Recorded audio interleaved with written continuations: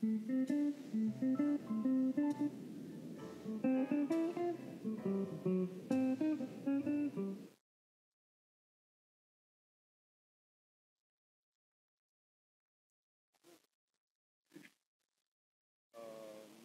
no.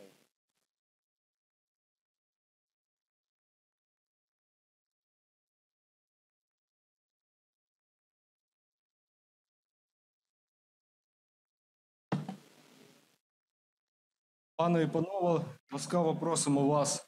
Ladies and gentlemen, welcome to our Roundtable on Humanitarian Demining, Current Challenges and Innovative Approaches, organized by the Ministry of Defense of Ukraine with the support of OSCE. Before we start, may I remind you of our rules. In case of an air attack alert, we all proceed to the shelter where our event will continue.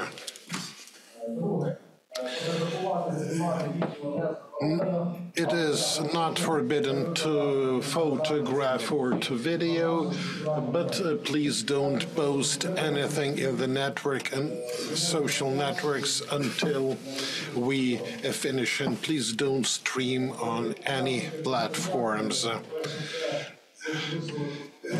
May I now thank our defense forces that are repulsing the enemy, thanks to which we have this opportunity to assemble. And let us stand up to commemorate.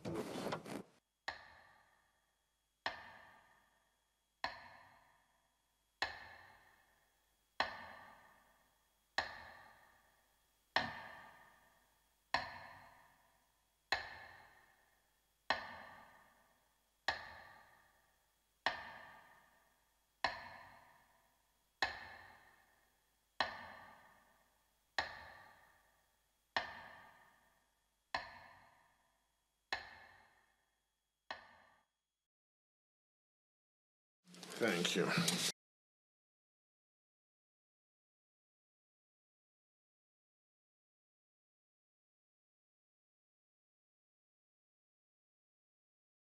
I give the floor to Ruslan for mine action, civil protection, and environmental safety. Good morning, dear participants. Good morning, dear colleagues, dear parliament members, dear representatives of IGOs. Some diplomats are to join us soon. I'm very glad to see you all in this wonderful hall. Our event is about the current challenges and innovative approaches in mine action. So let me say right away that this is a very significant event because it is held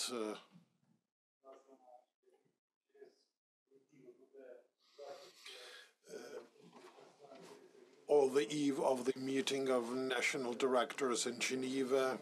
It will be a very powerful international happening, and that's why we're here today to address the principal issues.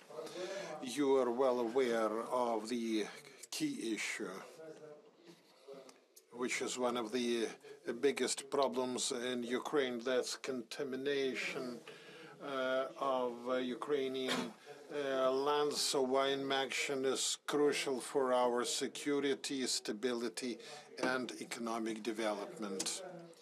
In order to reach the mine action goals, we have to recall the adoption of the National Mine Action Strategy, which outlines key areas until the period through 2030. It's about concerted effort of all stakeholders. A key aspect of this workshop is identification of different issues in mine action. And that's why we'll discuss the available outcomes, the shortcomings, and possible improvements. We have to be open to new ideas and innovations that can make our work more efficient and effective and safer. Special attention will be given to coordination with the local authorities, representatives of different territorial communities, and oblast military administrations are present here. This cooperation will improve our planning and our mine action, coupled with better use of available resources. The system of planning is not perfect. It's being improved all the time, and it requires our joint endeavor.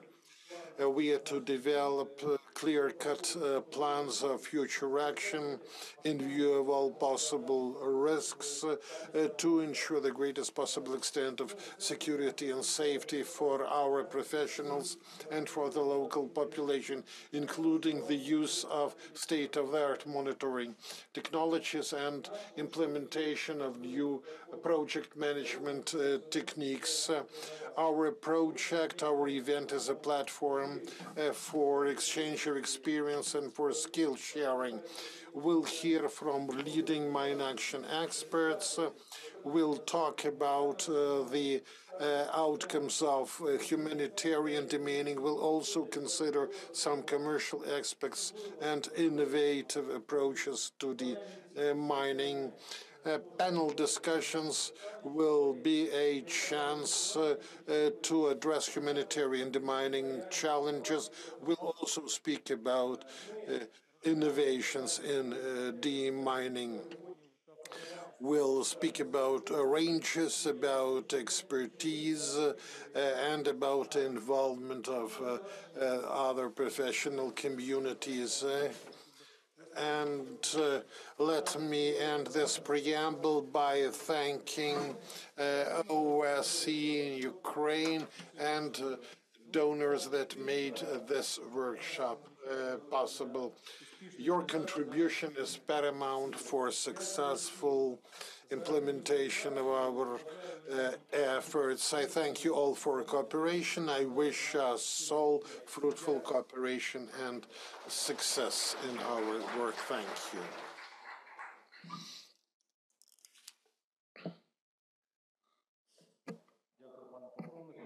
Thank you, Colonel.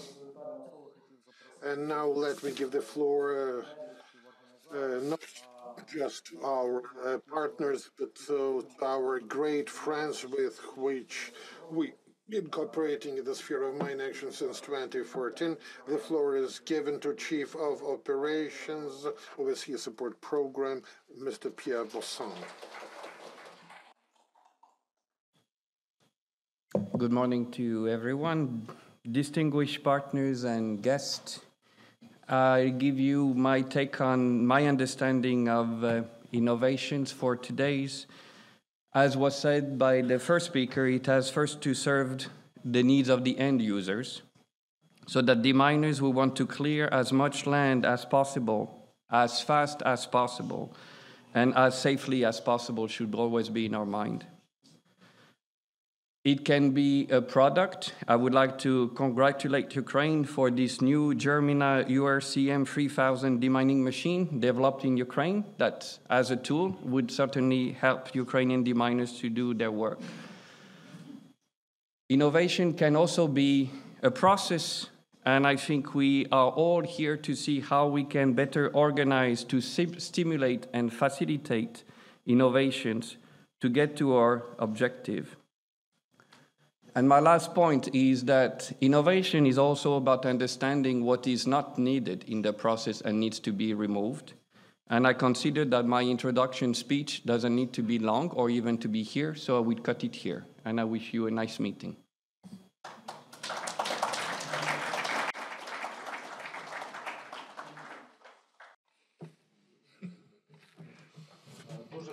It's a pleasure that our event is attended by representatives of the legislative branch of the power.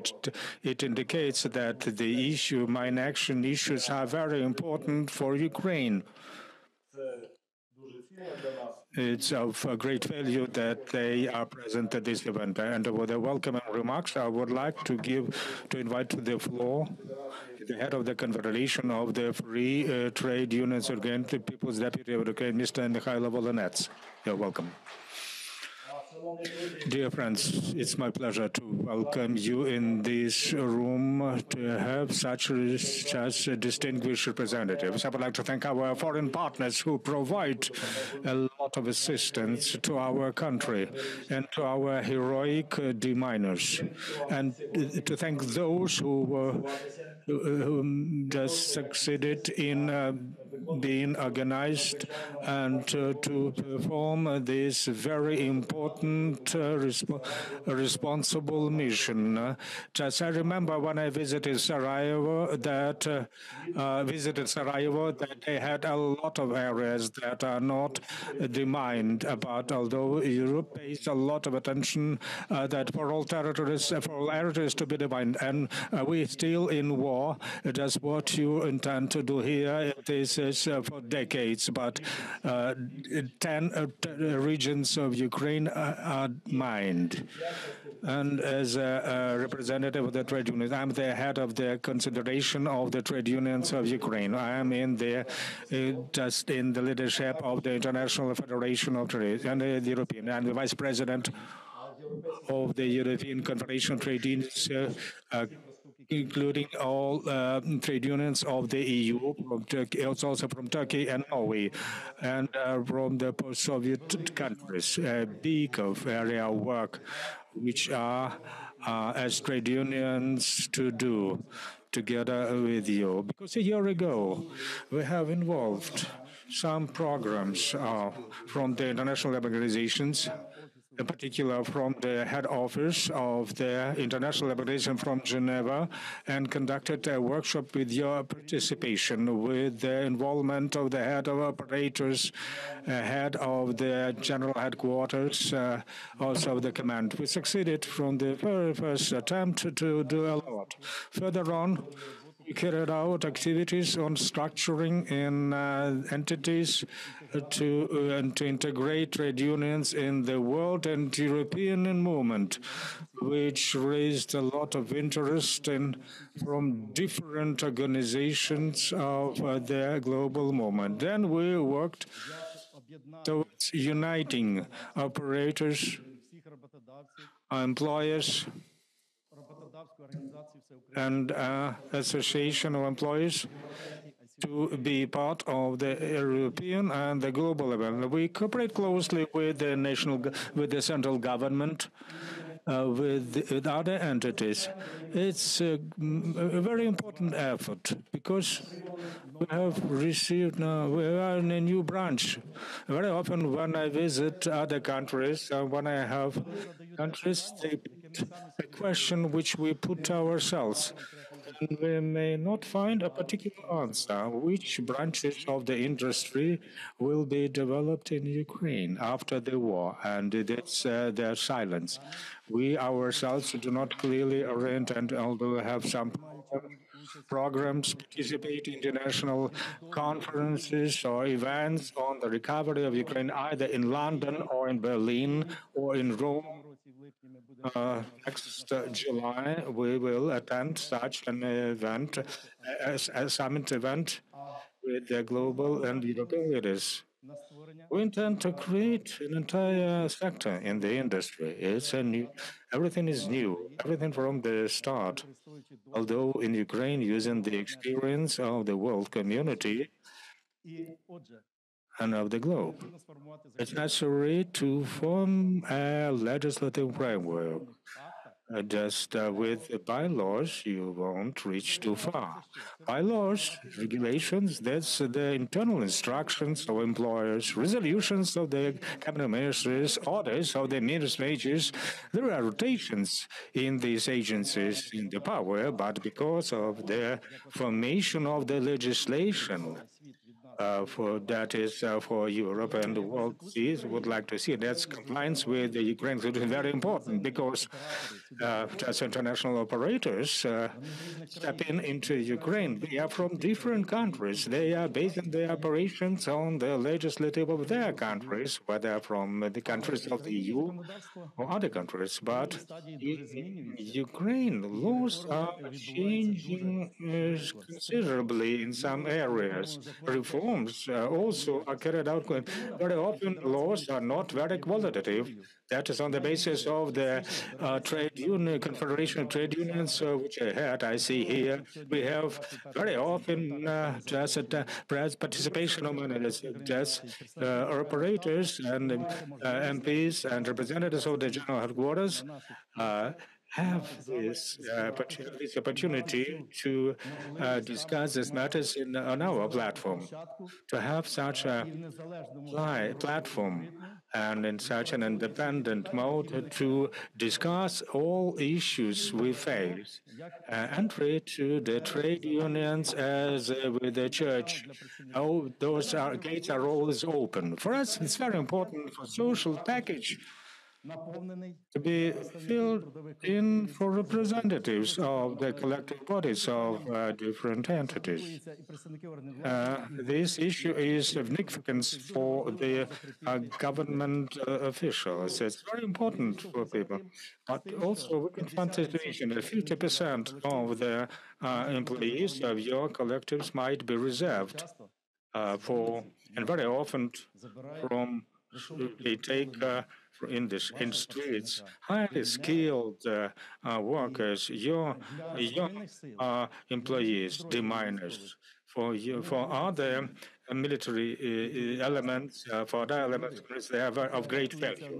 And very often for these people to adapt to different conditions, they need time. And you don't, and in your situation, you don't have other people to substitute them. Another question is to compliance with laws. If we are structured as a civilized world, particularly as it is done in the EU countries, to which which intend to join, Ukraine is only a candidate country, but we're already a member country, member trade union organization. We are a full organization there, and they're very important because we have established our contracts, ties.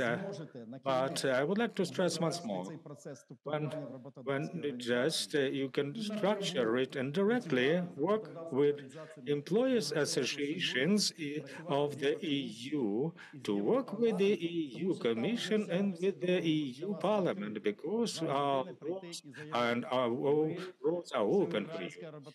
So it's important for you to state that all Ukrainian employees and employers might say that we won't intervene into the matters. But very important for European trade unions and the EU Commission and the European Parliament, they are well aware about activities of the trade unions of the mining area. Anton is well known to them and they know other activities. So there are representatives here of the Norway operator, Adra Hola, operated as this Norwegian operator, and now is the Secretary General of an international organization, Industrial, uniting 52 million of the trade union members across the world. That's the energy sectors, the metallurgy sectors from other countries, and there are many areas are part of this organization. Atla Hola visited our country. He just very attentive and conscious about this work. Secretary General also visited, that's from the International Federation of Trade Unions. He was also very interested in this demand. The world is on our side, and we should use all these opportunities to implement all possibilities for the mining of Ukraine, to provide to Ukrainian an opportunity of access to water resources, to work in fields in safe conditions, to have access to the woodlands and to many other areas, to have for a moment in our Ukraine. I would like to wish you success. And we work together with you, and I would like to underscore. I already aware of 12 people, MPs, working actively on this field. And it happens so that we have three of us, because there is a sitting of the parliament here. Also, I am the collegium of the service of the public service collegiums. So I need just to go there to attend that meeting to vote. But in the sitting of the collegium and should vote as well. The active process, but only I'll stay till the coffee break, and we may have just non-formal communication. I'm ready to receive all your requests or answer your questions or to discuss other matters. Thank you. Success in our important effort and success to this conference.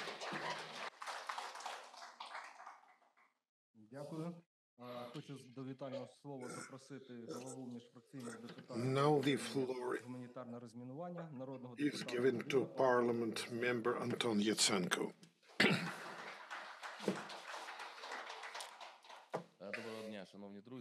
Good morning, dear friends. I want to thank those who organized this event for this opportunity. I also want to thank all the people who care. First and foremost, our international partners who give so much attention to Ukraine. We are now in adversity. We fight for our independence, to protect it. And mine action is a crucial theme of the agenda. Approximately 25% of Ukrainian territory is mined. That's the official data of the Cabinet of Ministers. We observe the Russian aggression every day. We have all those remaining parts of the drones, of the bombs, of the missiles, and certainly demining is very important. According to the United Nations, Ukraine will need like 100 years in order to get rid of all the ERWs, but we are working. It's good that such events occur. I had the humanitarian demining team of the parliament. There were 12 parliament members in it. We'll ask others to step in, and I thank Mr. Volinets for his presentation. We worked with the Ministry of Defense, with the Humanitarian Demining Center, and several days ago it was decided to support the idea of creating the humanitarian demining hub that will be the hub of all information about mine action, inclusive of all maps, inclusive of the data about all operators, all donors, all involved authorities. And it is a lot of progress. And on behalf of the Parliament, I thank DIA program, which will also become an integrating participants with the 22 million subscribers. So there is a lot of work to be done by all of us. All parliament members, irrespective of their political views, believe that full attention is to be given to mine action. I invite all of you with some good ideas or project proposals to come forward, because that will improve the lives of Ukrainians, especially the areas close to the front. Let me again thank all the donors, all the authorities that are participating in this event. We believe in the victory of Ukraine. Glory to Ukraine. Good morning. On behalf of the OSCE, I would like to welcome you here to this event, and I can tell you that I'm very happy to see such a big interest for this event today. We divided this event in two parts. So first part will have information about the mine action in Ukraine, the achievements, new things, what is going on and what are the plans. And after lunch, we will hand over the microphone to our colleague, Colonel Olga Dobrut, that will then talk about and leading the session about the innovation. So to stop speaking and to continue with this event, I would like to invite Colonel Shuvarsky to come and present what are the new achievements in the mine action in Ukraine. Colonel, please, the floor is yours.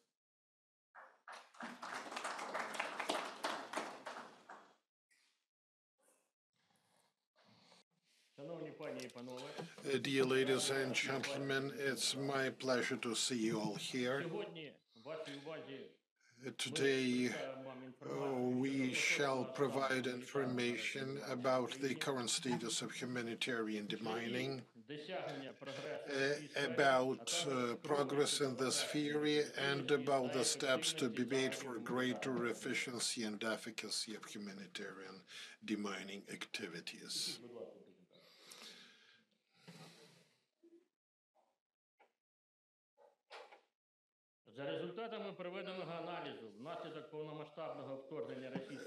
As a result of the full-fledged Russian aggression, 139,000 square kilometers of our territory are potentially contaminated by explosive. 14,000 square kilometers are the water areas. These are not just indicators. Each of them is about human lives, about lost harvests, about suspended production, mined schools, mined playgrounds, mined hospitals. Decontamination will require much time and multiple resources.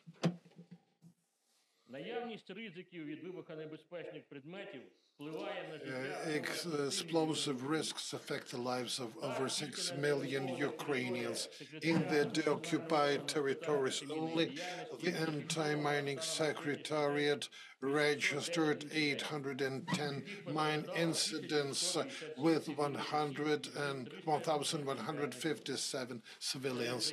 335 died. 18 of them were children. Yesterday, when my presentation was already prepared, another incident occurred in the settlement of Lozve in Klyivka district of Kherson region. A farmer was working his field, and now he is in the municipal hospital. So, as you understand, it's already 811 incidents total.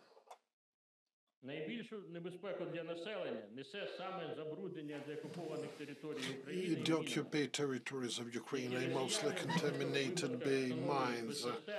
In many instances, Ukraine mine agricultural areas, residential areas, and roads. 75% of all incidents occurred because of landmines.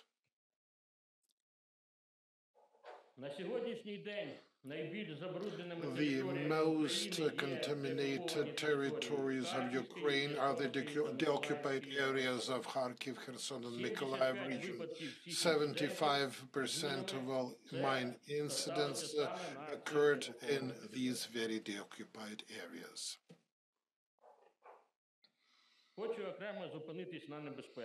Let me now address the risks. The greatest risks in mine action and humanitarian demining, the cassette mines. They are used by the Russian Federation, cripple civilians in the course of incidents caused by detonation of such explosives. The use of such devices by Russians blocks operation of the critical infrastructure facilities that are so much necessary for sustainability of the occupied areas. Russian aggression also use and remotely installable explosives. The Russian troops use many obsolete anti-tank mines like PTM-1 or anti-personnel mines, bomb-2. They also use PTM-4 and POM-3 medallion mines.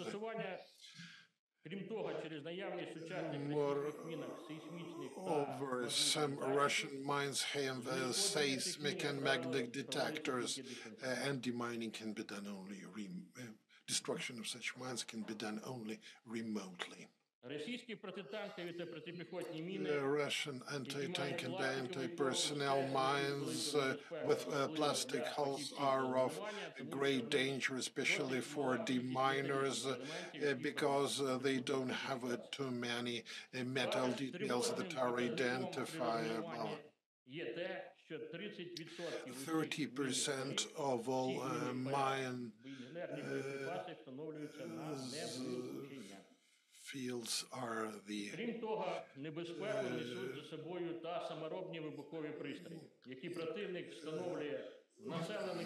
also our adversaries install mines at industrial regions. They cause random victims and also intimidate local populations. Agricultural activities become also impossible because of the huge risk to the personnel and workforce of farms.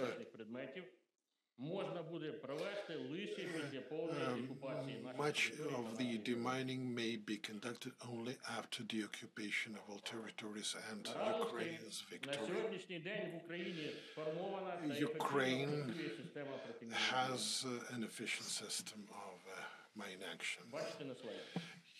You see this diagram on the slide. The basic law is the law of Ukraine on mine action. The key areas of the development of mine action and the priority aims are defined in the National Mine Action Strategy for the period through 2030 and its implementation plan. For a technical regulation of humanitarian demining, Ukraine has adopted its national anti-mine standards on the basis of the recommendations, international standards, and best practices.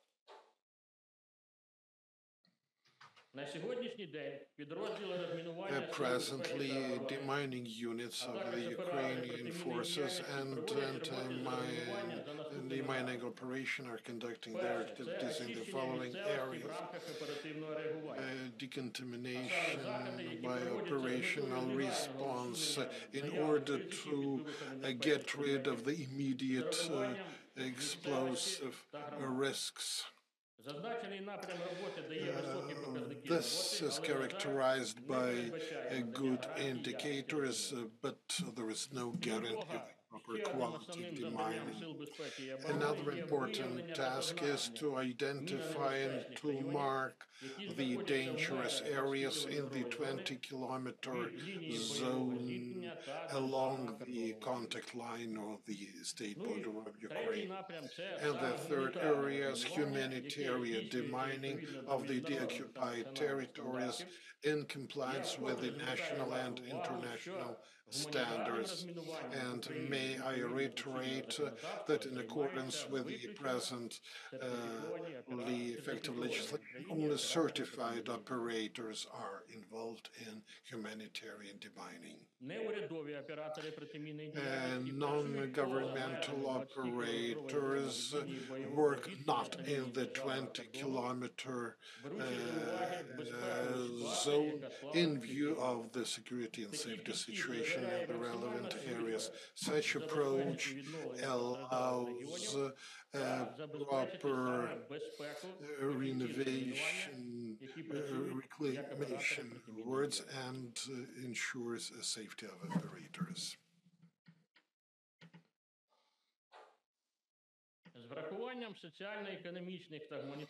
In view of the socio-economic and humanitarian needs in the occupied territories and of the principles of implementation of the Sustainable Development Goals, the priorities of demining areas are as follows. Quick operational response, demining of the critical infrastructure facilities, water supply, gas supply facilities, transport infrastructure, etc., and decontamination of the agricultural areas.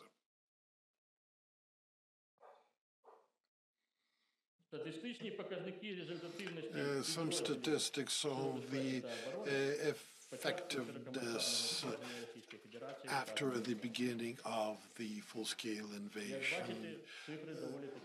As you see, these indicators are quite impressive. Moreover, after the beginning of the invasion, our units identified and got rid of more than 900,000 explosive devices. This is another impressive indicator, which also is indicative of the extent of contamination of our deoccupied territories. May I separately give attention to implementation of the plan of demining of agricultural areas approved for the year of 2025. In the first 3 months of this year, our units examined 91 square kilometers in 5 areas. Nearly 50 square kilometers have already been demined. These works in the agricultural areas in the first 3 months of the year were conducted by 322 demining teams under the Armed Forces of Ukraine, the Emergency Service, and the National Police. More than 23,000 explosive devices were identified and destroyed.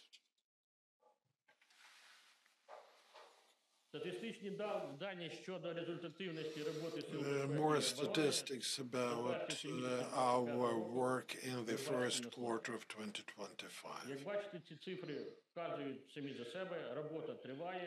Our work continues, and we are adding more resources to the demining efforts in the deoccupied areas. Let me now address humanitarian demining.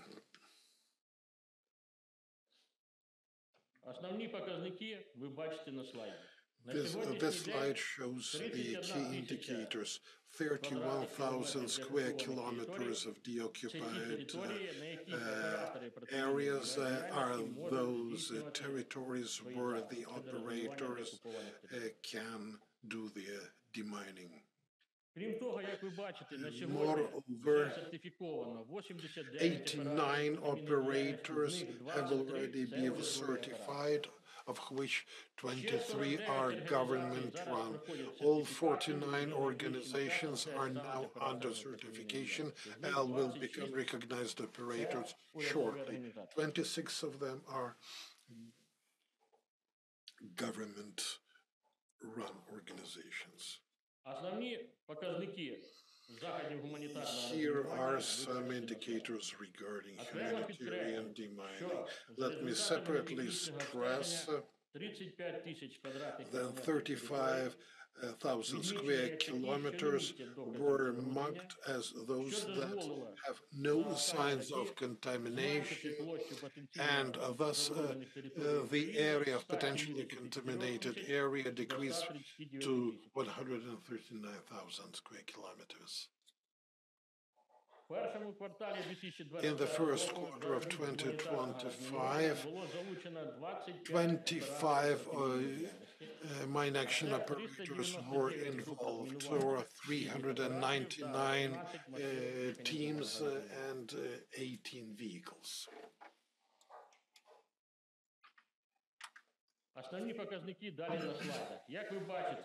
As you see from the slide, non-tactical observations were conducted in 128 communities within 7 regions.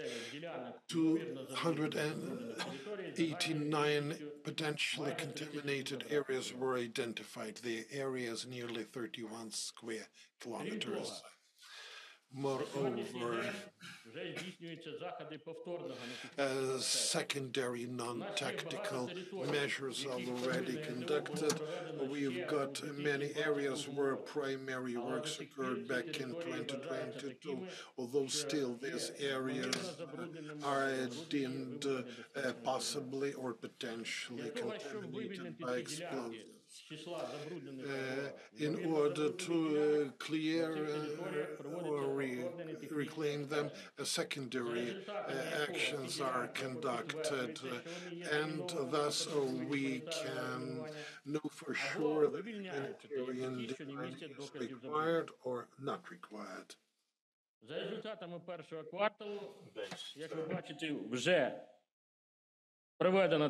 Quarter, that's and test was carried out in 4 areas. And mine action operators issued already 10 guarantee letters.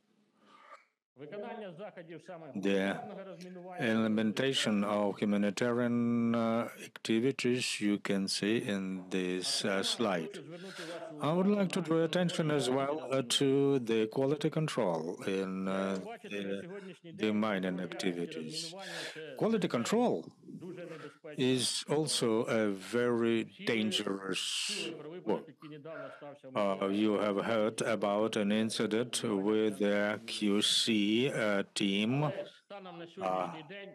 but as of today, understanding challenges on the mining of the occupied territories.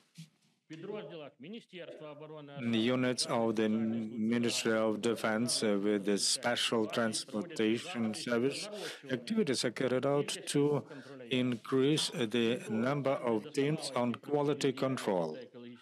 In the center of the Ministry of Defense, 2 teams of quality control teams are undergoing the certification, which would be soon able to carry out QC activities.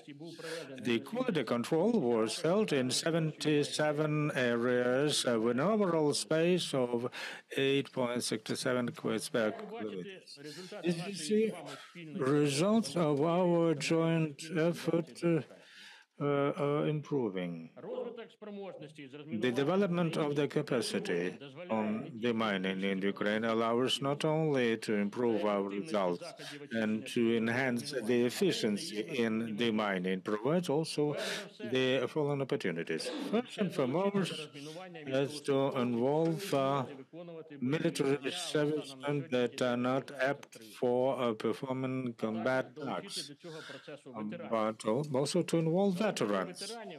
Involvement of veterans would allow to implement efficiently reintegration programs to keep them important and to provide just regular jobs to a considerable share of the population of Ukraine, particularly those categories that need job placement, need employment, to influence positively on the economy and also involve companies, enterprises, into the manufacturing of demand and agreement. During the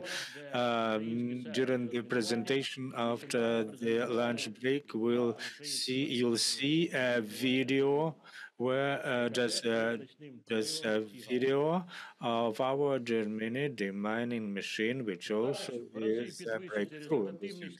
Also to allow us to improve the effectiveness of the demining, of the clearance of the terrorists, also to recovery of their affected areas and to return lands for efficient use. The National Authority on Mine Action carries out activities to improve the efficiency of mine action activities. The very first event is to implement the National Mine Action Strategy, an operational plan on its implementation. Important steps are also to improve the improvement of the system of national standards. As you have heard, probably, we have established a new technical committee in charge of national standards in mine action. The head of this technical committee is the head of the Secretariat of the National Authority on Mine Action, the head of the main directorate of the Civil Protection and Environmental Colonel Ruslan Beriguda. Also, the development of cooperation with international organizations implementing new programs, develop innovations in the field of action, as well as so many other activities.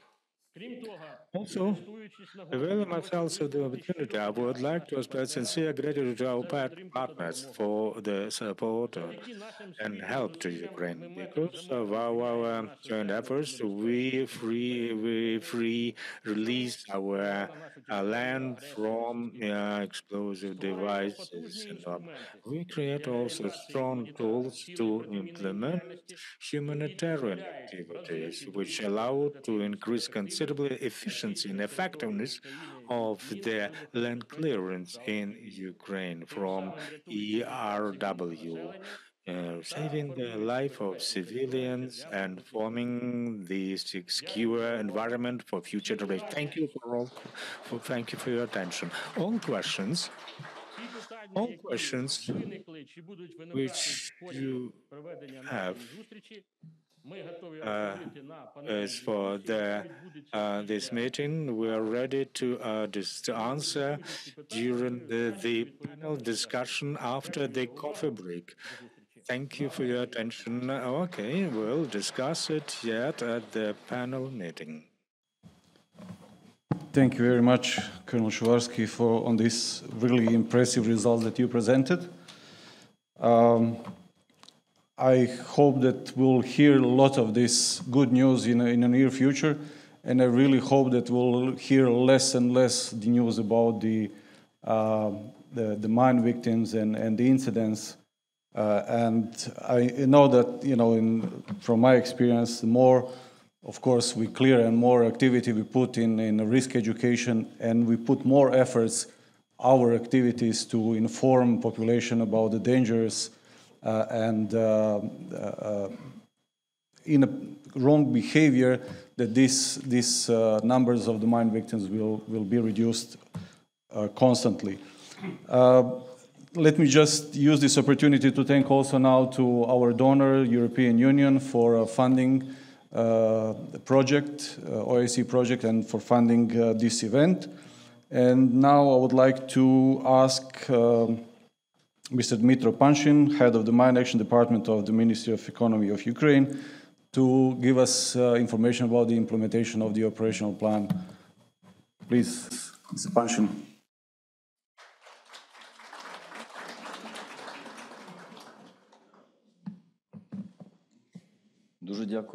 Thanks a lot.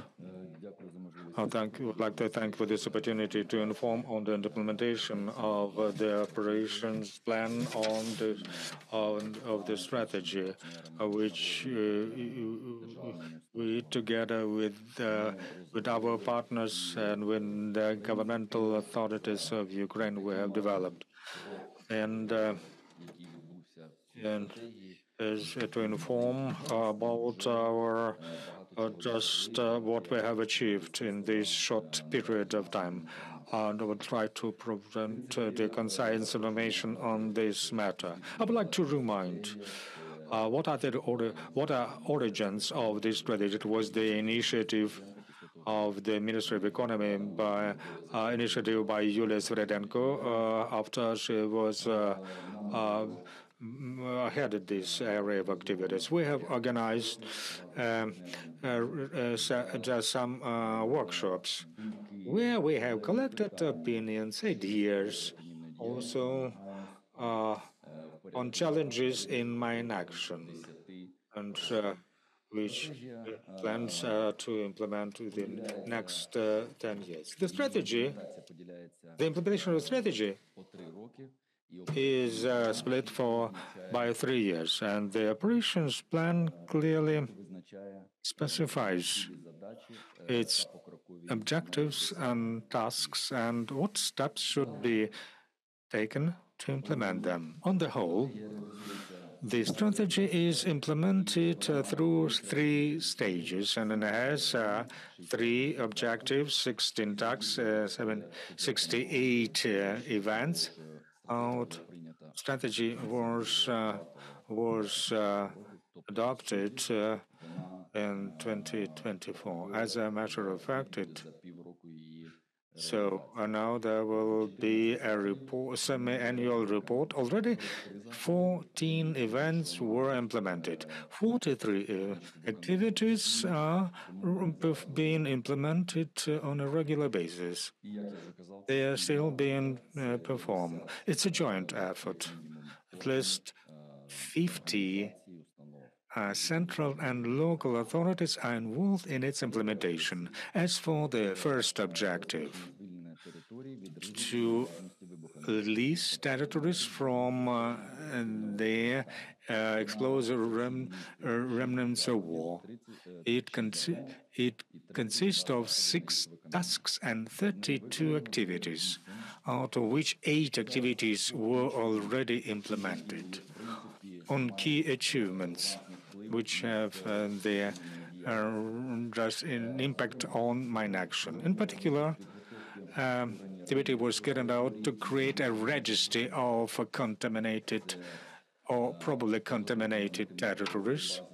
Also, it's the preparation of the national framework, and a register will help us to have the single database on the contamination of territories in the country.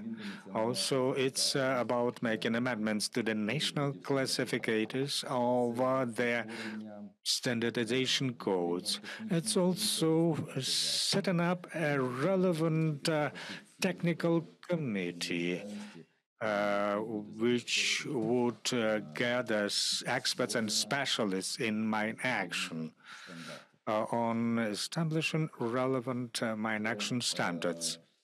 But also it's approving of the standard of the profession, demining standard, And now we would like to thank our partners that use now this tool to train our deminers. Also, it relates to the introduction of program of compensating for the mining of agricultural areas. This program already covers 350 applications. The mining is carried out in the territory of over 7,000 hectares. It's a good indicator. Already, land areas have been cleared, the miners were paid for this work, and farmers received their clean areas. Also, some studies were initiated with our partners. It's the study conducted together with Tony Blair Institute for Global Change as for the impact of the ERW on national economy. Also, another study on innovative tools of funding of mine action,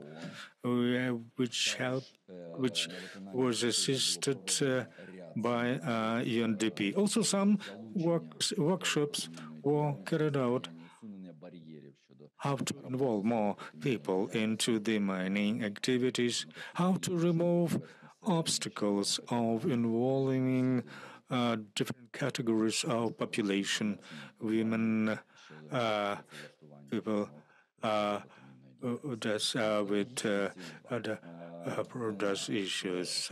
Strategic objective 2 consists of 4 tasks and 23 activities, out of which 2 events have been already accomplished.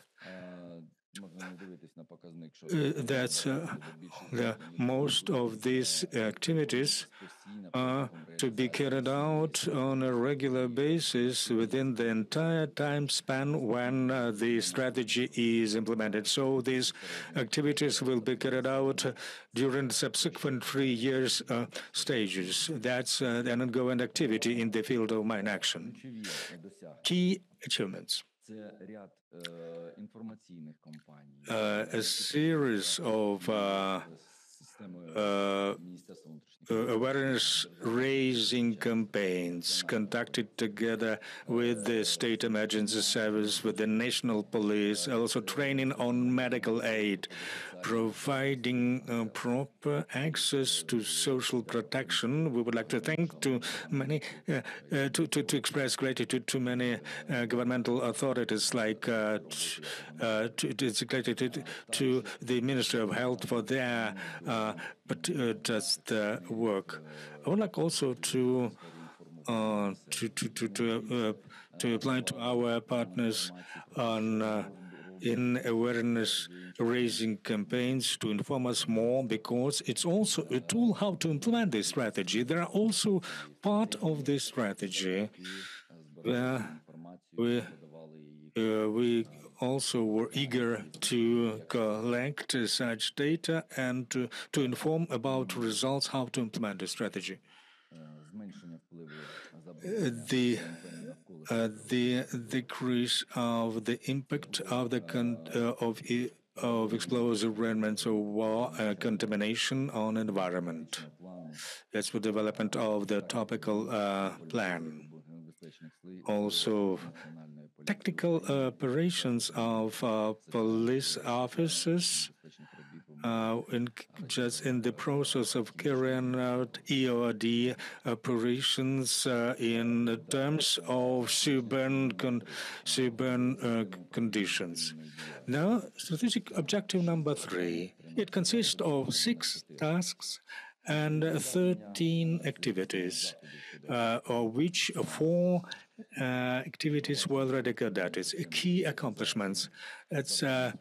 Activities are carried out on introducing an efficient system of setting priorities in mine action. Then a joint order has been approved on certain priorities of contaminated territories. So I think these methodological relations will be taken into account. Also, a digital platform is developed on the basis of Palantir, which would include social, economic, environmental, security impacts, and will provide for automated setting of priorities of territories. Now it's already there is a pilot testing of this platform in Kharkiv Oblast. Also, there is digitalization of the process of certifying mine action operators. We have a procedure of certifying for all centers, and now we are developing digital solutions for mine action operators by using the online platform DIR and to undergo certification without submitting paper-based documents, and ensuring efficient use of international technical assistance. Some activities were carried out in this regard. In particular, for example, a conference was held in Lausanne. It was a big mine action event which we carried out annually. There are also regular sit-ins of the sectoral organizations, which is attended by over 60 our international partners. It's a serious effort to coordinate international aid. Based on results of the implementing of the national strategy, some issues were identified to be set as priorities. Actually, the Ministry of Economy prepares a draft of amendments on implementing this strategy. Objectives remain the same, but we would like to prioritize some tasks and to shift a bit time schedule for the implementation. I think that the government would approve it, and we will continue this work. I would like to thank you all for your attendance, for participation in this event. I wish you a very good day. Thank you, Mr. Panchin, for informing us about the progress on the implementation of the operational plan. There is still a lot of work in front of us to achieve all the goals in the operational plan, and we should already start to think about the next operational plan, 2027-29, that will help all of us, international partners and donors and the national organizations, to prepare for the next period. Now I would like to invite the next speaker, Mr. Alexei Onipko, honored inventor of Ukraine, laureate of the State Prize of Ukraine in Science and Technology, Doctor of Technical Sciences, and President of the Ukrainian Academy of Science. The presentation about the innovation technologies in mine action. Mr. Alexei, please take the floor. Pleasure.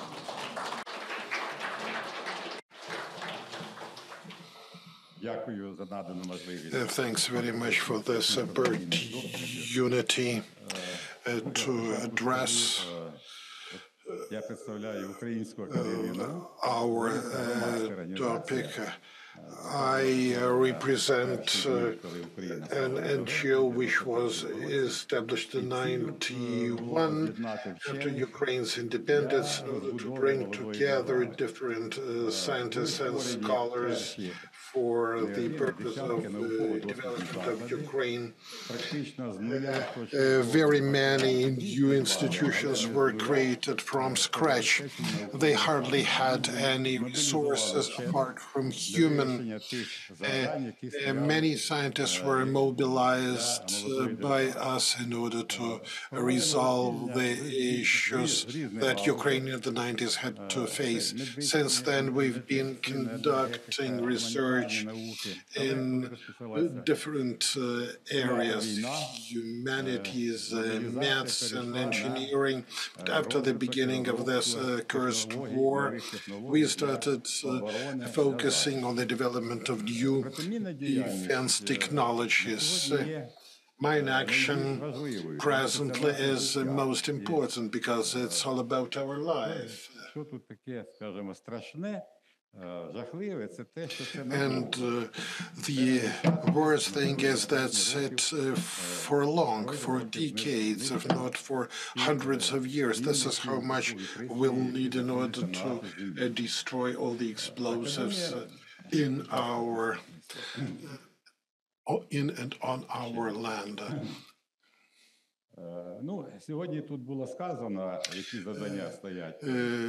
Today, the present objectives of mine action were mentioned, and I will mention those areas that are addressed by Ukrainian research institutions.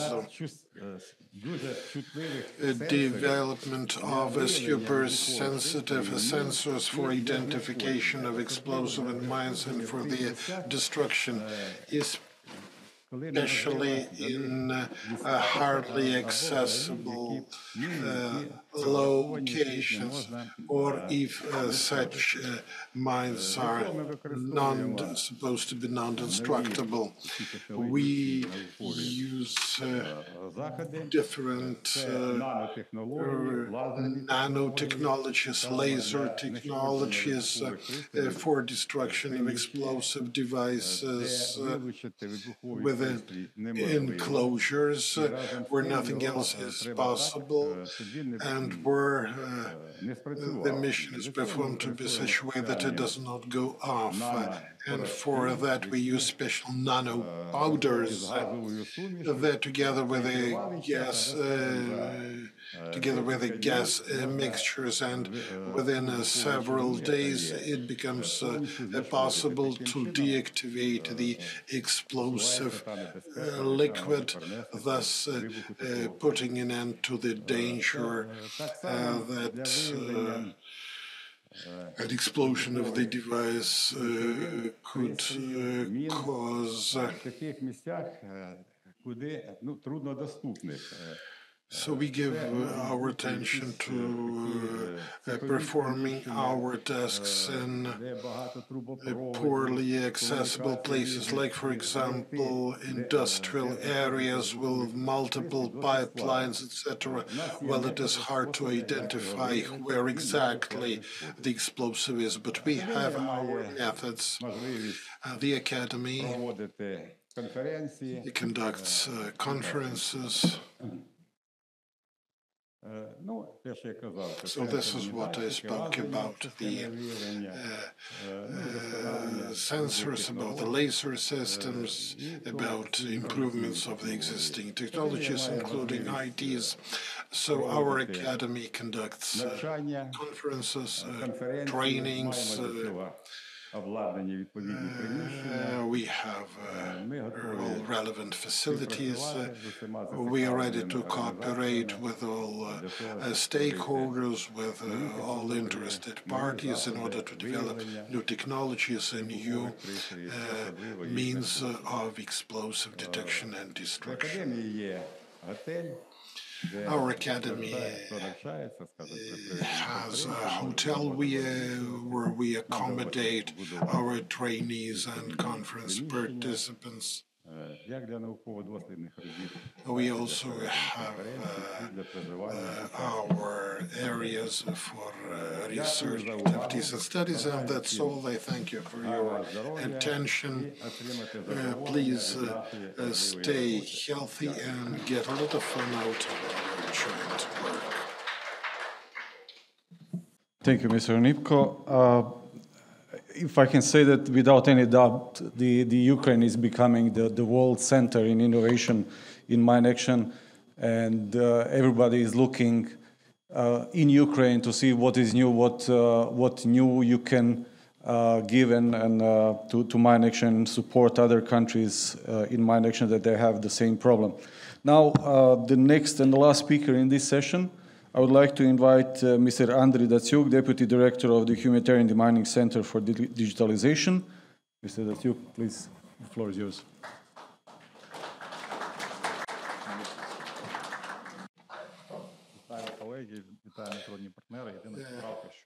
Welcome, dear colleagues. I'm a Deputy Director of the Center in charge of digitalization. Humanitarian demining has become the key element of national security. The same may be said about land reclamation. It's a key area. Regrettably, Ukraine is a testing ground for mine action. And this experience turns into an important export resource. This war is not the last one, and our technologies in the future will be exported.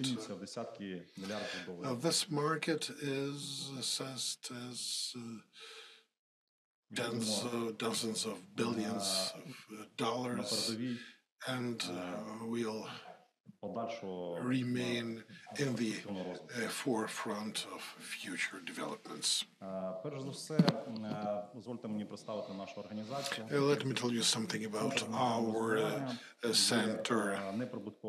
It's a non-profit organization under the Secretariat of the Cabinet of Ministers of Ukraine. We began functioning in April 2020. And our mission is to conduct practical demining with regard to security and stability of the areas affected by the war.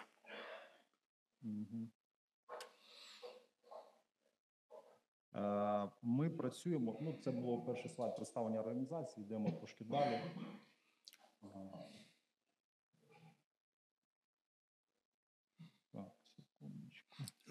Just a second.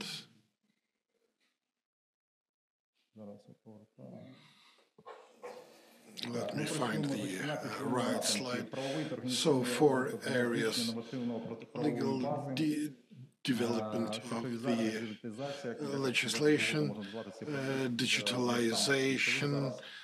It is really crucial to improve the efficiency, international cooperation for the use of global experience and support. And another area of our activity is the economic dimension. This illustrates the scope of the problem.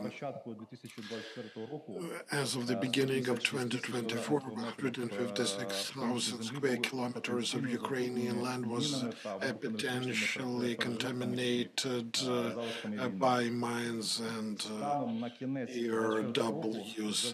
At the end of 2024, due to coordinated efforts of the Ukrainian and international stakeholders, this figure went down to 139,000 square kilometers.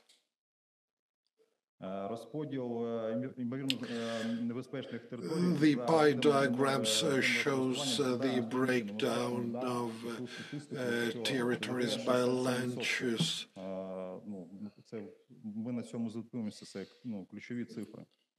And these are very important figures.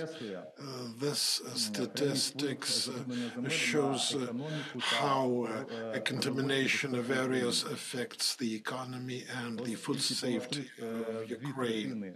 More than two-thirds of these lands are agricultural areas, and so humanitarian demining is not for security and safety purposes, but also for economic sustainability of the nation. That's why from the very beginning of the operation of our center, we focused on establishing favorable conditions for humanitarian demining services in the agricultural areas. Let me address one of our accomplishments, the launch of our compensation program, which in fact signified the launch of the market of humanitarian development, demining in Ukraine. So what is this program about? Its objective is to compensate 100% of the farmers' expenditures on humanitarian demining, and thus these areas will be returned into safe use. The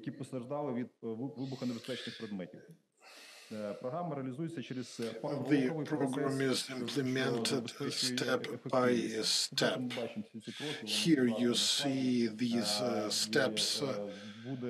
They are 6 in number. If you have questions, please come over to me and I'll provide all explanations. First, an application is filed by the agricultural producer. Then this application is processed with registration of the contaminated areas. When an account is open and 100% of the budget funds are transferred there, then the auction and the signing of the contract, demining per se, by the certified operators. You know how that's done. And then the process is rounded up, and we were very happy to learn more about all the nuances that can emerge at the last stage. And we're quite happy now because we have some full cycles on our record, and we fully understand the algorithm of activities. This program marked the beginning of structured and competitive humanitarian demining market. Thanks to this mechanism, farmers can quickly return to working the decontaminated areas, which is good for the agrarian sector of the nation and for economic stability of Ukraine. We observe how, due to transparent auctions on the ProZorro platform,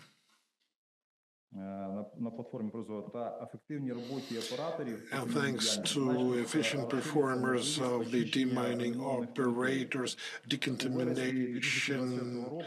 decontaminated areas grow. The first actions occurred in September, and thus the competitive environment emerged for the operators of mine action.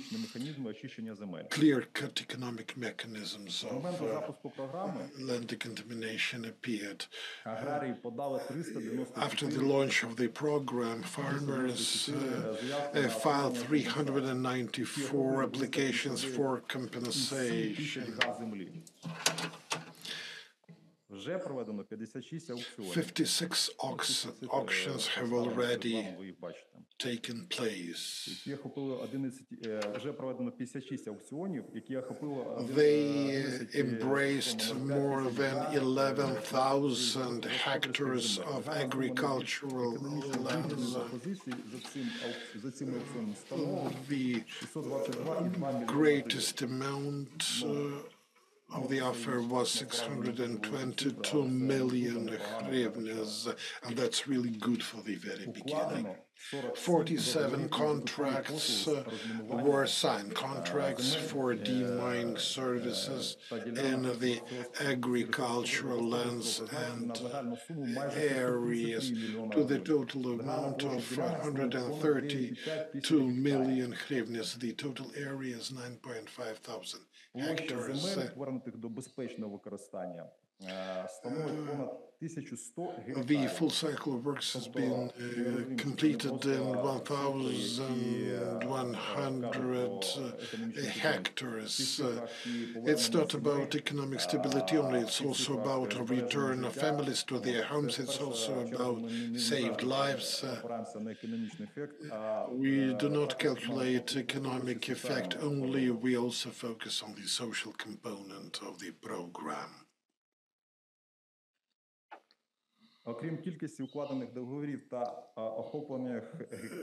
Well, apart from the number of contracts and hectares, we give attention to other indicators, but let me now address the impact of our auctions.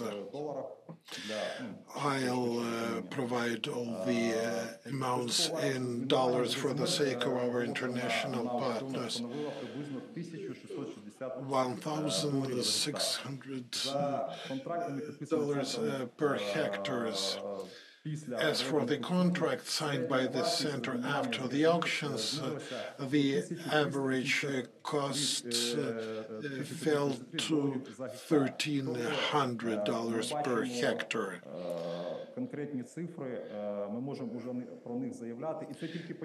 And this is only the beginning, I stress.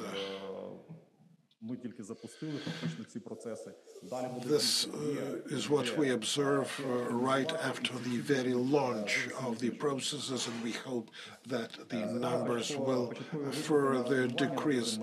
Initial demining costs amounted to $15 million, but the costs under contract signed of 2024 were 12.8 million. Thus, it became possible to save 15% of the total amount, which is really a striking figure. 15 operators participated in these auctions. The implementation of the competition for humanitarian demining is a very important aspect, not only for farmers, but for other market stakeholders as well. It gives a good signal to operators that the market is functioning in a stable way, and also it's a good reason for other operators to be part of this. Operators have been convinced that they will have safe guarantees. Transparent rules of the process is a signal for the world community as well. Ukraine creates understandable mechanisms to develop mine action market. The needs of the mine action is already based on economically substantiated calculations. The commercial aspect of our activities opens considerable economic opportunities by optimizing these costs and find regulatory solutions that might be also applied in other countries. You see the fire burning across the world. Therefore, we think that our accomplishments will be of use to other countries. Many countries face the same challenges. It's only investment into security is a huge impulse for the development of our state as well. We'll continue working to make our territories safe and just be used by our agriculture. We have started activities on ensuring the compensation efforts beyond the agricultural areas as well, including woodlands. We have started pilot projects analyzing the aspects of their implementation. We will be also actively involved in these activities as well, including woodlands and other very important territories. And to the end, I would like to underline that our objective to ensure the safe return of Ukrainian lands to productive use and to create a market. That's the most important thing towards which we work. We would like to create a market. We should understand that every hryvnia from the budget is of gold value. If we demine money from the state budget, it will be very expensive. Therefore, the main objective is to create the private demining efforts. We might turn it into a strategic advantage and a resource of Ukraine. Thank you for your attention. And also, I'm ready to be part of subsequent discussions.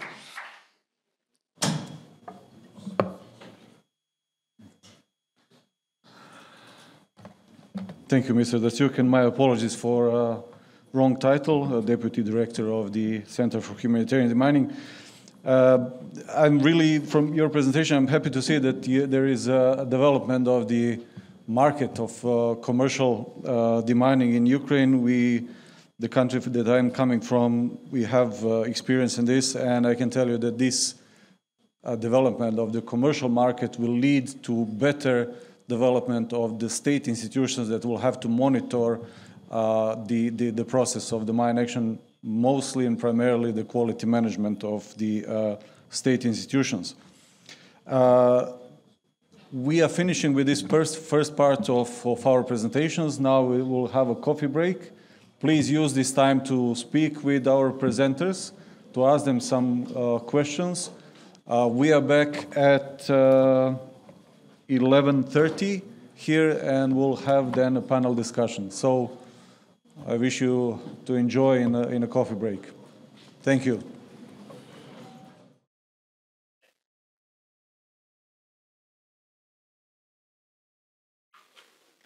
Я попрошу всіх зайняти свої місця. Please take your seats. We'll commence the second part of our workshop.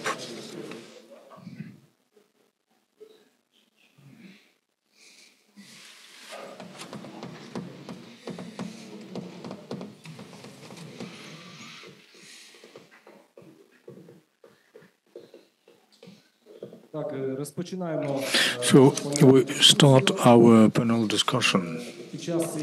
During this panel discussion, we'll have an opportunity to put questions to our panel experts.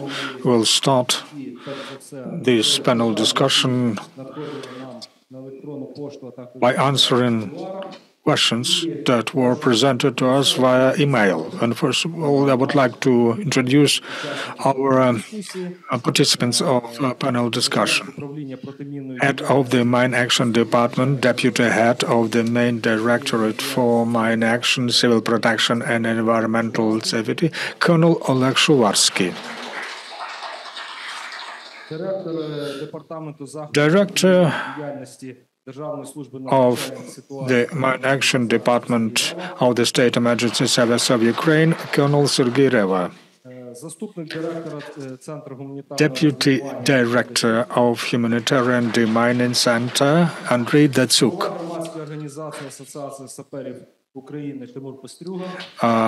Timur Pestruga, Chair of Ukrainian Demining Association. Oleg Stoyev, Head of the Mine Action Office. UNDP Mine Action Specialist in Ukraine, Tatiana Velshina. And Technical Advisor on Demining OSCE, Milenko Vakhtarich. panel. I'll start the first question putting to you.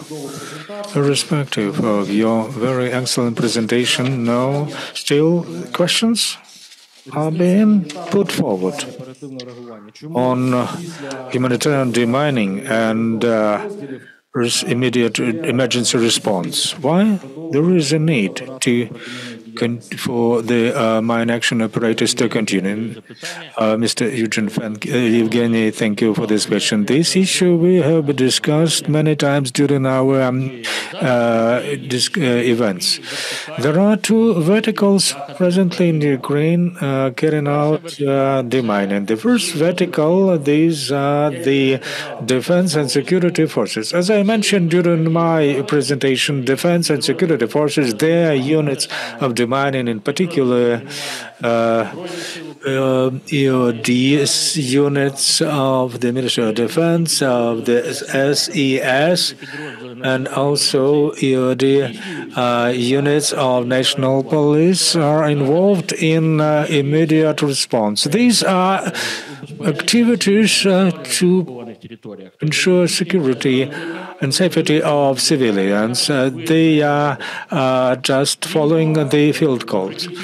And by late 2024, in the sitting of Mine Action Authority, a plan of demining was approved with regards to the demining of agricultural lands. And security and defense forces carry out their activities under this plan. So they clear agricultural lands from mines and explosive ordnance. Demining units, which I mentioned, these are the units operating in the occupied territory. Their main task is to carry out immediate response on demining lands, to provide an opportunity for civilians to return to their territorial communities, to provide an opportunity to farmers to carry out their agricultural activities, particularly in those lands where the hostilities were held. And now the front line moved to different directions. These activities are carried out quickly, and therefore the progress on implementing emergency response activities is quite impressive. As you've seen from the presentation, indicators are quite good. Still, with this demining vertical, there are some cons. That first, although these units perform the entire spectrum of activities of demining, but they didn't provide a guarantee of safety. Why I'm saying this? If a farmer in their fields found some explosive ordnance, they called to one of demining units from the defense and security forces performing their task there, and they carried out demining activities in that field. They didn't provide a guarantee that this field subsequently is safe for their use.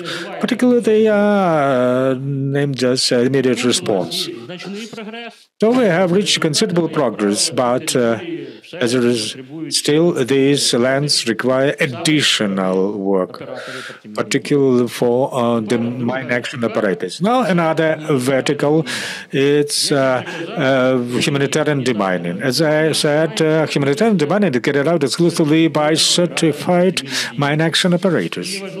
And irrespective of whether these governmental, private, commercial mine action, they all are to comply with mine action standards, either national or international, particularly if our national standards do not go. As for the management, humanitarian mining, performance of tons is carried out according to the plan of humanitarian demining, which is also approved by the National Mine Action Authority by late 2024. This plan covers demining or probably contaminated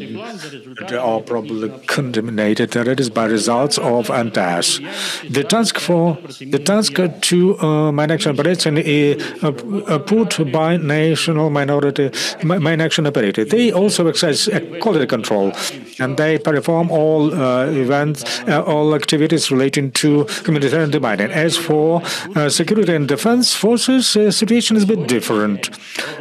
So far, at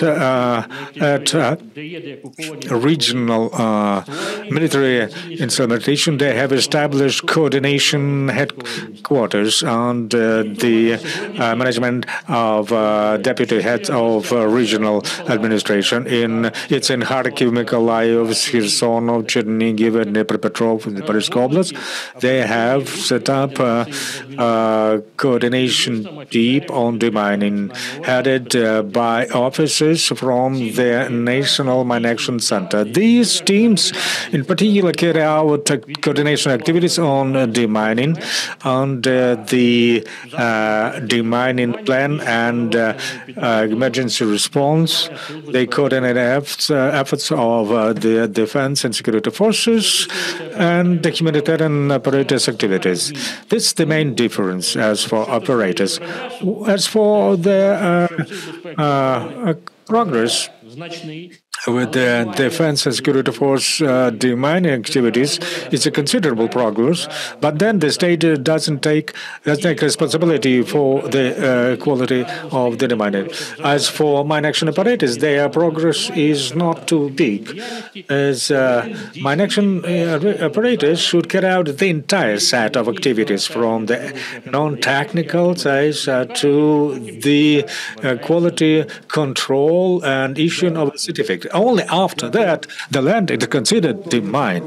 That is, if we just make it a comparison, that's operational control, that's the first medical aid, and then humanitarian demining, that's already treatment, and also issuing of the diagnosis, and also release of a patient from why this comparison? Because the miners are the physicians of our land. And next question goes to Mr. Synergies. State emergency service is one of key players in demining, with having good resources. Probably you have some vision on challenges you confront, and in what way you try to resolve them. Thank you for this question, Mr. Yevgen. I would like to add on what you said about physicians. That's a good comparison, but moreover, it's not first medical aid. That's also diagnosing of a patient for their subsequent treatment. As for our EOD units, now we carried out a wide range of demining activities, starting from the emergency response on calls from civilians, and also ending with our humanitarian deminers that have received already tasks from mine action centers for non-technical survivment of manual demining or mechanical demining. It's indeed this situation. We have put an official objective for us, for our units to be certified, all our units to be certified. It will be about 30 mine action operators carrying out activities of both humanitarian demining. It will be carried out also just emergency response, which is aimed to recover just ordinary activities of the general public in these territories. As for challenges or problematic issues we face, all challenges probably are related with that the war is not ended, and we'll speak just in detail about that. But so far, We carried out non-technical surveys of agricultural lands, which has been specified by the plan for the agricultural land demining. We have revealed such an issue that the plan relates to many agricultural lands which are already cultivated. When we come to these lands, we see that the land is cultivated, and this is the vain spending of money, a resource which we can streamline to other locations. Therefore, it's desirable for that local authorities would pay more attention on designating agricultural lands such which do not need the mining operation, because it's a distraction from implementing tasks like the mining of gas pipelines or oil pipelines or railways. We are not just still standing in one spot. We use unmanned aerial vehicles to survey agricultural lands. We are to survey 200 hectares in Kharkiv and 200 hectares in Mykolaiv lands. And we have approved that this technology deserves proper attention. We think that it will provide such an impulse to us when we'll be able without involvement of individuals to identify whether a territory needs demining or the field doesn't need. Indeed, National Mine Action Authority specified one of the tasks to develop a legislative normative act on planning the mining. The experience of SES would be very useful to hear about and to know about. Next question I would like to put to Milenko Vakhtarich. Croatia has passed a way of clearance after the war, spending 30 years for this, but already next year, I hope that will be announced about the full completion of the mining of the territory of the country. It's desirable to hear about Croatian experience. How did you start the mining? Who was involved in emergency demining? Дякую, пане Євген. I'll continue in English. Thank you for the question. The first assessment of the suspected territory in Croatia was done by the UN Mine Action Center, immediately after the war in 1996. And their estimation of the dangerous area, so not my suspected area, but the dangerous area that affected by the war, was 1/4 of the territory of Croatia. At that time, the demining was done by the armed forces of Croatia, by special police, by civil protection, UN forces, with some private companies that were organized at that time. And it was everybody was having their own database and collecting the data. In 1996, government decided to pass the law on demining. And in this law, it was stated that the government will open the agency, state agency, that will be responsible for all demining activities in Republic of Croatia. There was 2 years of this transition where all these activities that were done by all these actors that I mentioned were transferred to the Mine Action Center. The Mine Action Center was created with the people, with the experts from these different institutions. For example, I came from the Ministry of Interior. The first director of Croma came from the Croatian Armed Forces. We had colleagues that were coming from the Ministry of Development. So we were all seconded to the Mine Action Center. The main task of Mine Action Center at the beginning is not to talk about the estimation of the suspected territory, but to exactly say where the mine problem is and to create the lines, the borders between safe and non-safe territory. In this transition period, again, we have a continuation of the work from the armed forces, from the civil protection, from a special police, until they slowly fade out with their activities and transfer to Kromak, because the Kromak was getting more and more people who were working there, experts from the other institutions. The law was, after this first initial phase, the law was really clear that only institution that can do a non-technical survey is Croatian Mine Action Center, or the organization that we delegate to do the job. For example, in Croatia, that was like Norwegian People's Aid as the only non-governmental organization. We delegated them to do non-technical survey in some territories that they were based. The first phase, of course, for us, because there is so much information and the territory was huge, is again to go with the rapid assessment. So from 1998 until 2003, our team were going and collecting the data, clearing the data sometimes from the maps, because sometimes on the maps you could see rivers, lakes, part of the Adriatic Sea in suspected territory.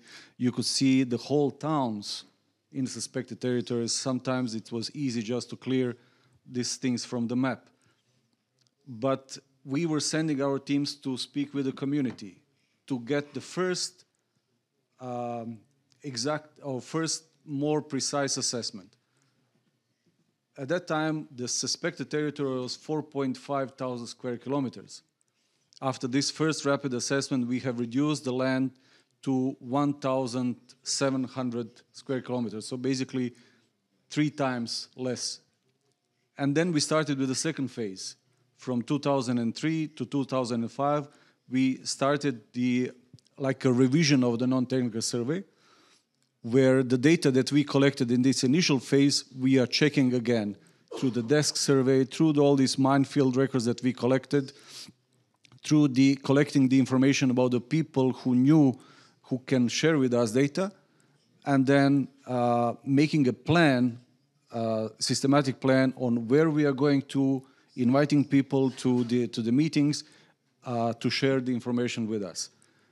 This was the second phase where we, after this phase in 2005, we could say exactly, here is the suspected territory, here is the line, this is the green zone where everybody can walk without any problem, here is the red zone that we were clear through the technical survey, non-technical survey, additional and demining. And for each of square meter of this territory, Croatian Mine Action Center was obliged to sign a certificate that the land is safe and clear in accordance with the process that are described in the law. So this was the way how it was done. We were using all the capacity at the beginning, but later on, the Kromak took all the responsibility. The one database was in Kromak, and whoever needed information about the mine problem, or whoever has information about some new information about mine problem, they knew the institution that they would go and share information or get information from the institution. Thank you. Наразі пан Міленко розповів. Milenko told you about how things were done in Croatia. It was similar to what we are doing now. We are, however, trying to make the process as efficient as possible, and that's why we largely rely upon digitalization. Andriy, one of the tasks of the Demining Center is to digitalize the data and some processes. Could you please tell us what you do, what kind of projects you pursue, and what your plans are? Thanks very much for the questions. Well, Ukrainians are really cool. We demine even during the war, which was never done by anyone before us. Therefore, we firmly believe in our victory. And as for digital products, right now we concentrate on efficiency. In other words, we are to demonstrate to our foreign partners how efficient we are, that every euro works in full. Right now, we are focusing on digitalizing all possible processes. I already told you in my presentation what we did with regard to compensations. We digitalized the entire procedure from filing the application until opening the accounts. And by the end of 2024, we reached the indicator of 600 million. Much of the success was attributed to our having done with the manual processes related to review. But now we face another change, a global change. I refer to the digital product called the Register of Mined Areas. Nobody has ever done anything like that before us. Yes, we've seen some attempts, but anyhow, manual work was quite a percentage of the total. We have to clearly know how many and what areas of Ukraine are really mined. We need exact numbers for multiple purposes. And we quote different figures to our international partners because we are always afraid of making a mistake, and we don't want to overestimate or to underestimate for obvious reasons. So this year, by December, we are to arrive at the beta version of the register. It's really a lot of work to do, and it's going to be a living instrument. Right now, our hands are full because we don't want to omit any single process. And it's not going to be just a register with some textual information. It's a huge amount, huge volume of geo data. And it has to meet all our needs so that when the product is launched, it should be reliable. And the system is to be ready to respond to any data request. This is our principal expectation, that we'll launch the product by the end of the year. And we also have what we dubbed so far the cross-platform. It will be a Demining.gov.ua resource that will make it possible for the population population of Ukraine to access maps of contaminated areas to make their lives safer. So our goals and tasks are clear-cut. We understand that we have to launch the register. And one other thing, we are not to forget about making the market more active. All participants, not all participants of the process, not all agricultural producers file their applications for demining. For different reasons, they cannot cope with everything at the same time. So one of our tasks is to inform the people to raise their awareness. Presently, we are funded from the budget, but we intend to launch the commercial product, and thus we hope to make money. Yes, it's not an easy task to reach. It will require efforts of all government stakeholders. Information in the register to be of proper quality, well documented, and not replicated. Thanks for your input. Now we have a question for Timur.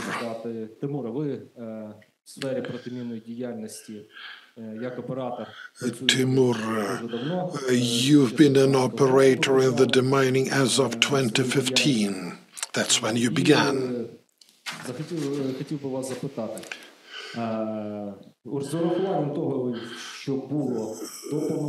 So, in view of what we had prior to the full-scale invasion, in view of what happened after, in view of a different format of distribution of donor money because of what's happening now in the US, what are the challenges you confront now as an operator? How are you cooperating with the donors? Thanks, Yevhen, for the question.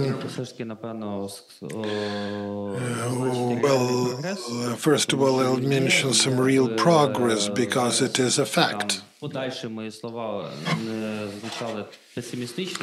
And in spite of all pessimism we occasionally hear, we've made a lot of progress, and we are an example of that. I'm not even comparing what we had prior to the full-scale invasion with what is observed now. In fact, we think that the mine action system of Ukraine was ushered in by the adoption of the law. Then the standards, the first standard was adopted in 2019. So if we compare 2022, 2023, and 2024, we'll observe a substantial progress. The strategy adopted in 2024 in June is something that we've believed in and still believe firmly because it contains very solid provisions. And if we keep on moving ahead as we were moving in 2024, we would be able to reach and even to overreach as the Ukrainians like. However, this year we see multiple challenges that affect the entire mine action sector.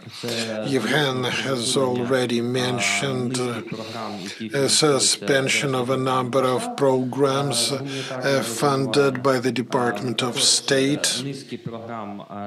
Also suspended were some programs, including the victim support program funded by USAID, and certainly all that exercises an impact on our potential. So if we speak about the potential, with all due respect of all the innovations or for everything that we have managed to accomplish and what we are doing now, the key of any potential of the capacity of everything is the human resource, the deminers. And if we are losing deminers, and we are already losing them, things worsen. While some international organizations have already laid off their deminers because they don't have money to pay their salaries. And there is more competition amongst donors. Those donors who supported other programs are now reorienting themselves to try to save the projects earlier funded by the Department of State. And we already notice the consequences.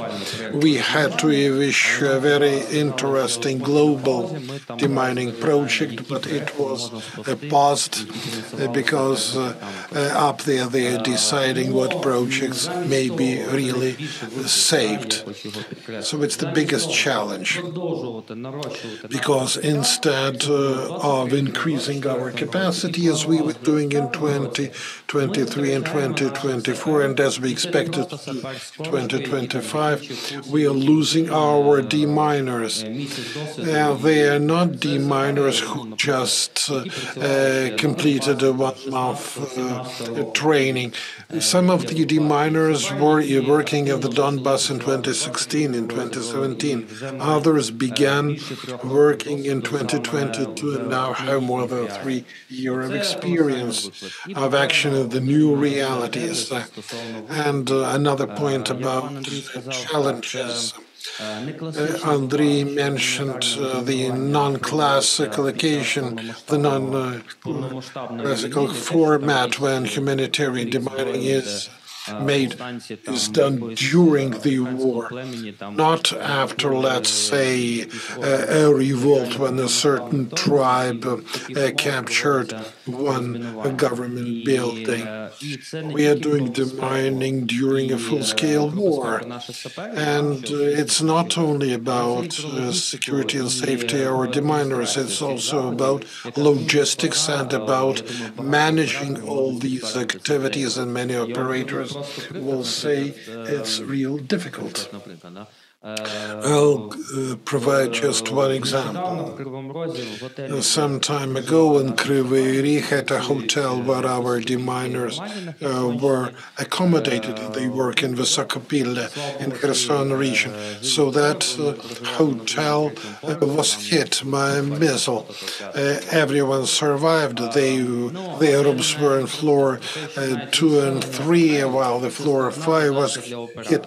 But accommodating deminers is real hard, because one has to find accommodation meeting certain conditions, and one should be able to pay by transfer. And it's just one aspect of the multiple logistical problems related to the war. Thank you. And I immediately ask a question of Oleg. I know that your team is very active in terms of innovative financing, innovative funding. What's been done? What's your vision of your future? Thanks, Colonel. Dear colleagues, good morning. I represent the Mine Action Center of the Ministry of Economy. Thanks to everybody. Thanks to OSCE for this event. The question I heard is most relevant, and I'm glad that I can take the floor right after Timur. What Timur mentioned is really key and decisive. In order to properly assess the issues, we have to look at the dynamic of funding of mine action worldwide. So, dear friends, dear colleagues, it's crucial to understand the global funding of all mine action program between 2010 and 2020 was averagely for a 2-year horizon, $330 million. The entire world, $330 million. After 2020, Ukraine put in more than $1 billion. This funding was abnormal. It was absolutely unprecedented. We received those funds not because a country in need of demining, but as an ally of a number of Western states who wished to support us and still wish to support us. Those countries opted for humanitarian demining as a way of supporting us when they could not provide military support to us. It was a separate line of funding.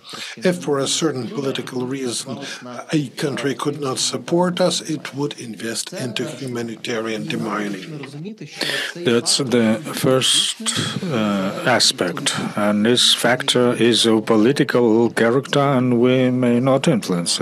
We should take into account this factor. The second factor, dear colleagues, if we speak about traditional funding of mine action, its amplitude looks in this way. That is, during first years, you are just in the limelight.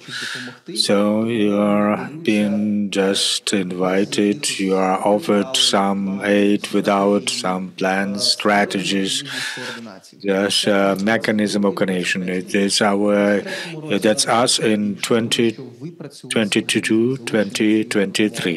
Then there was a mechanism established, donor contests were established. The capacity of the Ukrainian sector at ministries and civil society organizations, this capacity enhanced. Such individuals as Mr. Timur, Mr. Sergei from SES, colleagues from the Ministry of Defense, which visit symposiums in Croatian to NDM in Switzerland, will also be there to hold those partnerships. These are efforts on attracting funding. But one should understand critically that it won't be the case in 2-4 years.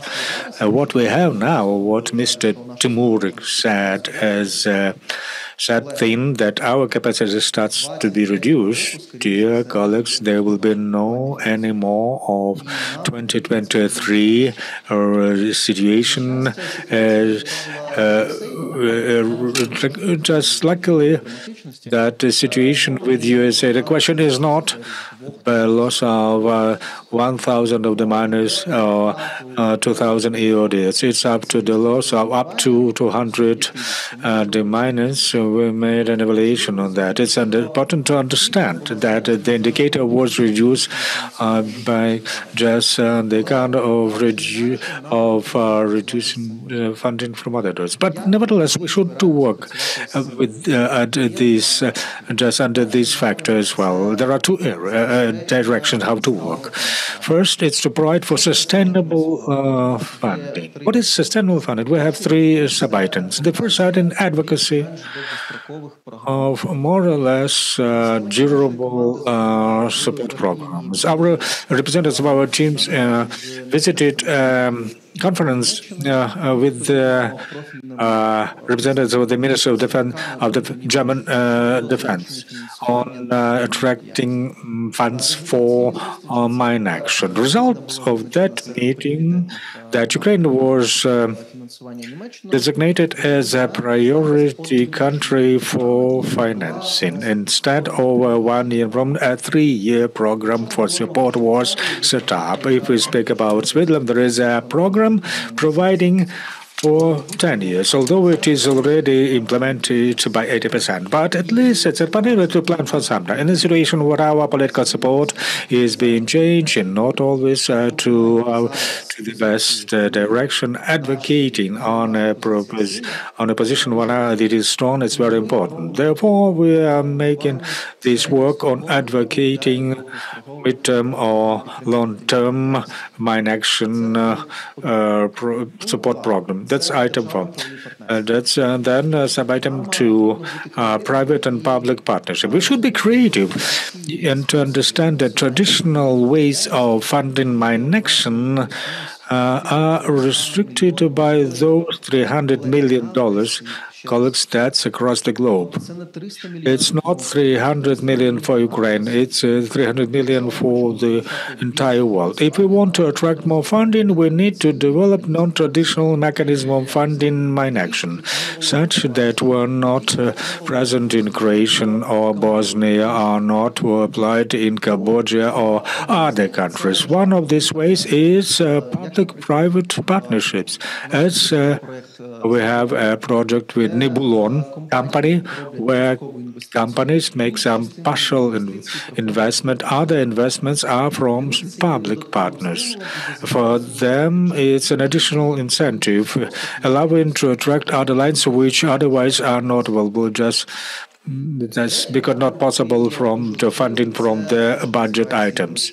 And now the third sub-item, the so-called innovative investing, where we don't have here just big mainstream media to put provocative questions, but it is only at an initial stage. This innovative investment requires just also studying of legislations, not only of Ukraine, but other countries as well. If we speak about international financial institutions like the World Bank, like a European Investment Bank, like a European Bank for Reconstruction and Development, one should understand these are the field, that's the legal fields. And this is the first step, first to determine first contacts, first interaction steps to also to define ways of interaction between our and their legislation. To understand drastically that these are the other sources of finance. These are stakeholders that were never involved in funding mine action. Probably this is a global solution that would allow us to carry out planning within the scope of our strategy. That is within the time frame of 10 years now. The second item, and I will be reducing it for us to be able to continue this discussion. The second item is very important. It relates to the management. We have had a presentation from the Minister of Defense, which was very simple. The Prime Minister, the National Authority, the Mine Action Center. In this regard, all the experts and specialist community will understand that the life is complicated. The Prime Minister is authorized the first Deputy Prime Minister, Yulia Surenko. She heads the interagency working group specifying solutions in the field of mine action. The national authority includes representatives of all involved ministries, but resolutions on national authority is not passed by itself. It is handed over to the Prime Minister. We have a mine action. That's the humanitarian mine action. The mine action, the system of certification is complicated. Why I'm speaking about that?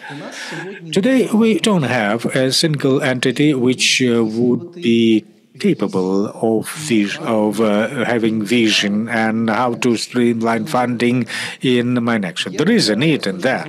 There is a need from the point of view of the government activities and from the point of view of the efficiency of the partners. Because funds provided by partners, particularly to non-government organizations, they are provided not only to this, they are given to Ukraine. And we are already asked, Ukraine, what about this $1 billion that was provided to you? How was it used? However, if the question is about non-government organization, one should understand that Ukraine has not coordinated those programs. Ukraine didn't say that this program is efficient. Let's attract 18 million for it. It didn't say that building such a system is efficient. Nowadays, we are in a situation when, for example, for training courses EOD 3+, these are the most expensive advanced training courses on developing deminers skills. These are the mine action leader skills. These are the most expensive training courses, which has a long line. To this training course, sometimes this program representatives are sent which are not involved in mine action, which do not develop and do not assign. It's too expensive. It's a small example. It's not because the level of funding, the scope of the problem faced by Ukraine is of huge character. And we were not able first to build an ID perfect, clean system and to act perfectly. And then we started it in 2030, but we are now at the time point when we need to provide for the efficiency of these plants because they are being reduced and it will continue to be reduced in size. The task is complicated, complex. It is all government task. Therefore, it requires the joint effort of all involved ministries and agencies, as well as the work with the strategy. It's a long discussion so far. So thank you, Mr. Oleg. It's indeed a complicated task that requires joint efforts and concentration. Yes, Mr. Malenko. I'd like to add something what Oleg was saying, and this is really important. There is not unlimited amount of money that is available for humanitarian mining. And what Oleg is saying, this 300 million euros, it's for a long, long time, always repeating that this is amount that is available for all the countries. As you rightly said, Ukraine was at the beginning on a spotlight, but this spotlight is kind of fading out, and Ukraine has to think how to solve this problem of lack of financing. We saw that we can have unexpected situations, like now with USAID, where they promised that they will fund some activities. Now this money is no longer there, or in reduced amount of money. It can happen also with some other donors. Maybe there will be some other world crisis that Ukraine has to compete. So now is the time to think how to adapt to this new situation and how to attract really this majority of these 300 million euros that is circling every year in humanitarian demining. We started in a peacetime. And this is a difference, a big difference. Croatia had a peace, and Croatia started humanitarian demining in a period of we are calling it golden age of humanitarian demining. There was the Ottawa Convention was passed. All the donors were eager to support, to end the suffering and to reduce the mines. But then we had the financial crisis in 2008, and the support dropped down. We were I would not say that we expected something like this. No, we are not that smart. But we started to do with a clear strategic plan. We had our strategy. We had the clear goals that we were presenting to the donors. When the crisis started, donors were asking everyone, what's your plan? What are you going to do with our money? And we were able to present it. Not we are going to clear this amount of land and we are going to destroy this amount of the mines and exploit ordnance. By clearing this land, we are achieving this goal. Bigger production, agricultural production. We'll build more motorways. We'll connect people. We will return the people back to their villages, back to their normal life. So this is what donors like to see. If I'm donating you money, I want to see what you are planning to do with the money. So it's practically, I was calling it like we are selling the story to the donor. A nice story where they will say, yes, I'm buying this and I'm supporting you. So we have to, all of us, we have to think, what next when Ukraine will no longer be on such a loop of everybody and saying, okay, yes, we need to support Ukraine, we'll all give money. This period is slowly fading out. So this is what I wanted to say. Thank you. Zhenya, I would like to add on, if we present the transparency and efficiency, and that will be, it's okay that we are not just going with this extended hand. That's the question, not that will be begging. What we are going to make a business, no matter how it would sound. And certainly, Ukraine has a powerful governmental potential funded from the standard state budget that might facilitate operations of donors. Thank you for your comments. Mrs. Tatiana, you have the floor. The UNDP has a very excellent project. In Ukraine, there are many veterans and members of the military who are being released because of their injuries or wounds. Will you tell us about this project? Probably not all are aware of your project. Thank you, Mr. Evgeny, for your question. Tatiana Vershina, I represent the UNDP in Ukraine, expert on mine action. It's my pleasure to inform you about our unique training courses for veterans. Last year, we have commenced a program of involving veterans into mine action. That program is part of mine action strategy, how to integrate them into mine action. Last year, we have launched 2 training courses for veterans. The first training course was aimed at training veterans on analyzing data used in mine action. These were analysts training courses. The second training course was aimed at training veterans how to apply mechanized demining machines. Both training courses were successfully completed. We have trained 22 veterans, which were handed over certificates. Most of these veterans were employed by graduating from this training course. So this program facilitates not only to the professional integration of veterans into mine action activities, but also it helps with their social integration and active involvement in these processes on returning the land to safe use. With that, we do not plan to stop. It's only the start for us because we scale these veterans, our program with the Ministry of Economy. We launch a third training course for veterans in a larger scale. We'll be able to invite 40 veterans that would gain jobs in mine action. Mine action operator is to be selected. Veterans are to be trained and certified on such activities in mine action as where does education on EO hazards and also on non-technical surveys. On this project, the teams would work in selected territories with major needs in such activities.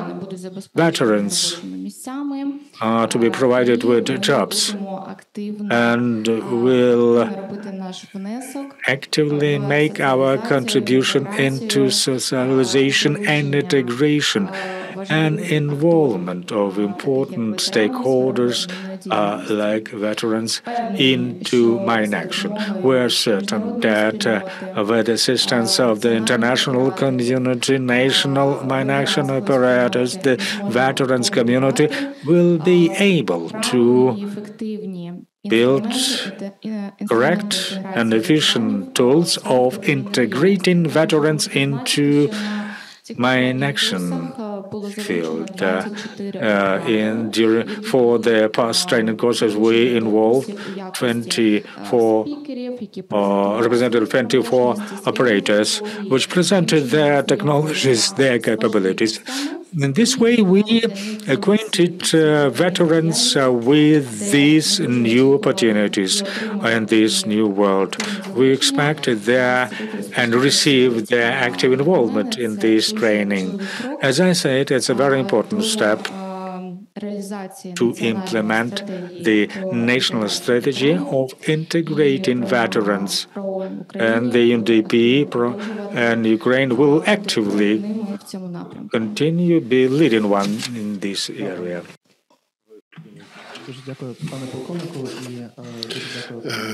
Thanks, Tatiana. Thanks, Colonel. I thank you not only for your contribution here, but for our joint efforts with regard to veterans, their involvement in mine action. This is something that we really have to do for our ex-warriors. We also have to think about involving victims and women. That's mentioned in the implementation plan. We are grateful not only to UNDP, but all the operators who participated in the courses, to all others who are interested in the drafting on similar programs. I see Mr. Laurie here. Right now we are together thinking about developing a program of veterans' involvement into mine action. We also welcome the efforts of the MOD and of the Service for Emergencies. That's our joint responsibility. I also want to thank Tatiana for UNDP's work. I'm an ex-military. After a very bad wounding, I was looking for where to employ myself, and humanitarian demining is really where veterans can find themselves and realize their potential. I re-socialized after my wounding thanks to a similar program. I spent a lot of time at the rehab center, and I observed re-socialization in process. And thanks again for the effort which makes us veterans cognizant of the fact that we are needed. Thank you, Lech, for your comment, and let me mention another important thing. This third course for veterans will also feature women veterans and veterans with disabilities, because we want mine action to be characterized by diversity and by gender balance. We have a number of women veterans, and it's important to include them into our future program. It will be announced soon, and we call on operators to apply for participation in the tenders in order to become participants of this unique project. Thank you. Now all participants can ask questions of the panelists. Any questions?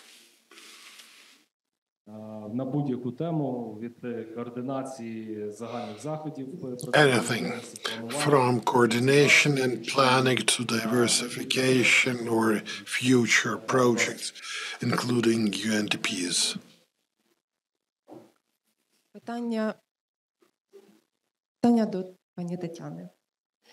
I have a question for Tatiana. How do you select participants of your trainings? Thanks for the question. They all formally apply and bid for the tender. Everything is transparent and public. An institution that is willing to participate can also state its interest and readiness to participate. As for veterans,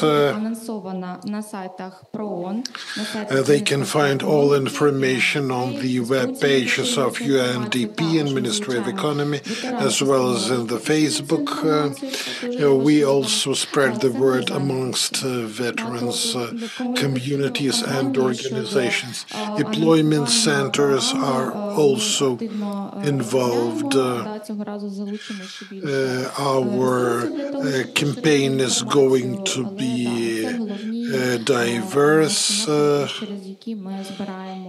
and we hope that all who may be willing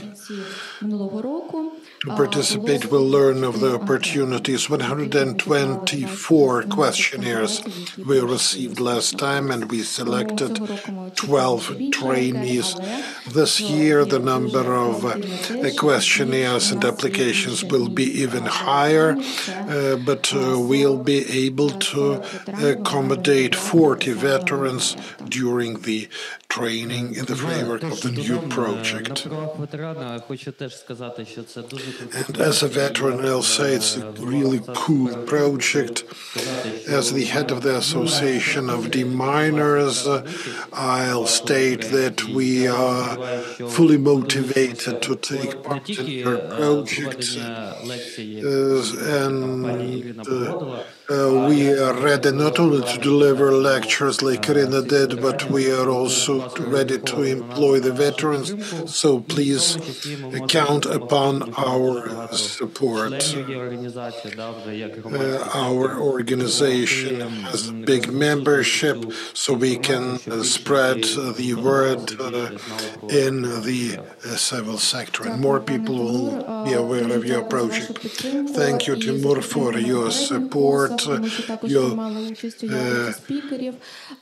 supported our previous courses. Your speakers were speaking before the audiences, and the speakers really managed to motivate our trainees because they understood how useful they might become. I recall one trainee said at the very beginning, I don't understand how I can be useful. I spent months in the trenches.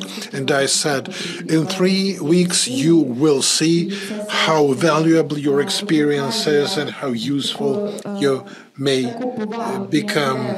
And this always generates interest amongst all participants. And it's such a wonderful chance to share the skills or to provide information or to learn about NTS. And we very much appreciate the support we receive from the national operators. And we also to receive further support from the international community and from other donors. We'll try to contribute to the implementation of the national strategy of integration of veterans. Together with Timur, we are conducting 2 exhibitions about mine action and about fire safety and emergencies. One of them is in December, is in autumn, the other one in June. And then also in autumn we'll have a forum on veterans' employment. Later, we'll make a presentation about that, and I invite all who are interested to step in. Other questions, please?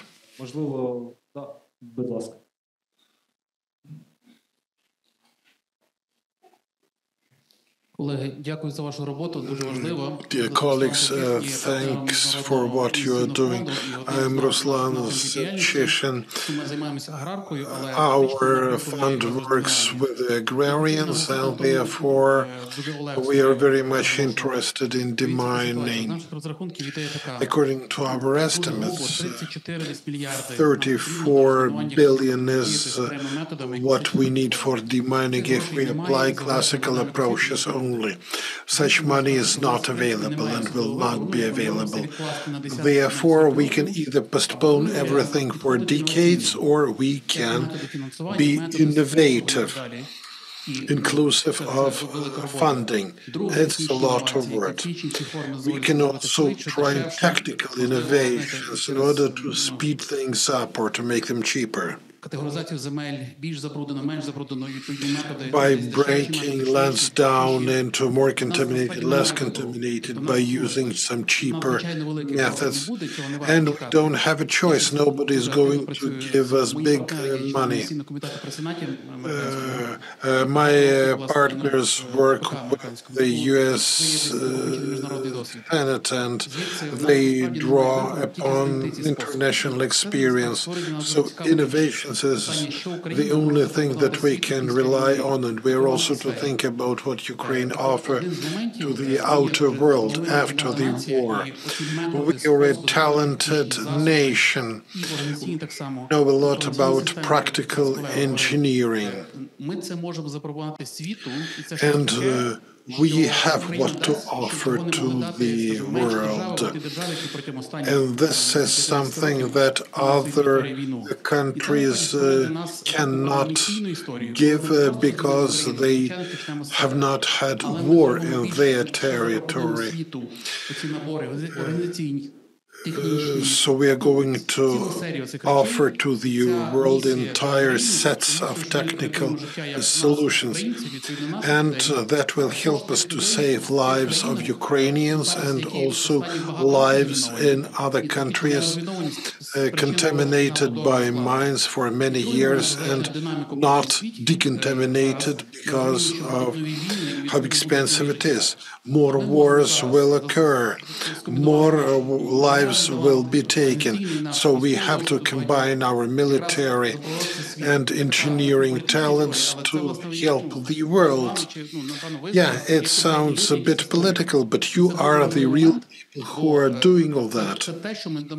And it's important. It's about giving something to the world, and then will become an investment and will become an asset because we'll be creating something precious, something life-saving.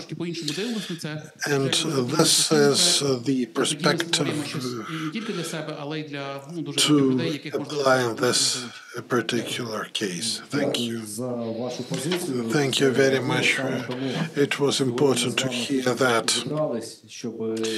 We are here today for this very reason, to look for solutions that will raise the efficiency of demining, that will promote implementation of new technologies and innovations, guaranteeing security and safety of the deminers and of those who are going to use the land. Thank you, dear colleagues, for the tonality of your speeches. Image of Ukraine is crucial.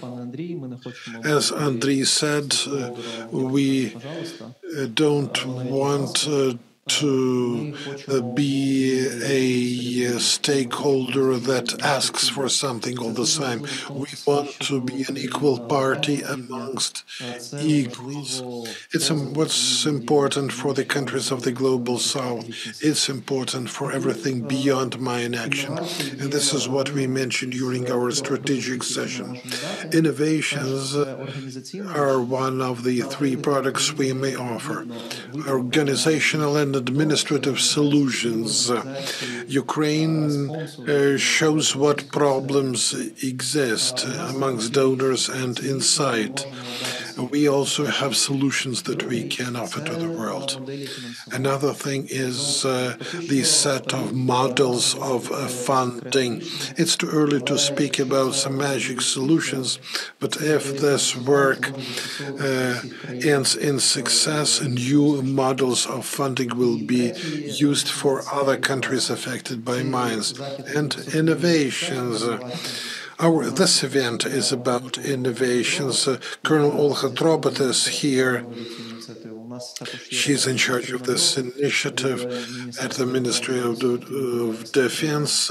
Ms. Drost is also here, and she is our focal point for the innovational accelerators. So let's work in these three directions, and it's great that we are going to work together. Dear ladies and gentlemen, we've been cooperating with the Ministry of Defense and with the Ministry of Interior for a long time. Back in 2003, the Ministry of Defense understood our mine action-related challenges. The impression now is that for proper work of operators, they need some good substantiations for funding.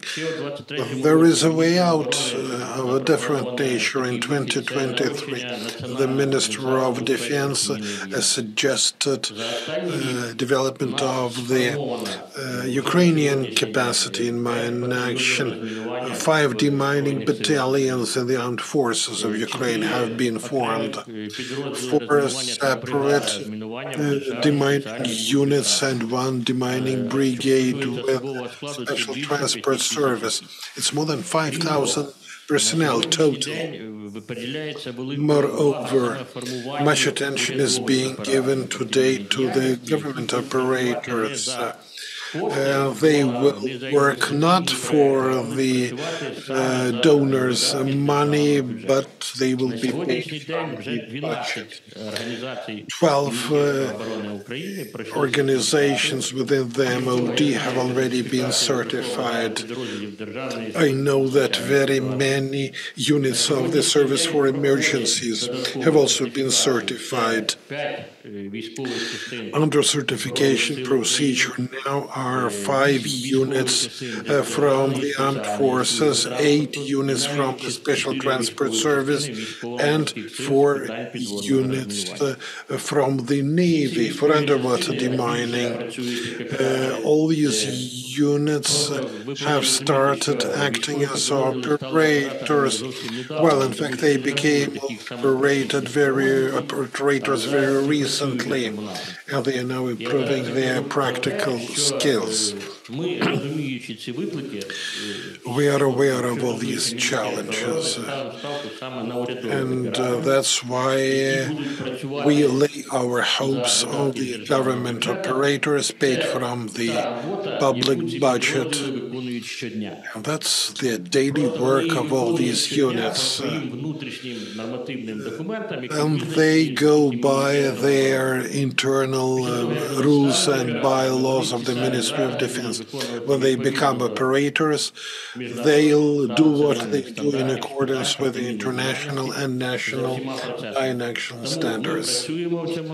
So we are working in this direction, and I hope that in the future our work will improve and that we shall be able to demine our lands. Thank you. Just a couple of words. Innovations are important, but we are to understand what is the goal of innovations.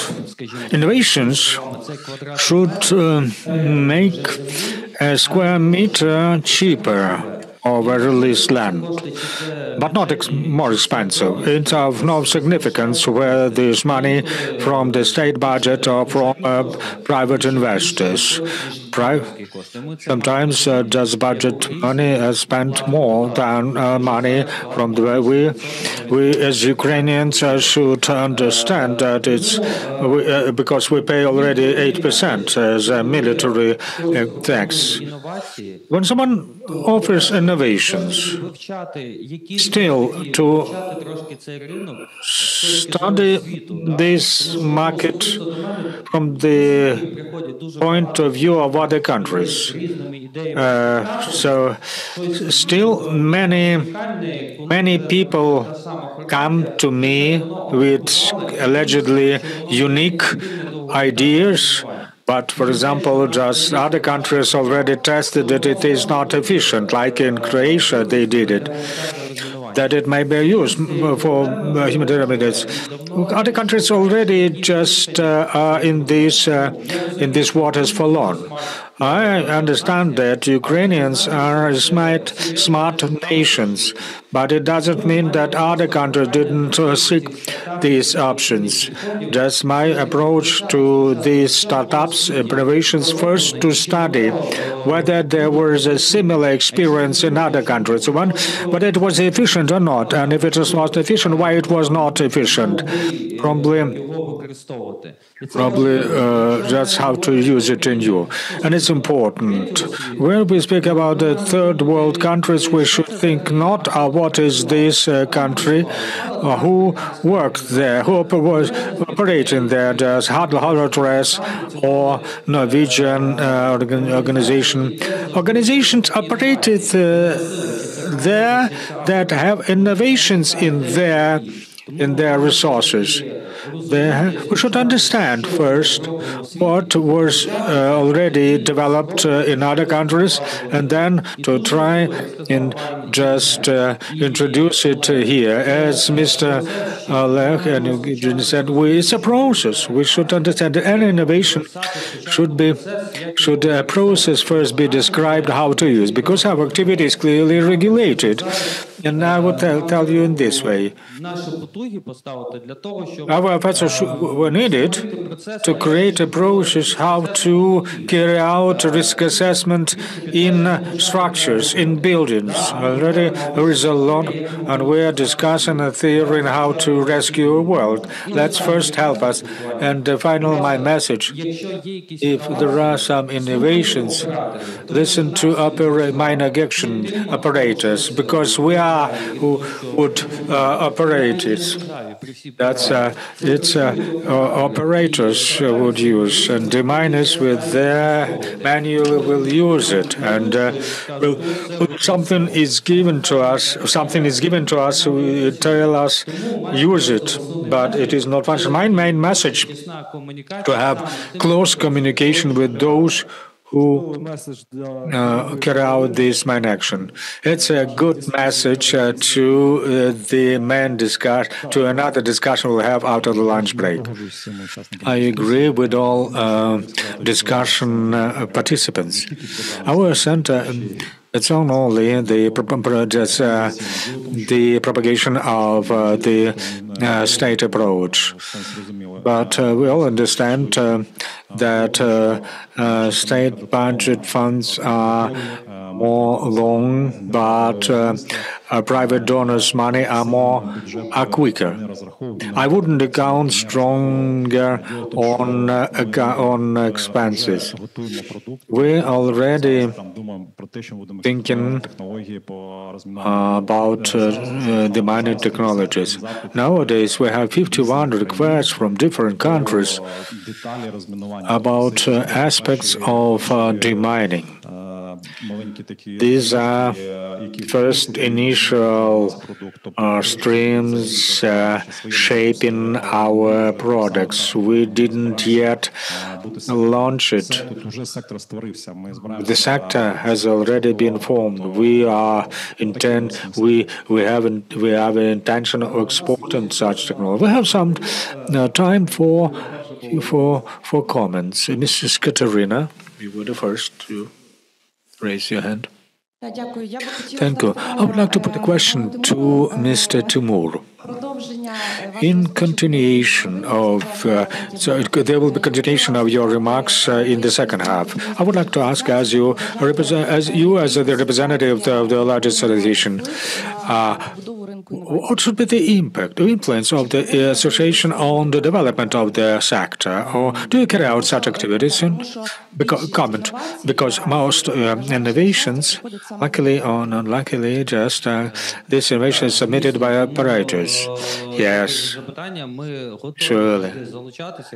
Just we are always ready to be part of the process if you have time. We don't have just designated research and development institutes. Our people work in the field. We will be ready to involve many participants attended the event Security 2.0. I would agree with the previous speaker that we're becoming leaders, and I will tell you that we're already leaders.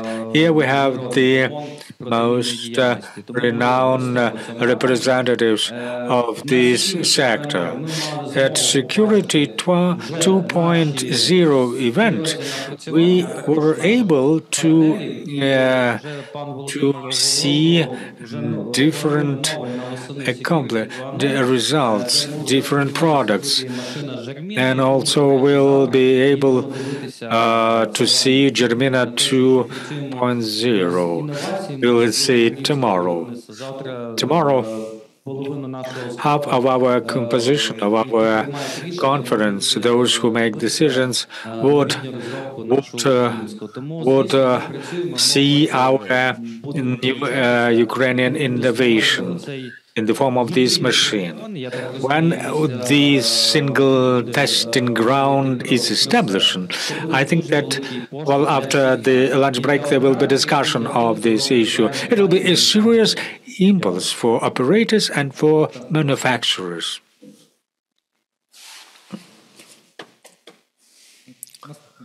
Next question. My name is Alexander. Well, you see, if we view the scope of contamination and the cost of 1 hectare, will have a price of 17-18 billions per hectare. But we've already here, we have received 3, and it will be decreasing and decreasing, and it looks like that we won't be able to demine ever. The most interesting party in demining land is farmers. Are there any plans at the level of the state to introduce something for farmers that investment in the investment in demining would be so much attractive? Probably the question to Mr. Andrei. I will answer the question. The thing is, what has been already accomplished, compensation, it's all not very little. There are some ideas to have tax holidays. The land is out of use, it's clear now. And so that's considered the best season for demining, but the winter is for that, is the best season to make such calculations. But in winter, nothing is being done, because a lot of work was carried out.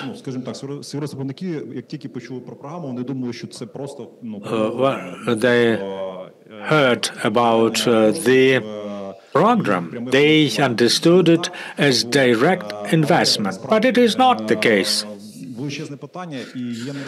Major issue, and there is no misunderstanding. If the land is considered still contaminated, I'm interested how these products are to be certified for exports. That is how it won't be stopped. As of today, we need to introduce to carry out a quality-based campaign on explaining this situation.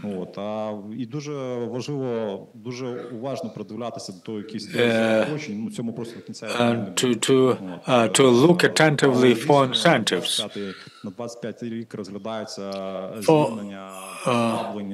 For the year 2025, it is planned to have some tax holidays. The moment it is known, it will be informed through government resources. If you have short questions, because we're already out of time.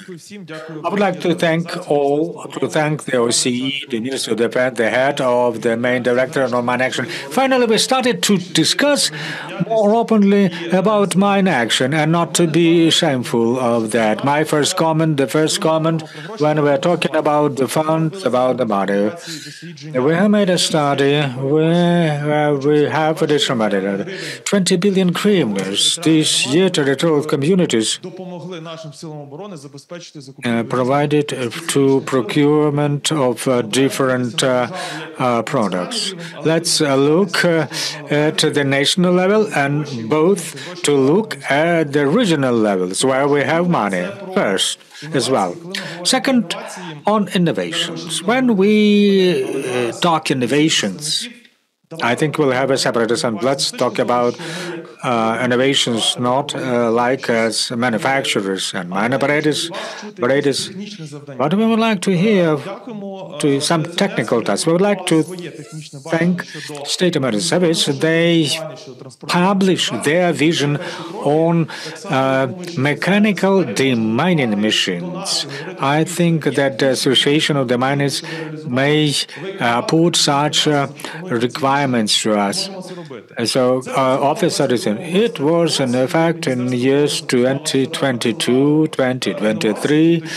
Then the Ministry of Defense launched this incubator for innovations. And it was possible to standardize such innovations. So there was the same technologies, but the fixtures were different. But when they so we found also substitution devices even in different situations. Now we are not able to substitute something. The presentation of Demining just was an excellent one, a very excellent machine. But to what extent this machine would work with spare parts from abroad? This is our challenges for innovative activities. If we are not able to coordinate, innovations will still receive expensive technologies, and it will be too expensive for us to demand the hectares you mentioned. Now, I would like to thank participants of the panel discussion for your answers, for your comments. And now we'll have a lunch break. After the lunch break, the second part would start devoted to innovations and innovative approaches. I would request at 1400 accurately to come back. And also, please, will be QR code on the screen of the questionnaires. I would ask you to fill in those questionnaires. Thank you.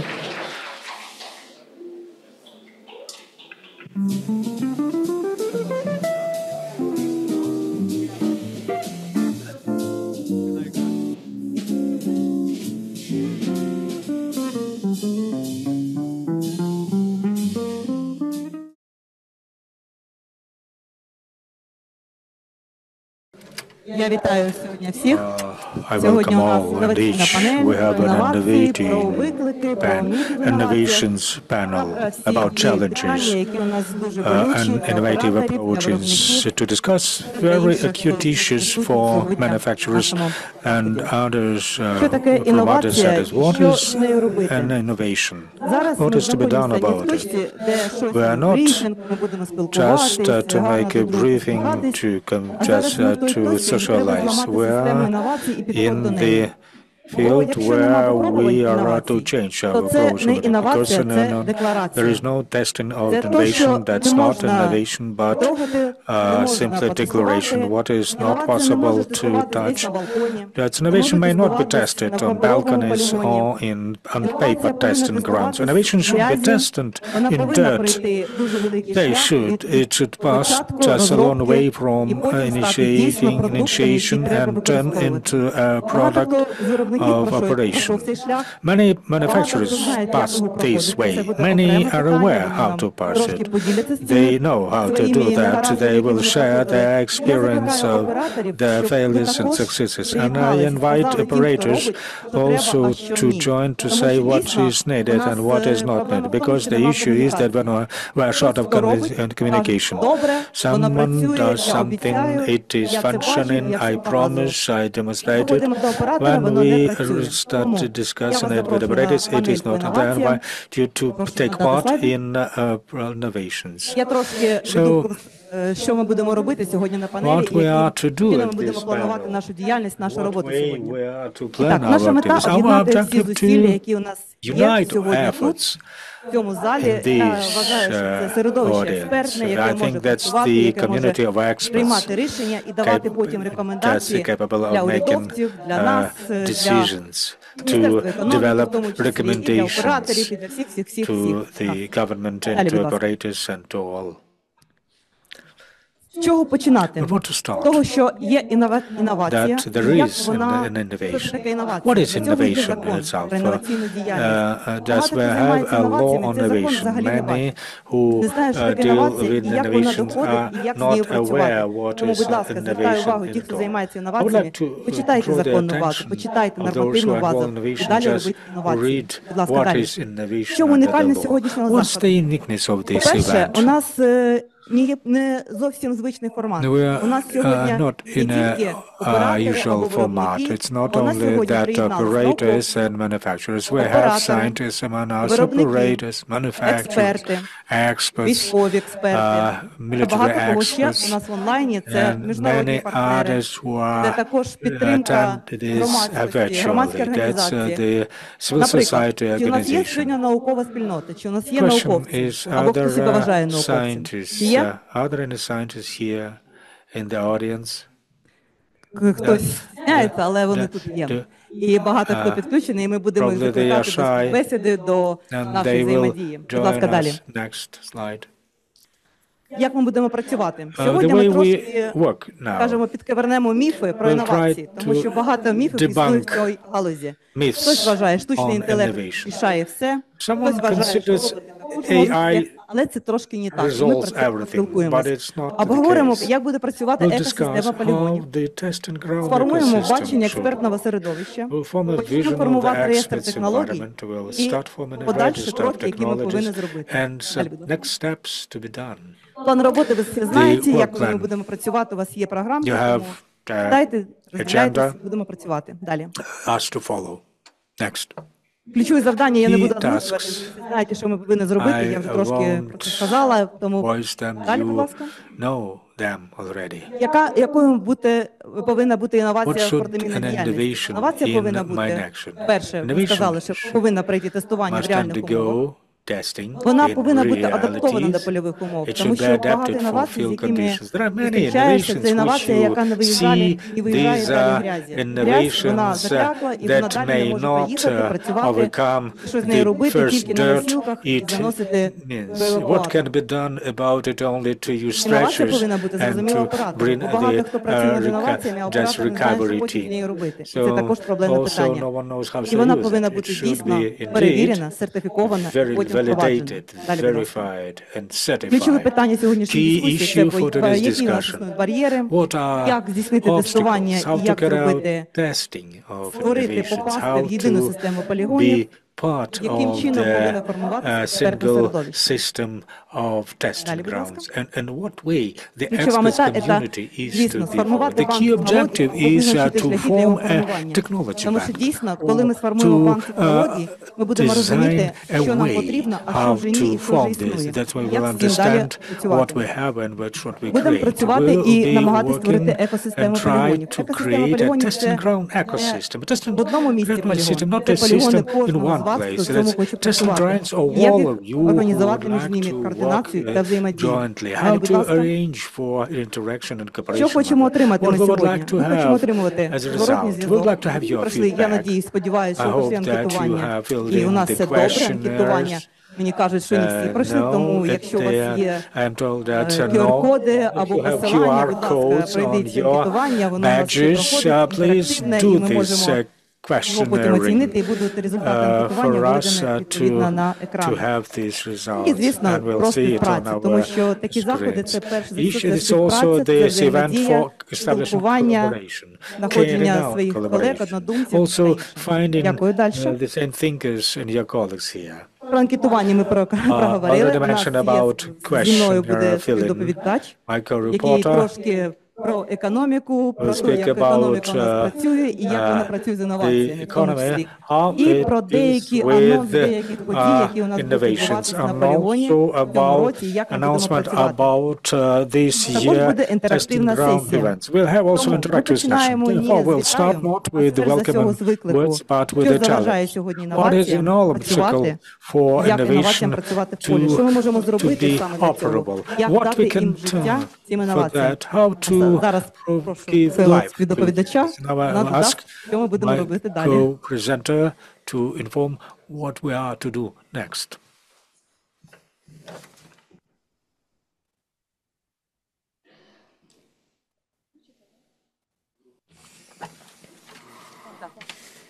Колеги, доброго дня. Дуже дякую за представлення. Рада всіх бачити. В першу чергу хотіла сказати, що всі теми, які сьогодні були озвучені, вони всі одне з одним розслідувані і дуже насправді показово, що ми всі розуміємо масштаб проблеми. Можливо, вже навіть рішення вже в нас є однакові. Мене звати Катерина Дрозд, я відповідаю за напрямок інновацій діяльності Міністерства економіки. І сьогодні моя доповідь буде про ті виклики, які стоять перед нами, як перед Україною, і як ми на них відповідаємо спільними зусиллями, і, зокрема, продукти, над якими працює моя команда. Отже, тут коротке оверв'ю, над чим, які в нас наразі є поточні рішення. Перший, один із найглобальніших проєктів, який у нас наразі є, це система пріоритизації ГРІД. Чому GRID перекладається як Ground Rehabilitation Through Innovation and Technology. Отже, це система пріоритизації, яка змінює повністю підхід до вибору ділянок, які ми будемо розміновувати в першу чергу. Це масштабована система для прийняття рішень для різних стейкхолдерів, як міжнародних партнерів, так і урядових організацій, для операторів протимінної діяльності, для фермерів, тобто для всіх зацікавлених сторін. Наступний проект – це Field Data Harvest. Що має під собою ця назва? Це створення навчальної бази для навчальної бази знімків для навчання штучного інтелекту. Тобто проблематика в нас є сенсори, в нас є дрони. Сенсори дорогі, але вони є, існують, їх можна комбінувати, вони знаходять міни. Проблема в відсутності даних. Тобто є велика кількість операторів, в них є свої дані, і вони не готові з ними ділитися з комерційними організаціями, зрозуміло чому. Тому ми на державному рівні започатковуємо навчальну базу з різними типами доступу для Main Action Authorities, для операторів протимінної діяльності, для інноваторів. Тобто, щоб кожен мав доступ до своєї бази, тренував свій штучний інтелект, свої нейронні мережі, і ми прискорили розвивання НТО і приміняли цю технологію для пришвидшення розмінування. Наступний проект – це матриця потреб для гуманітарного розмінування. То сьогодні Тимур Пістрюган говорив про те, що і не лише він, інші колеги наголошували на те, що нам потрібно розуміти потреби кінцеві. Ми не можемо будь-яку інновацію, будь-яке нове рішення просто імплементувати в протимінну діяльність, тому що це чітко регламентована сфера. Тому база, з чого ми повинні почати, це зібрати потреби у кінцевих користувачів. Це виїзні сесії на полі. Сесії – це дуже пафосно звучить, насправді це просто робота з оператором на полі і опитування, що тобі не підходить, що покращити і чому ти вважаєш, що ті технології, які передають партнери, вони не працюють. І пройдуся детально по кожному. Отже, система пріоритизації. Тут, по ідеї, мало бути відео, але якщо ми будемо відправляти наші презентації, то воно там буде. Тут, на жаль, воно не запускається. Але все ж таки. Отже, ця система, вона використовує статичні, експертні, геопросторові дані. На цих даних вона будує окремі моделі і візуалізує результати у геопросторовій системі для ухвалення рішень основними стейкхолдерами. Основний принцип – це пріоритетність розмінування земель, вона визначається не вручну, а за допомогою математики, математичної моделі, яка враховує загрозу і користь, економічну доцільність від розмінування тієї чи іншої ділянки. Також мій колега Дмитро Панчин сьогодні наголошував вже на цьому проєкті. Хочу повторитися, що ми використовуємо 4 коефіцієнти. Це економічний, соціальний, безпековий та екологічний. І на основі цих коефіцієнтів будь-який зацікавлений стейкхолдер може знайти систему, вбити кадастровий номер ділянки і побачити, наскільки економічно, екологічно, безпеково, соціально потрібно розміновувати дану територію. Тому що якщо земля мала економічний потенціал до повномасштабного, а наразі вся інфраструктура там зруйнована, ми не можемо робити розмінування просто заради розмінування. У нас проект стартував вже в Харківській області. Чому Харківський? Тому що в нас на той період, коли ми починали цей проект, було найбільше даних по цій території. Ми створили вже цей пілотований проект, він вже запустився. Ми визначили основні критерії оцінки ділянок, розробили інтерактивну карту і провели тестування цієї системи. Плануємо імплементувати це рішення на всій області в Україні. Валідуємо дані для підвищення точності цієї інформації. Плануємо інтеграцію з різними додатковими джерелами інформації і оптимізуємо дашборди, щоб для кожного користувача вона була проста в розумінні і використанні. Наступний проект – створення бази даних, тобто в нас насправді розробка почалася з 23-го року. Це була перша фаза тестувань з нашими колегами з ООН. У нас була дуже велика кількість і міжнародних українських компаній, які показали результат. Ми зібрали ці дані, і на основі цих даних ми будемо проводити перший івент AI, який планується в нас на 5 квітня. Тобто цей івент – це буде такий перший крок для створення цього масштабного датасету.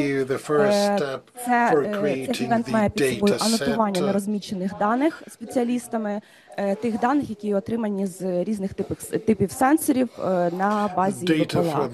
І третій, такий заключний для основної фази івент, це буде вже лайв-кодінг. 2 дні ми збираємо дата-науковців, інженерів, AI-інженерів для того, щоб в реальному часі відтестувати вже перші моделі нейронної мережі і переходили вже до обговорення того, які рівні досвіду мати level of access for each key stakeholder. Стратегічна цінність проекту, коротко я вже пояснила, загалом це той унікальний датасет, якого немає в світі, і Україна буде першою, хто його імплементує. First ever such data set, Ukraine will be the first to implement it, multi-level access, openness of the data to stakeholders, growth of the data bank all the time, and it will also be good for our international colleagues because there are no similar projects and the international community is really interested. And the innovational platform was presented in Geneva in February. Step 0 was a collection of data from end users. Ми хочемо сформувати аналітичну базу, яка стане основою для визначення пріоритетних напрямків для інновацій. Тобто, що нам потрібно зробити? Простими словами, нам потрібно сформувати ТЗ для інноваторів. Те, про що сьогодні говорили колеги з залу. Тобто ми робимо опитувальник, матрицю потреб, який буде стартувати з квітня наступному тижні. Це інструмент збору технічних вимог від усіх ключових стейкхолдерів, від саперів, демінерів, від операторів, від ДСНС, ДСНС, Нацполіції, тобто всіх ключових гравців, які залучені до не лише гуманітарного, але й до військового розмінування. Після цього ми формуємо базу даних і імплементуємо, скажімо так, цю матрицю потреб вже на загал. Третім пунктом цього проекту – це польові опитування, те, про що я говорила. Тобто травень, червень у нас заплановані заходи аналітичної платформи, аналітичної групи, і до нас також підключаються колеги з Ради зброярів, готові нам надати підтримку в імплементації цього проекту. Тобто це буде опитування фахівців безпосередньо на полі, які мають використання різних технологій, еквіпменту, який передавали донори, і from those who have practical experience of the use of equipment provided by donors. От як виглядає roadmap, тобто це визначення цієї групи, яка буде займатися опитуванням, це матриця потреб, це польові опитування, надалі аналіз зібраних даних, надалі проведення круглих столів робочих груп, для того, щоб виокремити конкретні потреби для інноваторів, далі формування першого ТЗ і вже пілотні опрацювання в межах практичних заходів, які плануються на цей рік. І заключне слово хотіла сказати, що також вже було сьогодні сказано, що система, архітектура гуманітарного розмінування, вона достатньо складна для розуміння, але ми всі маємо спільні цілі, і тому хотіли б дуже вдячні Міністерству оборони за запрошення, і логічним таким продовженням цього заходу сьогодні буде в травні захід на полігоні, про який говорила Ольга Анатоліївна, у Львівській області. 12-13 травня в нас планується практичне польовий демонстраційний захід. Там будуть представлені машини вітчизняного виробника для розмінування. Тому всі, хто потенційно зацікавлені в цьому, будь ласка, звертайтеся до мене або до Ольги Анатоліївни. Також потенційні виробники еквіпменту або техніки для розмінування також дуже запрошені на цей захід. Другий день буде демонстрація EOD еквіпменту для знищення ВНП. Серед них будуть українські олівці Укроборонсервісу, думаю, всі про це знають, і міжнародні компанії, які є аналогами такого ж виробництва. Дякую за увагу. Буду рада відповісти на питання на каву. Ще до цього, що це буде в більшості локалізоване саме українське виробництво. Так, саме від ті, які мають майже локалізацію 80% своїх виробів саме в Україні робиться. Ми йдемо далі. У нас далі будуть виступи кластерів, партнерів, але до того, щоб вони почали свої виступи, я пропоную їм задати деякі питання, тому що дійсно утворюється дуже велика кількість різних кластерів, багато хто про що каже, але спочатку вони повинні відповісти на деякі питання. Прошу, слайд, другий, третій.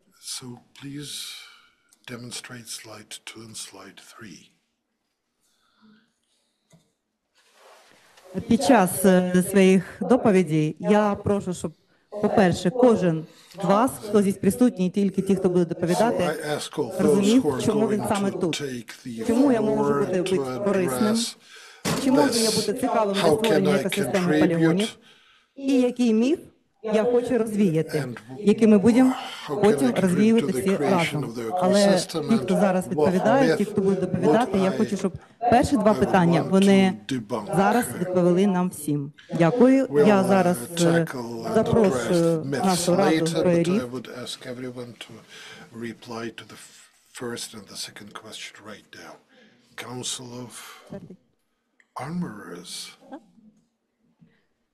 Зачем ви, що ви будете робити, як ми будемо з цим працювати? По більшості Ради зброярів – це експертне середовище, яке вже працює з зброярами, які вже знають, мають досвід співпраці, тому працювали зі стартапами, тому дуже цікаво, і я думаю, що ви нам про це розкажете.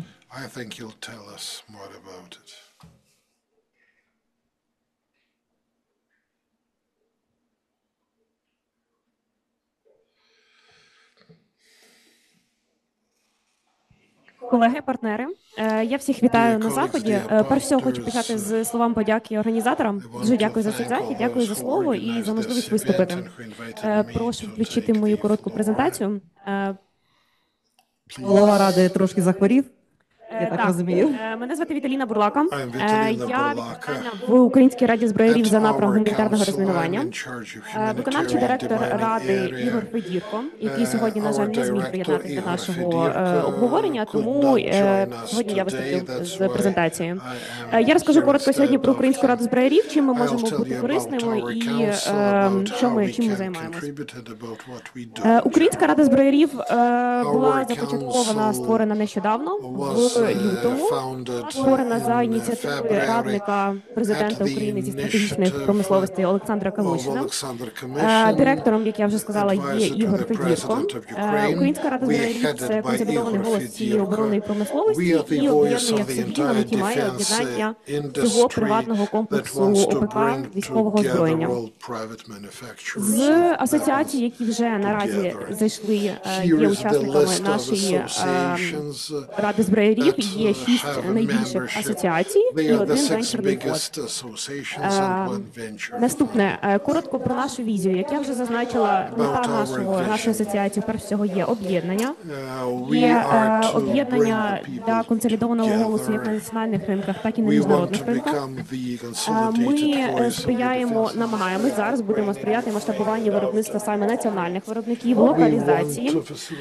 Ми будемо вирішувати основні проблеми галузі, знаходити партнерів, інвесторів, постачальників і є важливою системою нашої екосистеми ОПК.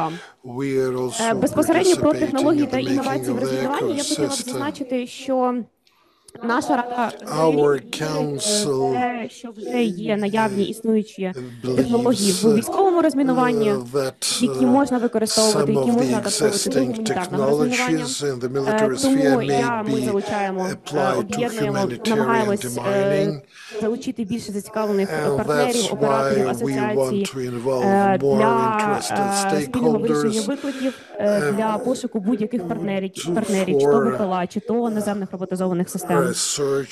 Ми залучаємо військових експертів для розробки нових технологій, тому що на базі нашої ради також будуть, одна з метою нашої ради є створення та розвиток інновацій. Готуємо спільні заходи виробників ОПК та рішеннями в розмінуванні. На цьому моменті я хотіла доповнити, у нас найближчим часом готується спільний захід для наземних роботизованих комплексів. Плануємо цей захід організувати разом за підтримки Міністерства оборони. Зокрема, в цьому заході будемо представляти свої рішення по розмінуванню. Окремим складовим беремо за завданням визначити засоби розмінування, які використовують в розмінуванні акваторії. Зараз з нашим дата-центром, який існує при Українській раді зброярів, хочемо запустити опитування, дослідити, що є на ринку, які основні виклики. Тому на цьому моменті я попрошу, будь ласка, давайте працювати разом, погоджені які напрацювання.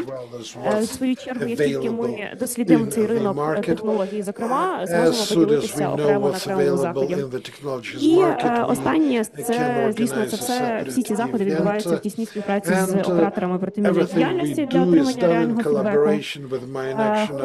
Хочу сказати, наголосити на тому, що Рада зброярів – це унікальна платформа, де є доступ, де ми можемо надати доступ до багатьох виробників, до багатьох партнерів. Ми готові до співпраці і готові, зокрема, для співпраці в сфері подолання наслідків забруднення вибухонебезпечними предметами.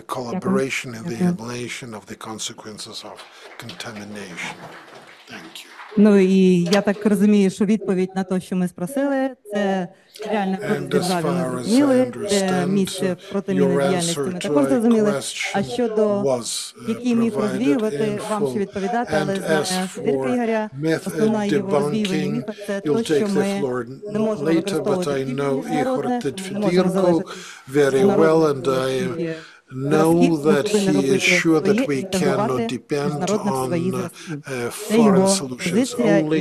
That's why we are to develop our own solutions. Our next presentation. R&D Hub. Нагадую про таймінг. Дякую.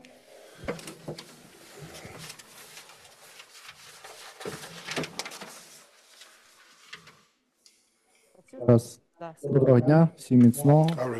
Кластер розмінування України.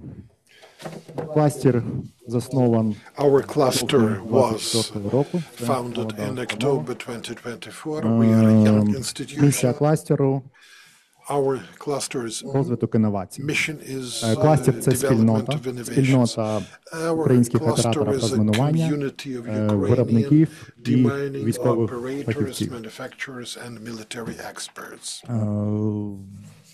Місія ще раз розвиток інновацій. Досконалення існуючих інновацій, треба виробляти існуючі проекти, тому що вони повинні бути адаптовані під ті чи інші условия, в яких вони працюють.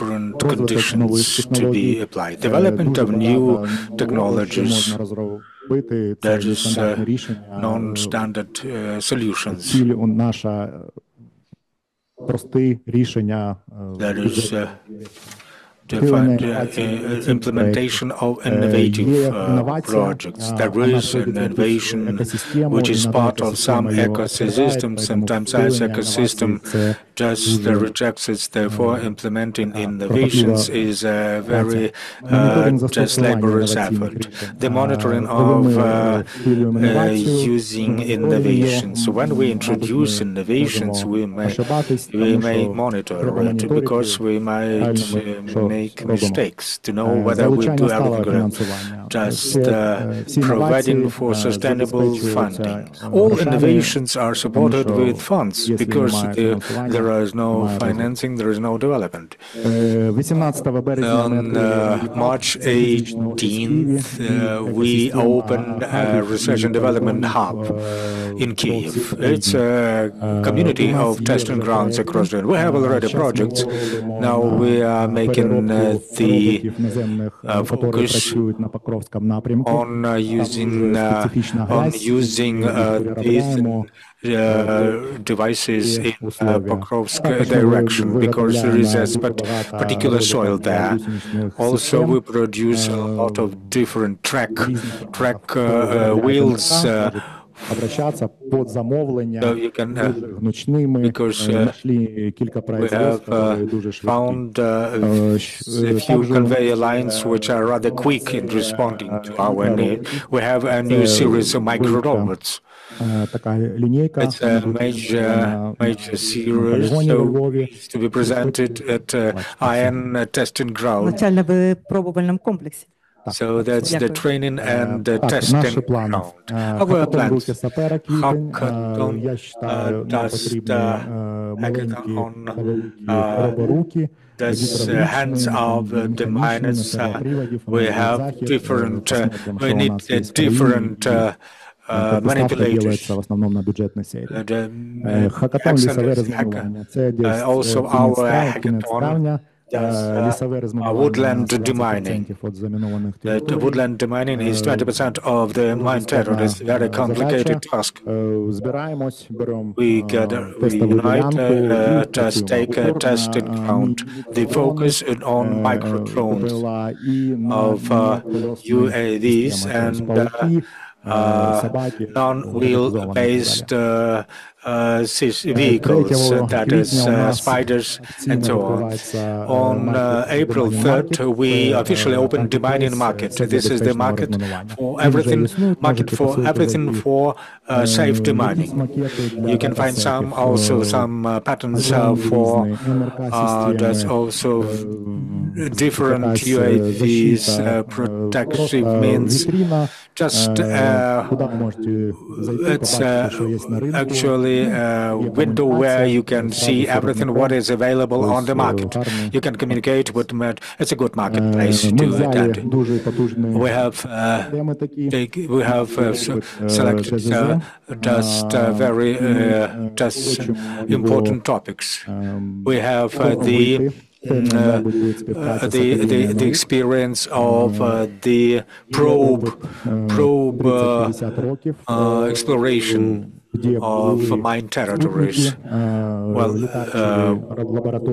that's when laboratories were used with air balloons or were used by helicopters. Now we provide the communication between satellites and UAVs. Already steps were made. We will present results on the monitoring of fields, and it is very advantageous to be involved in. A major topic also does acoustic and optical devices, new communication, non-radio wave communication. We have experience, we have specialists, we also operate with the Academy of Sciences. So we work and demonstrate. When we are together, we can provide for many new things. When we are together, we will reach victory. Thank you for your attention. Next. We have the cluster Iran. Why this cluster has joined? It's our testing ground in Lviv. Lviv inhabitants are already locals in the testing grounds. You are invited.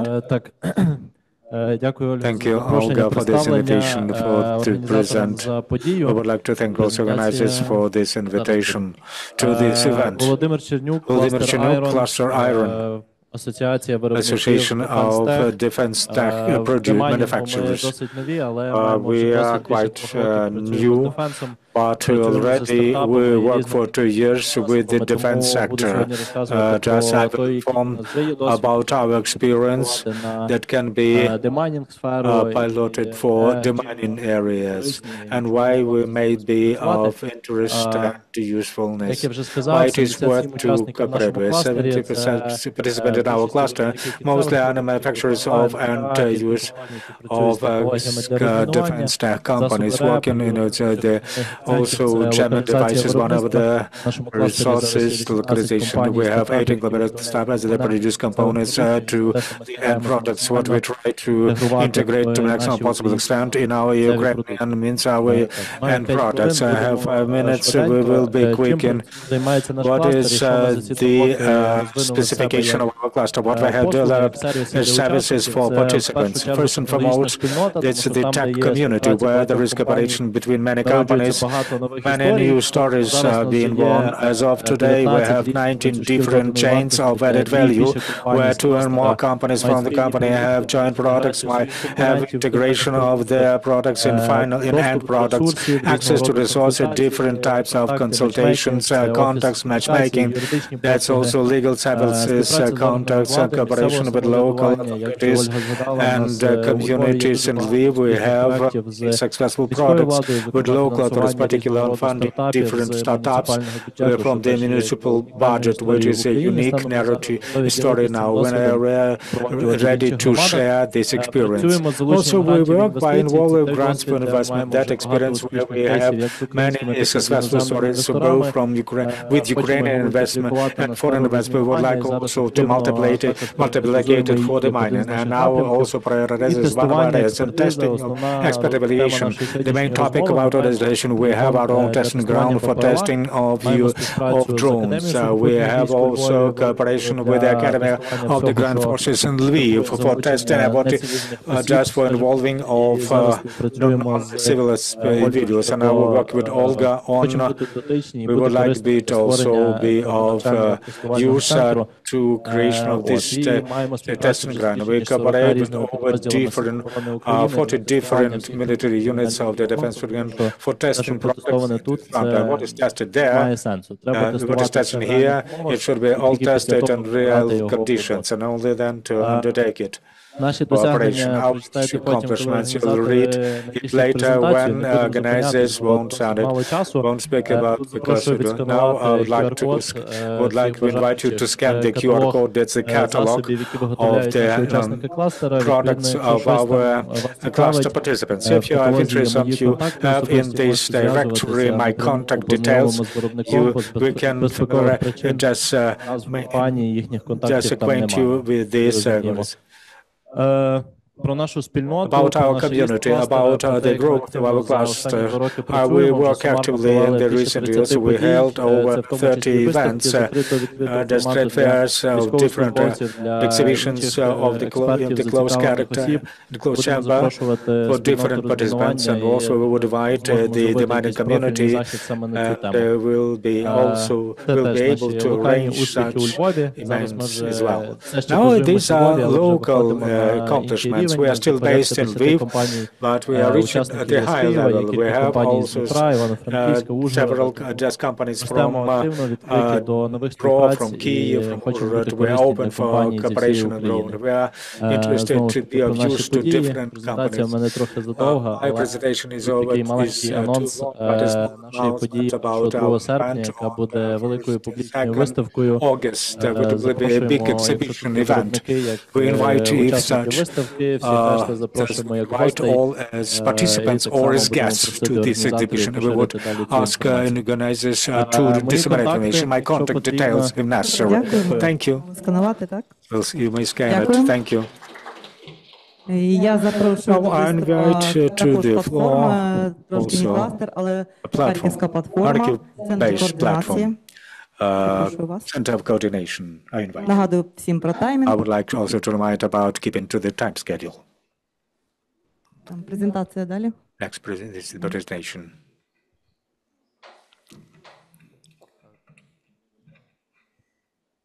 The Center for Coordination of Mine Action.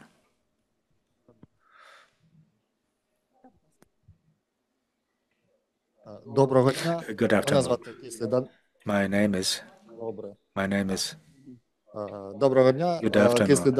Danilo Kisly, coordinator of the Center of Coordination for Mine Action at Kharkiv Oblast Military Administration.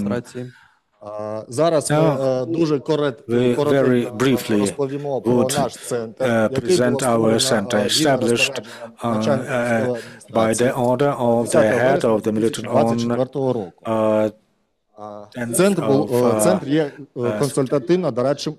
an advisory board performing functions. It was established to coordinate and facilitate efficient collaboration, interaction between different mine action actors, particularly in Kharkiv region. In particular, this coordination with the local administration, self-government, law enforcement, and other state authorities, with civil society and other international entities that are active in the mine action. Tasks of the center to facilitate mine action entities to perform their functions and in the field of mine action. Also providing legal aid in Kharkiv Oblast, informing the general public on the mine hazards. You can just facilitate, we will just learn about the different working groups we have. From the moment of the start of the center, almost 6 months passed. We worked in different directions. Then it was decided that we need to create working groups. Presently, we have 7 such working groups. They are dealing with different areas. That's the group on analytics and data collection. Then another working group is on awareness readiness of the general world. There's a working group on facilitating medical aid. Particularly in this working group, we develop activities on helping people who suffer from mines. We have a working group on facilitating mine action operators, a working group on planning and methodology support and coordination of the mining, a working group monitoring and this is on using of marking. And the working group on the development of the new systems of the mining. Members of our centers are 35. That's the representatives of different organizations, international and domestic organizations. Some of them attend this event as well. They are also members of our center. The working groups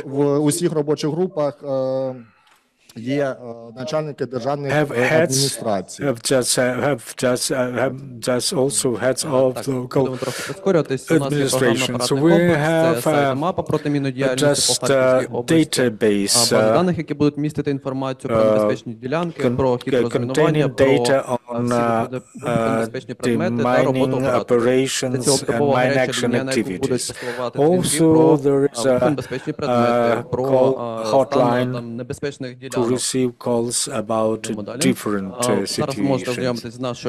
Now, these are our interactive maps, reflecting the relevant information on the hotline of the center. You can also know that's a hotline in Kharkiv Oblast. Also, project Safe Communities to involve 150 to train and prepare specialists on identifying explosive ordnance, as well as to educate on another project, the pulse of the life. It is aimed at training specialists in demining from governmental and non-governmental organizations. Volunteers are trained how to provide medical assistance. This project is very important because there are no similar solutions.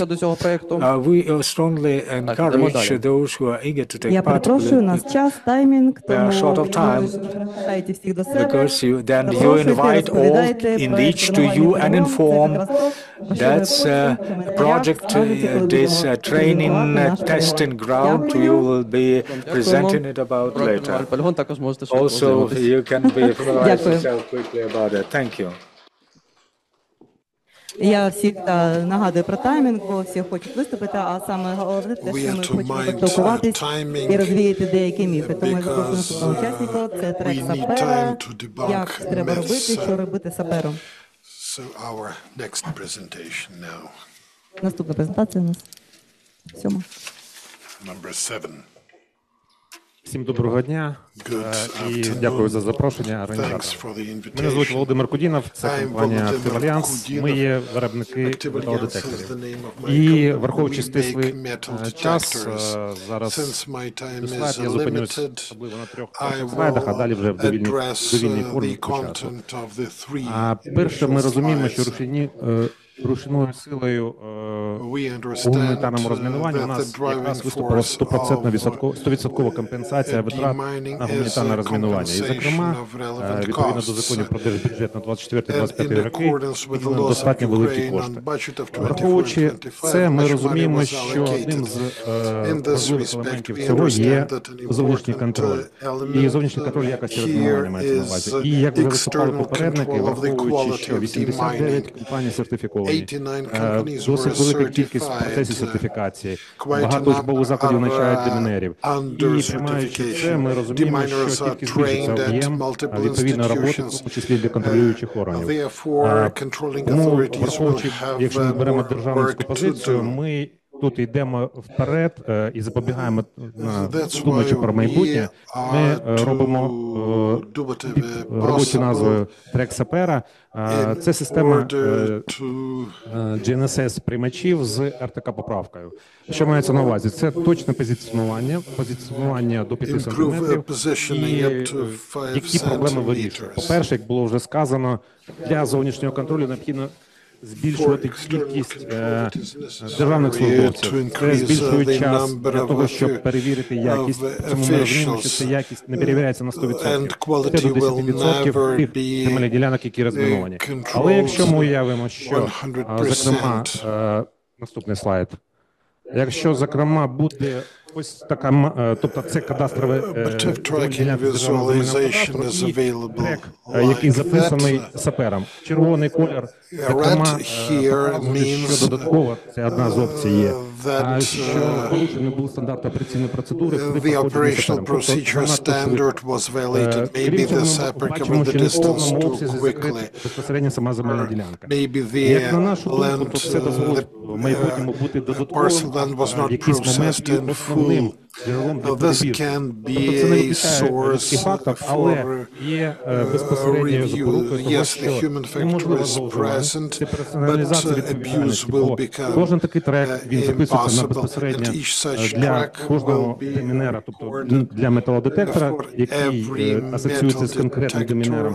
Це є стимул для нього завжди бути і дивитись, тобто робити не просто так, не швидко, тому що це потрібно, а якісно. І, по-друге, це як і для власника, для керівного складу операторів протимінної діяльності, вони розуміють, що яким чином розмінована та чи інша земельна ділянка. В цьому ми підтримуємо ту ініціативу, яка є в Центрі гуманітарного розмінування, зокрема, це реєстр земельних ділянок, і вважаємо за доцільне один з шарів це якраз оцифрування роботи саперів, демінерів. І, зокрема, це трек. Чому так? Тому що ми розуміємо важкість. Ми маємо різні системи координат, зокрема, державного земельного кадастру і зазвичай те, що є у системах звичайних GNSS. Це і друге питання, що ми вважаємо за доцільне, перше, зменшити вартість, щоб цей комплекс був автономним і при цьому максимально відповідати на всі потреби оператора. Що мається на увазі? У разі, якщо є додаткові необхідні, наприклад, для звіту, бо діюче законодавство змінюється, ми бачимо, що звітність також може змінюватися. Це питання пов'язане з внутрішньою роботою з демінерами, тобто скільки опрацював, саме точні координати виявлення клієнта і так далі. Тому, враховуючи наш досвід, що ми завжди з оператором протимінної діяльності, з українськими сервісами розмінування, ми досить і апробовуємо конкретний прототип цього комплексного рішення, і вважаємо за доцільне в подальшому поширювати цю практику. Це робиться за власний кошт, це робиться з урахуванням тих реалій, які є в нас. І вважаємо, що practice в in кінцевому view of the це now буде existing доцільно і цікаво, в тому числі і для держави, And як і для оператора I протимінної hope діяльності. that Дуже дякую за увагу. untitled Дякую. operators will Дякую become за таку дотримку до interested. таймінгу. Thank you. Thank you very much for observing the Вчора time була на limit. одному із заходів, дуже Yesterday I цікавий, was at представляли an event інноваційний проект Жерміна. where Germina Тому зараз я Educational прошу, project у нас was є присутні, presented. які до неї дотичні, And now the трошки про floor цей goes проект to і як Жерміна. вона працювала, як вона працює вже трошки, так? Так? Зараз буде відео, звісно.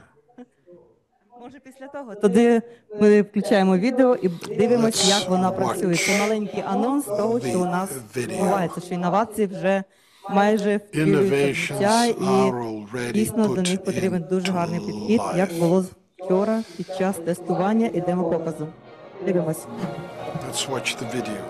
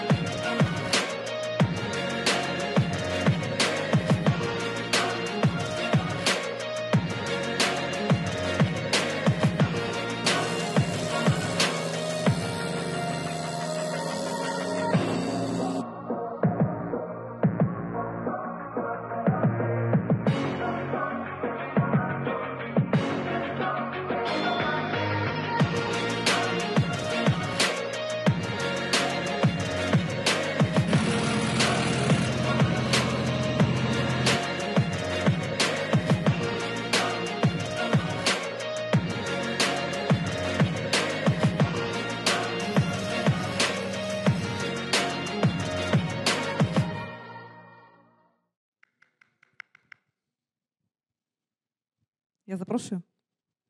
Your floor.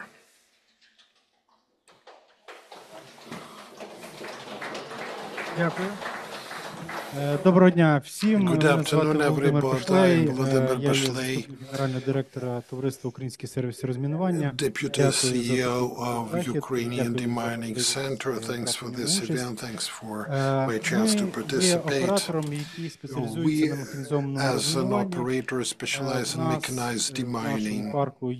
In our park, we've got 5 vehicles, Bozhena, виготовлення в made in Словаччині. 2024 in Їх всіляко Slovakia. протестували в польових умовах, We tested them in the fields, посадках, in the в різних умовах, при fields, in the корозії, woods, влітку, при under високих minus температурах. temperature at Бачили, high що є дійсно temperatures in потреба summer, and допрацювання we цієї машини, saw тому що вона нова. that such І vehicles разом з should be Краматорським заводом bettered. важкого верстового Together with the Kramatorsk ми надали їм machine пропозиції свої. making Відповідно, ця компанія plant, виготовила прототип we нашої developed української a prototype of Ця Žhrbina машина на 60% локалізація є і українська.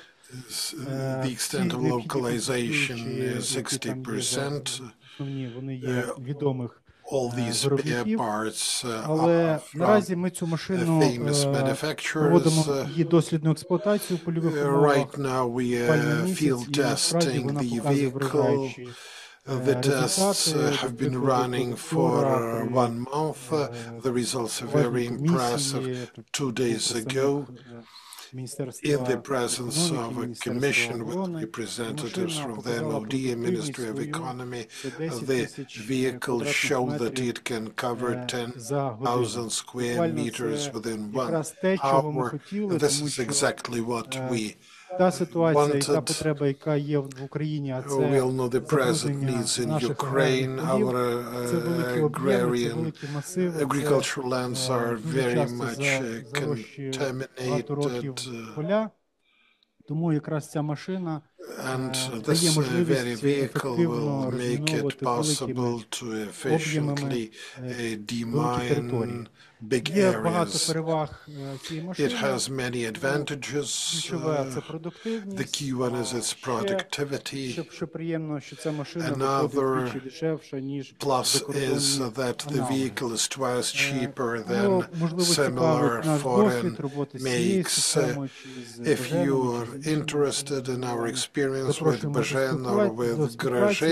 Завтра у нас буде черговий демонстраційний показ в 11 годині поруч з Києвом. Якщо хто має бажання відвідати операторів з донорів, запрошуємо Дякую вам. Дякую. Було б непогано, щоб залишив мікрофон. Дякую. У нас здесь є організатори виставок. Я думаю, що ваша машина також їх дуже зацікавила. І також до події, яка буде в травні, залучайтесь. Але трошки анонсу, тоді ми будемо розвіяти міфи про наші виставки, які будуть в цьому році. Де виробники дійсно зможуть показати, на що вони здатні. Будь ласка. Загрузіть, будь ласка. Дякуємо організаторам за чудовий захід. Ми, наше місто в екосистемі полігонів, зрозуміло, ми публічний майданчик. Майданчик, де збирається держава, держави, бізнесу, донорів, громад, операторів безумовно. Тобто це місце, де всі бачать все, і де або для інновацій, шукаючи собі фінансування, або вже сертифіковане обладнання, яке має бути експлуатуватись безпосередньо на полі, в полі. Наступний слайд, будь ласка. В рамках цих подій Security 2.0 ми робимо два треки. Перший – це пожежна безпека і управління надзвичайними ситуаціями 10 червня 2025 року. Дуже актуальна для нашої країни тема. Ви всі знаєте, що взривається і горить кожен день, на жаль. Тематику ви бачите, вона не зовсім для сьогоднішнього дня, сьогоднішнього форуму, тому швидко рухаємося далі. Але кому цікаво, готові поспілкуватися. Наступне чим, власне, чому я сказав, що ми публічний майданчик? Бо у нас теж є полігон. На цьому полігоні він буде також і на цьому полігоні вся техніка, яка виставляється на виставці, вона повинна їздити, працювати, показувати все, що вона може. І всі умови на полігоні, вони там досить близькі до критичних при необхідності. А також є пожежна водойма, є можливість показувати підводне розмінування. Ви зараз побачите відео на цю тему. Прошу наступний слайд. Власне, виставка центральною темою, якою є гуманітарне розмінування, це є тематика. Ще важливо, що є цивільний захист, це дуже важливо, тобто різні види укриттів. І наступний слайд, будь ласка. Наші цільові аудиторії, те, про що я казав тільки що. Можна ще додати добровільні пожежні команди і місцеві пожежні команди, які так виходить, що безпосередньо мають кожен день дотичність до і, будь ласка, відео.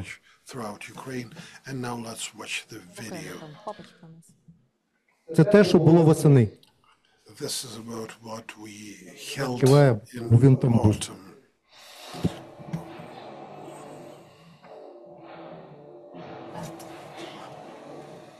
Принагідно дякуємо Міністерству оборони України за велику організаційну підтримку, Міністерству економіки України, Міністерству справ, ДСНС, а також за фінансову підтримку. Поки додивимось ваші відео, поки продовжуємо далі, я анонсую, що ми будемо далі робити, поки дивимося відео. Хочу сказати, що ми цей проект робимо разом з асоціацією саперів. Я думаю, що багато кому буде це цікаво, особливо ті, хто займається інноваціями, проектами. Я думаю, що вони до нас приєднаються спочатку на полігоні мову пісня, а потім вже на виставку. Ми готові до співпраці, приходьте. Дякую. Дякую вам. Дякую, пане Володимире. Ну і наш очікуваний анонсований проект – це розвіюємо міфи. Будь ласка, презентацію щодо міфів. Давайте поспілкуємося. Що ми робимо, про що ми думаємо з вами і як це дійсно це так. What do we think about? What do we dream about? У нас буде також на цій панелі буде виведено анкетування, навіть не анкетування, як ми будемо. Тобто ми будемо голосувати, хто підтримує міф, чи хто не підтримує міф. Тому, чи у нас є тут? Виводить у нас? Так, все добре, нас виводить. При наведенні на QR-код ми потрапимо на сторіночку, де ми можемо голосувати, чи ми підтримуємо, не підтримуємо. А потім я всіх залучаю до обговорення кожного міфу, дуже швиденько, бо їх багато у нас. І ми подивимось, чи згодні ми, чи будемо опровергати його, чи так і є, чи дійсно штучний інтелект читає те або ні, роботизована система, чи вони також рішають всі чи ні. І так, підгрузили, я так розумію, наш QR-код і починаємо працювати. Наша мета яка? Розвінчати ці міфи, які у нас існують. Їх дуже багато. Дай, будь ласка, бо я возьму.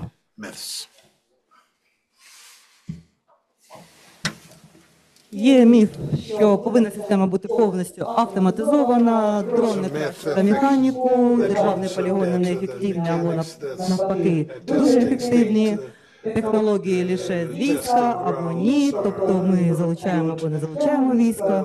Можна все робити без міжнародного досвіду, ми зробимо все самі, ми все можемо і нам ніхто не потрібен, або навпаки, тільки міжнародні зразки нам потрібні і більш нічого, тому продовжуємо перший міф.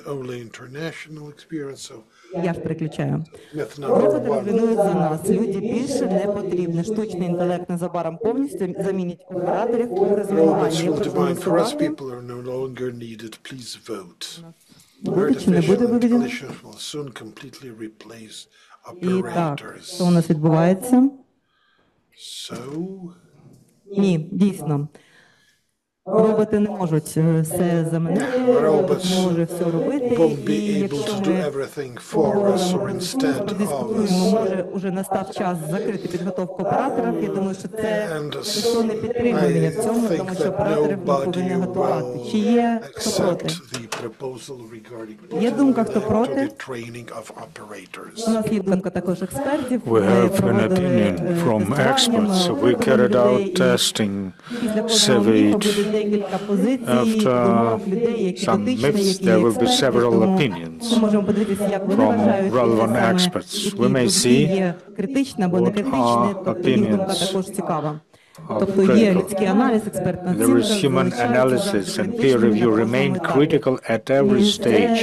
Дуже важливо. And it's very important. Якщо ви бачили, минула презентація була двома мовами. The previous presentation was in two languages, in English and in Ukrainian. Я звертаю увагу, It will be also the presentation in English was made with AI. Who knows the English? Well, you can see whether the artificial intelligence translated properly, whether we may not be afraid of it or but apply everything. But I was told you have mistakes in the English version. Yes? What was the mistake? What was the mistake with this AI translation? You told me that there was a mistake in that text. Was there a mistake? Yes?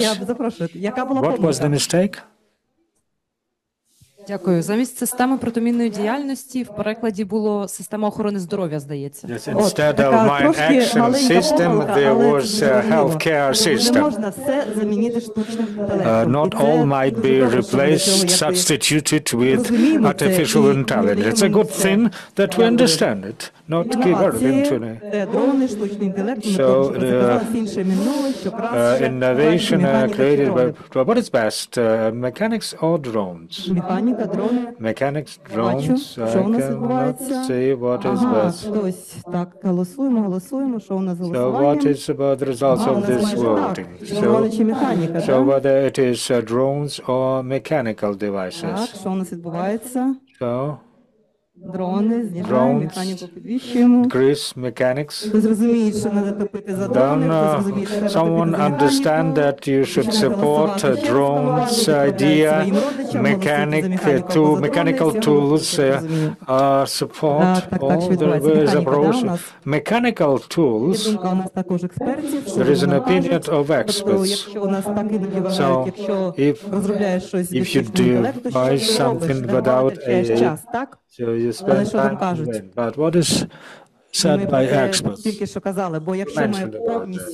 Just if we would give everything to drones and to AI, we're not quite ethical on some matters. And it will have some blunders. Mechanical tools in this case have the win. Drones are very close to them in ranking. Innovations are created by private companies. The state only slows down. The market should decide for itself what technology is needed. Well, what is the general opinion? Concept that the state slows down. Yeah. Not agree? I think that there will be close rankings here. The difference will be that public and private, they push for their own interests and there is no need for the state to intervene, just provide for competition. Who is in favor? Just join the discussion. To some, the state is very facilitating. To some, the state is very obstructing. So, in terms of war, unstable market, and a lack of transparent market, this is a utopia. Yes, agree that the state slows down. Indeed, the state sometimes slows down very often because not all these requirements are specified for these innovative prototypes. Indeed, a prototype is created, is operable on a balcony on its own testing ground, but when it is entering the system, knocks on the door, but it is closed. used, but it is not necessary. So I was told that it's the best sample, but it is not operable. Please knock on the door. Knock on the doors of the state. Listen to the needs. This will be the cooperation. Then in this situation, the state won't slow down it. And we will establish a training and testing ground. We'll provide a platform to serve as a platform of support to train, to test, and it will be in free access. We try to create such a platform to have free access, to be trained, to test, to understand what is available and what should be done about the prototype. And then I consider that the state will be in good cooperation. I consider this as a myth, but we will debunk this myth together with you in the course of this year, I hope. The next myth. As for testing grounds, in many situations we consider a testing ground what is available in my orchard, in my garden, and where I test. So we debunk it, whether it is not a myth or that the public testing grounds are more effective for testing than private ones. Why it is so and why not? So what opinions do we have?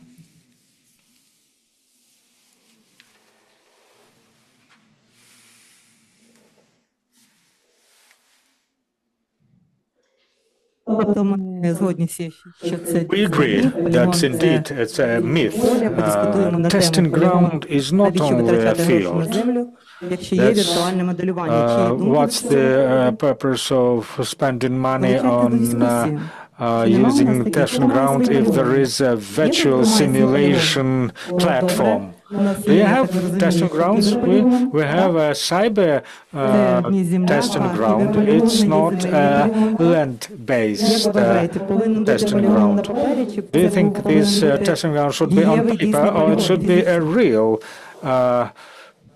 testing ground?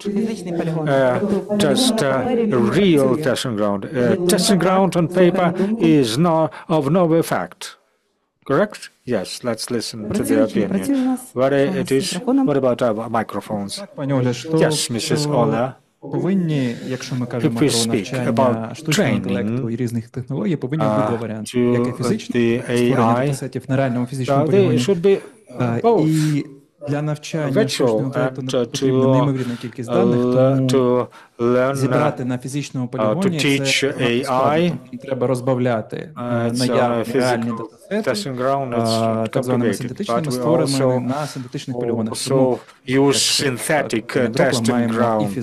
We should have both physical testing ground with replicas of mines, as well as to have a virtual testing ground where to create conditions which we are not able to create on physical testing grounds. We may not say that mechanical tools are everything, that computer-based tools are in fact. Also, virtual testing ground should be used. Yes, indeed, there is such. Can you hear me?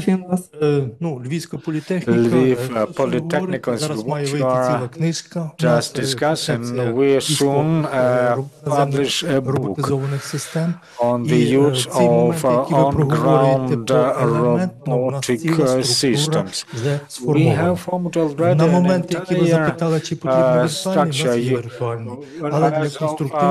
as of virtual testing grounds. Well, it gives the efficiency of 50-20% of the end product testing. But will create very many different things.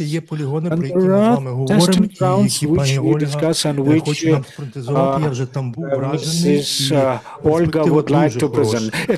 They have very good perspective. It is of comprehensive character. I just invite as many people to see it as possible. There will be just different ways of testing underwater, on surface, on water test, and we have a small testing ground in our city. We test the operability of a vehicle. We design just a creation of a my dissertation, Mogrovo, it's 9-10 testing cycles, not circles. But there should be an advertisement pause for that. That no one said that there is no need of a testing grid, but it should be tested on a soccer field or football team, and this is for technologists. They are operable in certain the same condition. There should be general requirements to these testing grounds. They should be the same for virtual and physical testing grounds. This should be the ideology. Я хотіла прокоментувати ту тезу попередню щодо того, що неможливо було потрапити на полігон. Попередньо? Наступно. Ось так. Тобто є такі міфи, різні коментарі, фідбеки від інноваторів, від тих, хто хоче протестувати, що в нас немає доступу до державних полігонів. Полігон буде націлений саме на інновацію діяльності. І ми супер відкриті до цього, іноді потрібно просто зробити певні кроки для того, щоб вас почули, а не просто умовно опустити грошей, а не робити для цього. Також хотіла прокоментувати попередній тезу, що держава стопорить процеси, не допомагає. Моя особиста думка, я дуже запрошую всіх доєднатися до пенсій відкриті в нашій державі. Їх дуже багато, насправді, особливо протимінній діяльності. І тих, which are very many in numbers in our system. You may approach me in person. I may then present you a list of vacant positions in the government. We are skillful in criticizing, but if we need some decisions, solutions, we need be united. Indeed, we united in the opinion whether a testing ground is a state-run one or a private one. That's the procedure should be the same. What is the access to the testing ground, whether it is free access or no? Based on our experience that we have a testing ground for testing of different UAVs and different jamming devices. Many companies underwent this testing. State-run testing ground have just great advantage in the universal character of testing and requirements to testing. The manufacturers understand very well what is required. As for the flexibility and the load, private testing grounds still exist. We regularly work with full load and just terms to conditions to be replicated in a testing ground. You should be skillful in adapting to that. Both matters should be taken into account. There should be interoperability with them, and the simplicity of the free access to the testing ground should be in the focus attention. The next topic will be ecosystems of testing grounds, because they should be operating jointly there should be state-run, private, governmental tasks, and they should operate within the same system. We need an ecosystem of testing grounds because we need different types of soils and different terrains. The most important, the quick access of teams to test. There is no need to travel 300, 500 or 1,000 kilometers to reach. So I need to test it today, not just in several days. Next myth to debunk. We already spoke about veterans. Sometimes it is considered if you are a veteran, it's already your spent materials. What are opinions? You don't know. What about the artificial intelligence? Therefore, such a myth that veterans of war don't have anything to say about innovations. They are far from technologies. It's not up to them to comment on them. What would you say about that? It's not only about veterans, it's about people and money. It's a good thing to have, to know. No one agrees that, almost no one agrees, or no one does his role, but indeed I think that you will support me in this as well. Are there any opinions on that?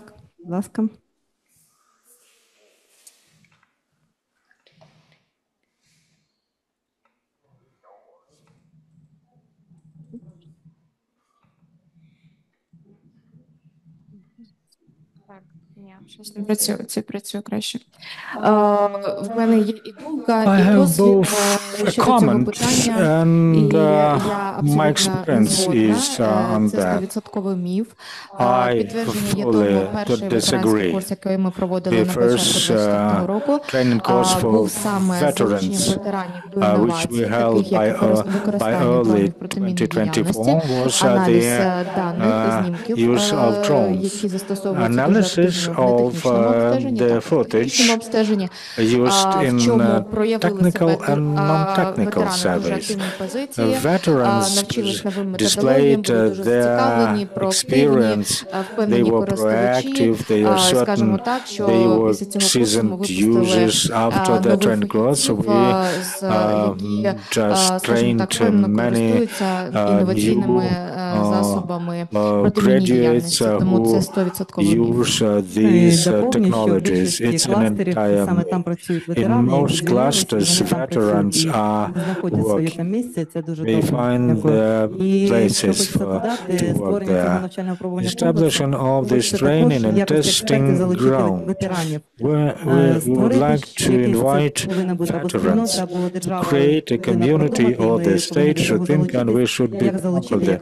How to involve veterans as seasoned miners. It's a myth, and you support this assessment. It's a different opinion. Either Ukraine should just buy foreign goods, everything is ready, manufactured, or just a different opinion. Ukraine can develop its own innovative things, and we don't need anything from abroad. What is our opinion about that? We'll do it on our own.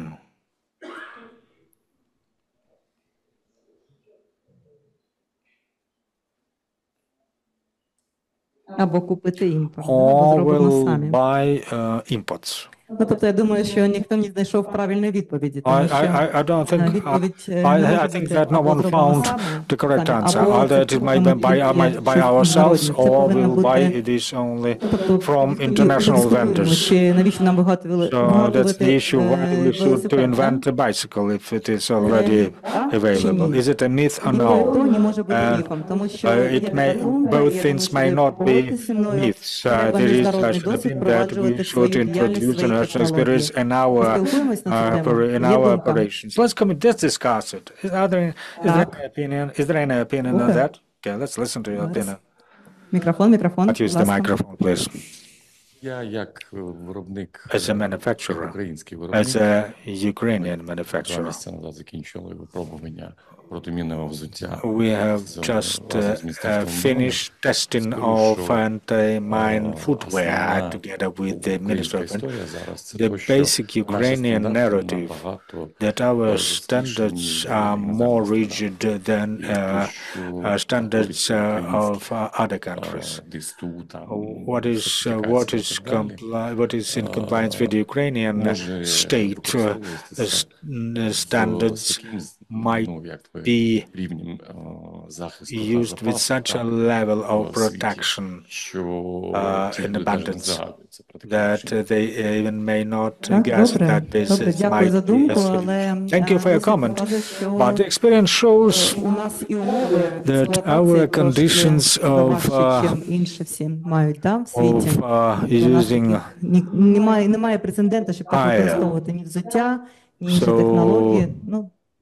So probably they don't have that experience of using such footwear.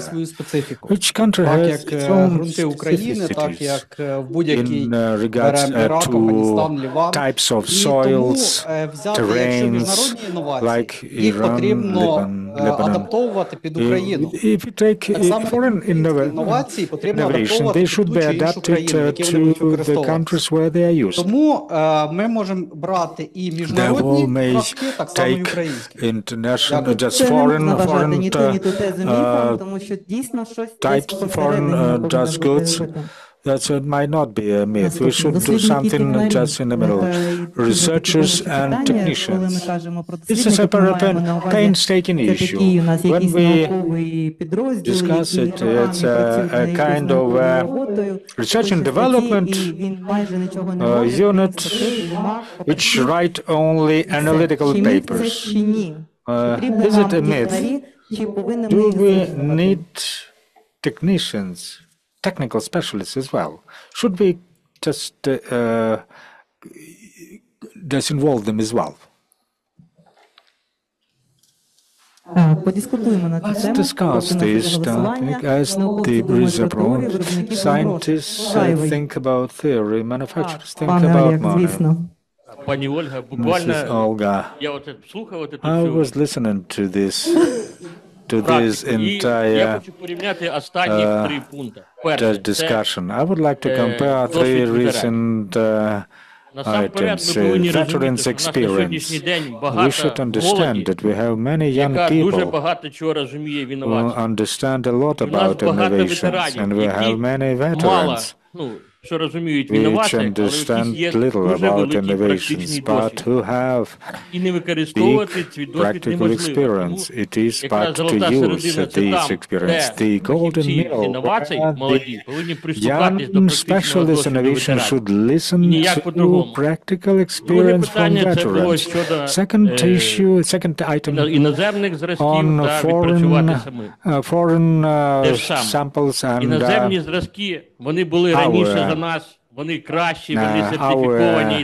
samples. So the foreign prototypes are better, but we forget about our specificities of our operations. We have huge experience in mine action in our land, and only while considering our practical experience we may develop and implement such innovation. Third items, scientists or researchers and technicians, operators, just frontline operators, they understand what they need, but they cannot explain by words what is needed to those who perform such combat tasks. We should find these повинен максимально простою мовою пояснити фахівцям, які виконують бойові завдання, як він може це зробити максимально ефективно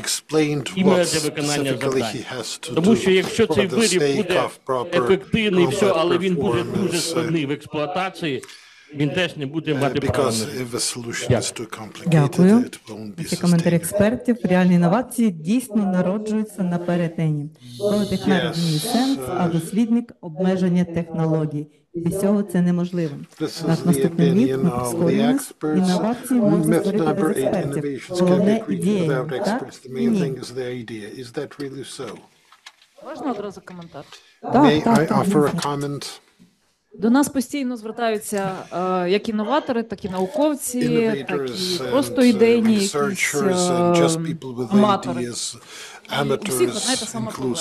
До кого піти зі своєю ідеєю. І враховуючи, що я людина з бізнесу, величезна кількість саме людей з IT-сфери, вони готові допомогти. Готові допомагати на волонтерських засадах, і вони мають не те, що там ґрунтовне розуміння, що робити. Вони готові відкриті застосовувати той досвід, який вони набули у іноземних замовників, у іноземних компаній. Прикладом може стати проблема дистанційного керування тих засобів, які наразі там тестуються, виробляються, пропонуються нашими інноваторами. Вони, насправді, набагато років відстають від тих технологій, які є відомих компаніях Mercedes, Opel, там, я не знаю, Шкода і так далі, Subaru. Але особливість та, що саме наші розробники роблять ці ремоут-системи. І всі ці вже технології настільки пішли вперед, що те, що ми бачимо наразі, те, що пропонується наразі як інновація з гаражів, на жаль, вона дуже поступається. Чому б не поєднувати, і це є логічним, той досвід, який наші науковці чи експерти, які потрібні. Експерти не те, що потрібні, вони можуть шерити цей досвід, який вони набули на передових продуктах, на передових замовниках за кордоном. Вони можуть шерити як громадяни України, як ті самі колишні військові, поточні військові. Вони готові. Потрібно лише знати, де їх знайти, де поєднати, і це задача держави. Але я бачу, у нас є думка, експерти не потрібні, головна ідея. Як ви підтримуєте таку думку? Ідей божевільних дуже багато. Так, то у нас тільки за ідею, без експертів.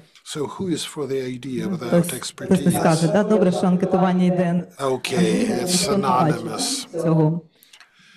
Тобто, експерт не ворог інновацій, дійсно. Я скажу так, що і ми до цієї тези ще повернемось сьогодні, коли будемо казати про експертів, про експертів, як сформувати банк експертів, як сформувати банк технологій, як повинен працювати експерт. І експерт – це не установлена особа, а це, по-перше, людина з досвідом, людина навчена, людина, яка може дійсно працювати. Якщо how to work.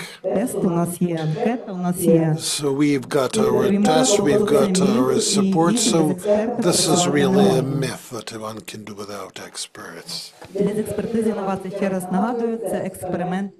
Otherwise it'll just be an experiment on with people. So we've debunked many myths and now we break for coffee. After the break we'll speak about the testing grounds and about the ecosystem, so please don't disappear. I want you all to participate in the discussion, and in the meantime, enjoy your coffee.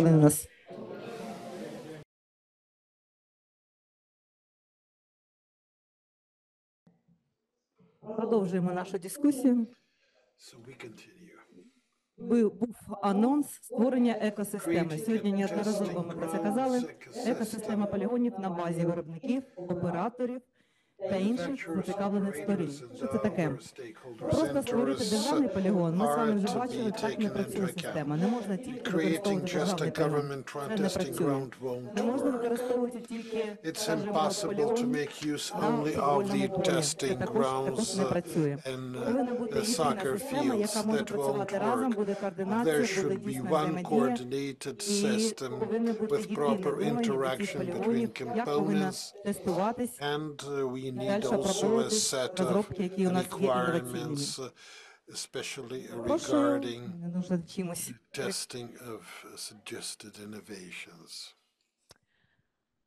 Я вас запрошую також до дискусії, яка повинна бути структура управління екосистемою полігонів. Це повинна бути централізована модель, децентралізована модель або гібридна модель. Що це таке? Централізована – це коли сказав, буде навчально-випробувальний комплекс тільки наш, і всі, будь ласка, на нього. Щось відбувається, щось не так, і ми рішаємо все. Так система не працює. Або децентралізована, як у нас зараз. Тобто кожен має свою діляночку, кожен щось тестує, потім також це теж не працює. І гібридна модель – це коли ми об'єднаємо ресурси, коли ми об'єднаємо наші спроможності державних, приватних полігонів. Тоді запрацює. Є по цьому поводу у нас якісь думки, що хто може подискутувати, якась є зацікавленість в цьому. Бачу, на активності тільки після кави, тому я думаю, зараз ми трошечки розійдемося і будемо далі працювати більш детально, і будемо далі сперечатись, чому це потрібно чи ні. Як забезпечити доступ до виробників? Це саме про те, що ми сьогодні казали. Бо державні полігони, особливо полігони Міністерства оборони, Збройних сил, вони дуже важкі до доступу. Треба комусь позвонити, комусь комунікувати, договоритися, купити якісь зв'язки такі, щоб треба було достати до цього полігону, з кимось домовитись. Тут дуже складна структура. Що ми будемо пропонувати? Ми будемо пропонувати вільний доступ. Вільний доступ саме в сфері протимінної діяльності. Щоб всі могли користуватися нашим полігоном, полігоном іншого оператора, але це ми розуміли, що всі полігони працюють в єдиній системі. Скажімо так, є дискусія, чи повинна бути база полігонів, хто згоден з цим? Звісно, закрита база, чому саме ми кажемо про закриту, тому що чому ми розпочали власниками цієї бази? Тому що ми дійсно розуміємо, які технології, кого куди перенаправити, з ким кого скоординувати. Це може бути Міністерство економіки, Міністерство оборони, тобто державне, урядові, а не частні. Тобто база не може бути частною, вона повинна бути закрита і з обмеженим доступом. Як організована система спільного користування між полігонами? Якась є думка? Дискусія, де у нас дискусія, де у нас суперечка, де у нас щось після кави трошки заскучали. Чи потрібні державні субсидії або компенсації для операторів, що тестують інноваційні технології? Хто згоден, хто ні? Олег Олегович, підтримуйте.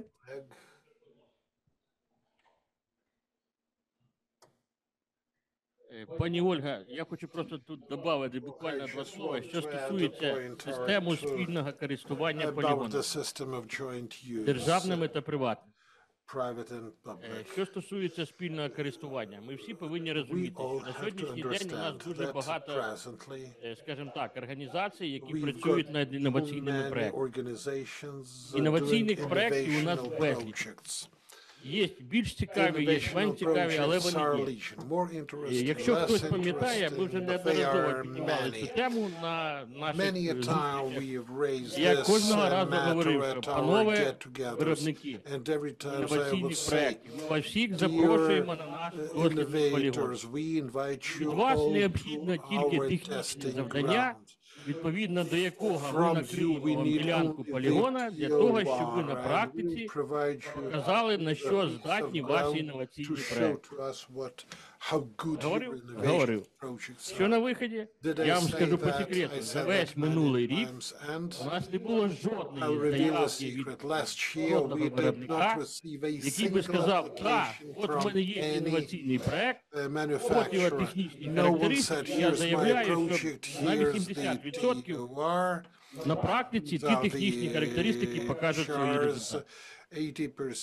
Що стосується спільного користування полігонами, без питань. Від вас, як від виробників цих інноваційних проєктів, необхідно просто технічне завдання і час для того, щоб ми встигли накрити вам ділянку полігону, для того, щоб ви могли протестувати свій виріб.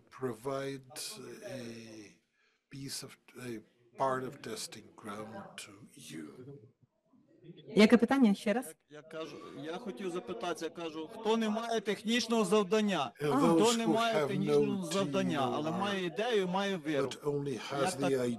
Якщо є ідея і віра, ми вже про це казали, повинні бути залучитись до цієї віри ще експерти, да? Які допоможуть вам зайти з цією вірою на випробування, тобто прописати безпосередньо методику випробувань, які у вас є, і далі ми зможемо його протестити. Бо якщо ви не розумієте, що які характеристики треба підтвердити, то і ми не зможемо зрозуміти, що вам треба.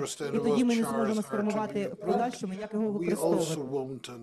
Ще одне, те, що ми говорили перед кавабрейком, що в нас є ряд експертів. І експерти – це не ті люди, які на корню рубають любу ініціативу.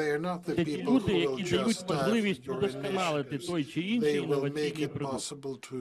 Саме тому я вас ще раз вам всім наголошую на тому, що ми готові до такої співпраці на нашому полігоні. Для того, щоб випробувати будь-який продукт, у вас необхідно просто технічне завдання, згідно якого наші фахівці накриють ту ділянку полігону, яка вам необхідна для того, щоб ви протестували свої вироби. Дякую за увагу. Це буде вже анонс. Це ж анонс нашої майбутньої. Well, sounds like an announcement of our future collaboration. Це те, що And another у нас, important thing. напевно, єдиний полігон, на якому ми можемо майже всі випробування, включаючи випробування бойовими вибуховими речовинами. Це те, що вам не може запропонувати жоден інший полігон. Тобто, якщо ваша машина механізованого розмінування витримує наїзд на протитанкову міну, ми вам поставимо протитанкову міну. І потім будемо розуміти, наскільки ваша машина ефективна. Те саме стосується любого наземного безпілотного комплексу. Якщо ваш комплекс буде заточений під те, щоб здійснювати візуальний пошук вибухонебезпечних, ми вам на ділянці, на якій ви скажете, положимо різних зразків вибухонебезпечних предметів, беручи до уваги елементи маскування. І побачимо, як ви їх знайдете. Скажу, що в нас були вже такі, скажімо так, заходи, і за результатами, скажімо так, вони потребують ще покращення. Я маю в виду інноваційні проекти. Дякую. Я розумію, що ви трошки не залучаєтесь до співбесіди, до сперечань, тому я пропоную питання голосуванням.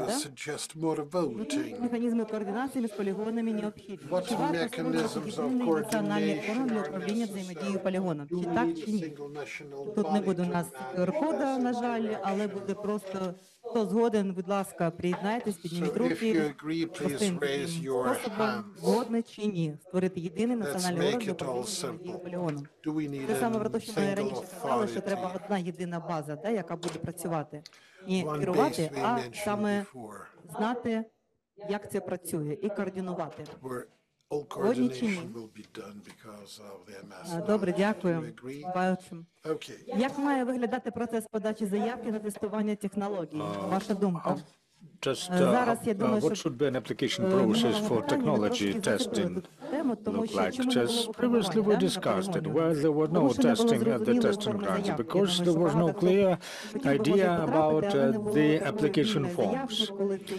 When there is access to some site, I think we understand it's the drawbacks we have. There will be a single form of an application where you can. How can you? Would this mechanism be applicable for all? Okay, thank you.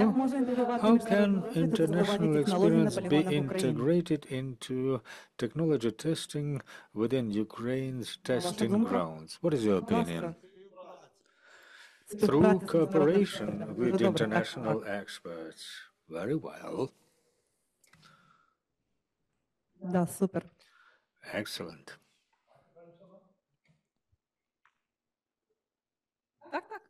Yeah. Okay, thank you. Just some comments very quickly, just based on my fairly lengthy experience of 45 years in the industry of removing and disposal of explosives from underwater утилізації commercial and NGO organizations. і в цілому, як працює такі організації. Testing grounds should be managed by the Полігони state. мають керуватися To use an example from South державою. Africa, where I come from, prior to 1994, they were controlled by a Південної separate Африки досвід, institution. де до 94 року це People керували were free to do приватні testing there as установи. required. The Проводили spin-off там of the дослідження. testing Перехід від ultimately landed up into the military and the фактично development of the military передано industry, до which is what's happening військової here. промисловості, And що it's for that відбувається reason that there тут. І should з цієї be причини some form of state має control бути over певна форма державного the контролю testing grounds. над полігонами. When it comes to international Коли experience, йде мова про міжнародний this isn't new. досвід, It's been done in many countries dozens of це не times all нова over the world. річ. Багато разів таке The повторювалося в existing різних protocols, країнах. Існуючі SOPs, протоколи, standards that are out there. стандарти, які є для цього. All one has to do is implement them, Все, що треба зробити, тільки дотримуватися їх. І get them in line with the requirements of забезпечити Ukrainian їх legislation, у as well as узгодженні з the українським conditions found in законодавством Ukraine. та з For умовами example, фінансування в if I were to Україні. look at the Наприклад, mechanical якщо side, подивитися на механічний сайт, you're proving machines in тобто sand, ви topsoil and gravel. полішуєте використання It's totally механічних unnecessary пристроїв to в use різних sand типах as a ґрунту, testing mechanism in у Ukraine, піску. because you haven't got Тобто, sand. You're not the Sahara Desert. це, наприклад, ви пробуєте You're not це Western в Sahara. піску. В You're not Україні Iraq, небагато піску. Iran Це where не there's sand. Ірак, не Іран. But should be included in the certification of mechanical vehicles, and I'm just pointing out mechanical because засобів транспорту.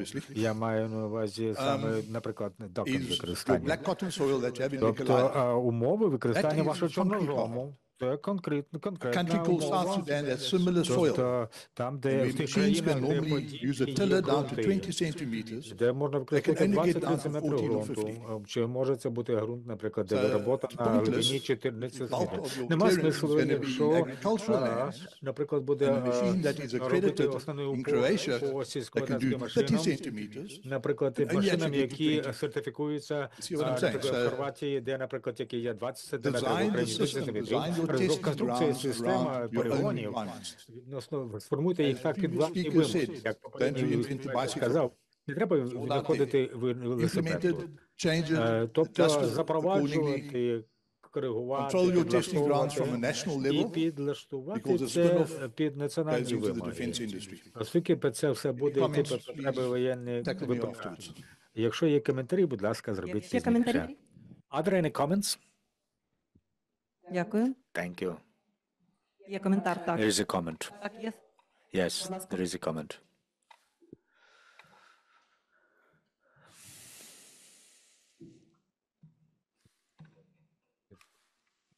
Mr. Richard, I would like to thank you for your comment, that you have shared your experience with us.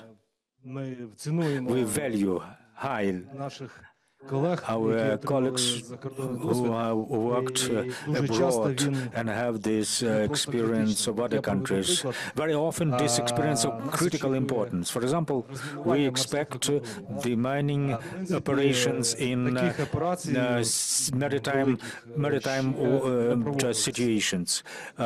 We didn't have the experience of such big seaside waters after just clearing waters, for example, in Iraq. For us to find our own Ukrainian solution, we need to invite, to attract those specialists who participated in such unique demining operations of water reservoirs. It's not sufficient for us just to invite people who have experience, but invite people who have unique experience. Therefore, this item, feedback, is involvement of direct involvement of such experts into testing, to carry out assessment of some designs, also search of unique experience in some operations, because there are some demining operations which in reality are unique in character, but were not widely spread among the community. There was no need of using such experience. First of all, we need to find these unique approaches, and second, to attract those who directly participated in implementing such unique operations, including the military, civilians, non-governmental, commercial. Thank you. We have very little time to voice comments. So just we will be very quick in announcing about the training and testing grounds topic. Should primary care operators receive training directly at testing grounds during live trials? Yes. Can scientists collaborate with testing grounds to adapt technologies to real-world conditions? What about the opinion of scientists? So, what should be the feedback between the feedback between manufacturers and results of testing grounds? I think that's the publications of scientists and comments from manufacturers. Do you agree? Yes, you do. Thus, what we may say, the most effective will be the hybrid model, when there will be no centralized guidance. Well, I know that testing grounds are built in Kharkiv, Kyiv, Oblast. Now I'll show you the map. We have received questionnaires filled by participants of this one. During the questionnaire survey, there was a question whether you have access to testing grounds or not. And now we analyze this network of testing grounds. Please show the map of testing grounds. We can see that. Just please zoom in, testing grounds. That's Kyiv. Let's zoom in on Kyiv. And mostly you've seen with operators. Most of you said that you have your own testing grounds close to Kyiv city. That is, such allocation of testing grounds is insufficient for us a bit, because there are prototypes developed in different regions and we don't have a common. What we suggest? Please show me my presentation once more. What we suggest? First, advantages of the hybrid model. That's about flexibility. It can operate. This model will stimulate integration. It can also generate standards and will provide for the speed of the testing. Now we have the just defining the model of a testing ground, and after that, we'll implement a unified testing system. Then we'll launch an online platform, and we hope for international support as for international integration. There should be a hybrid model that will effectively combine all existing testing grounds, preserving the most important thing about that, their independence. You may use them with your own good zones, but if there is a need to use your testing ground, you may provide it for state-run enterprises, for other type of enterprise. It will be the single system of testing grounds. Yes, we have. It will be training and testing ground complex with providing opportunities for technology development in the field of mine action. Next presentation.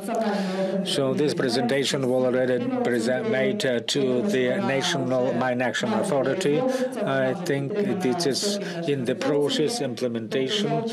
It is supported by our senior government officials. So a bit about our training and testing ground center, which we are now developing in Western Ukraine. As for the regulatory base framework, what has become the framework? We haven't analyzed the regulations and legislative acts. We understood there should be some infrastructure, and it is specified in many regulations. We should create a system, a platform. There should be a relevant platform, a testing ground for all. available for all. So what will be the task? That research and development activity, we are involving scientific institutions, research and development entities, and now also there is a training component being implemented in such a compound. The optimal location for this testing to become a site of coordination, a coordination site that's not that you would travel only to Lviv and there will be no alternative. You will be working at this testing ground. We may also use your testing ground if such a testing ground complies with such requirements. If these sites complies with the national standards, if all requirements are met, then you may use your government-run testing grounds. This is the testing grounds where we can change the current check standards. Also, testing grounds of manufacturers where we'll test there will be a simple system that will be unique. Who has supported this initiative? We have started last February 7th. We have sent letters to scientific institutions, to ministers, to companies, and asking whether you're interested. We have received over 100 answers to this question. All have supported. We are supported by scientific institutions, by national partners. Already there were visits to these testing grounds. We have created still a map, but it is already available, and we work towards what it will look like. There is a testing ground. You may already visit it and conduct your testing. We're already developing a road to that. We are also developing a UAV testing ground. It is in the process of development, but it is already available, and you can use this. It's the major compound of the whole in some area. I ask my international partners, where do you test? For example, where do you test some machines in agricultural fields? There is no such a testing ground in other countries. But there is a similar, but it is different from us, just from ours in Croatia. There are no sections for testing of water, underwater aggregates. So it's indeed a compound that will combine efforts of our manufacturers, of our testers. It will be the launching of the testing system in this sphere.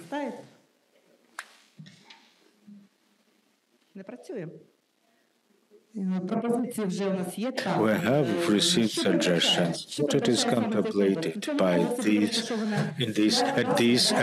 training and testing. There will be a trajectory for testing of different. There will be sites. There will be sites with explosive ordnance. You can teach your systems by using AI, create your own databases, also identify the deficiencies. There is also underwater segment here. The total area is about 200 hectares. You can use this territory to test your technology and your products. We have started the development. Not only that we say that we only designed it. We have started construction works. There is also a shooting ground. Also, we can test on the withstanding fractions impact. We test armored vehicles. We may involve also test third-party laboratories that would act as the drum sites features multiple barriers because we want tests in conditions very similar to those in the field when control and systems get out of order. All that will be possible to test at the ground. What will the effect be? What will the monetization be, as others may put it? We have a monetization of expertise and not the and if you've got an innovational technology, you'll get a site to test that. If you need expertise, we'll provide it, and your experts will also be able to professionally grow. So it's an investment into the defense technologies, into mine action technologies, new jobs. International funding is coming. Manufacturers will get superior certification due to proper preparation with feedbacks from experts, and you will face certification when your product is much better. The commercial clusters will benefit from the formation of the innovational hub. This being in one place will enable creating a bank of technologies, and we'll know what already exists and where we are reinventing the wheel. We will also involve scientists and researchers. Sometimes they are remote from life. They work at their desk and just do their bit. But we've got all kinds of experts and researchers and R&D. Many of them are listening to our deliberations right now. So we already have some feedback from them, some very positive results in the letter. So it will be a platform for a technological breakthrough and for the development of commercial clusters. So please cooperate, please join in, please help. What kind of help is required? Please help us to identify the tests that we are going to do for you. I hope that the project will begin this very year. In May, demonstrations will be conducted with big numbers of attendees, including donors, and it'll be a very powerful platform. Any questions?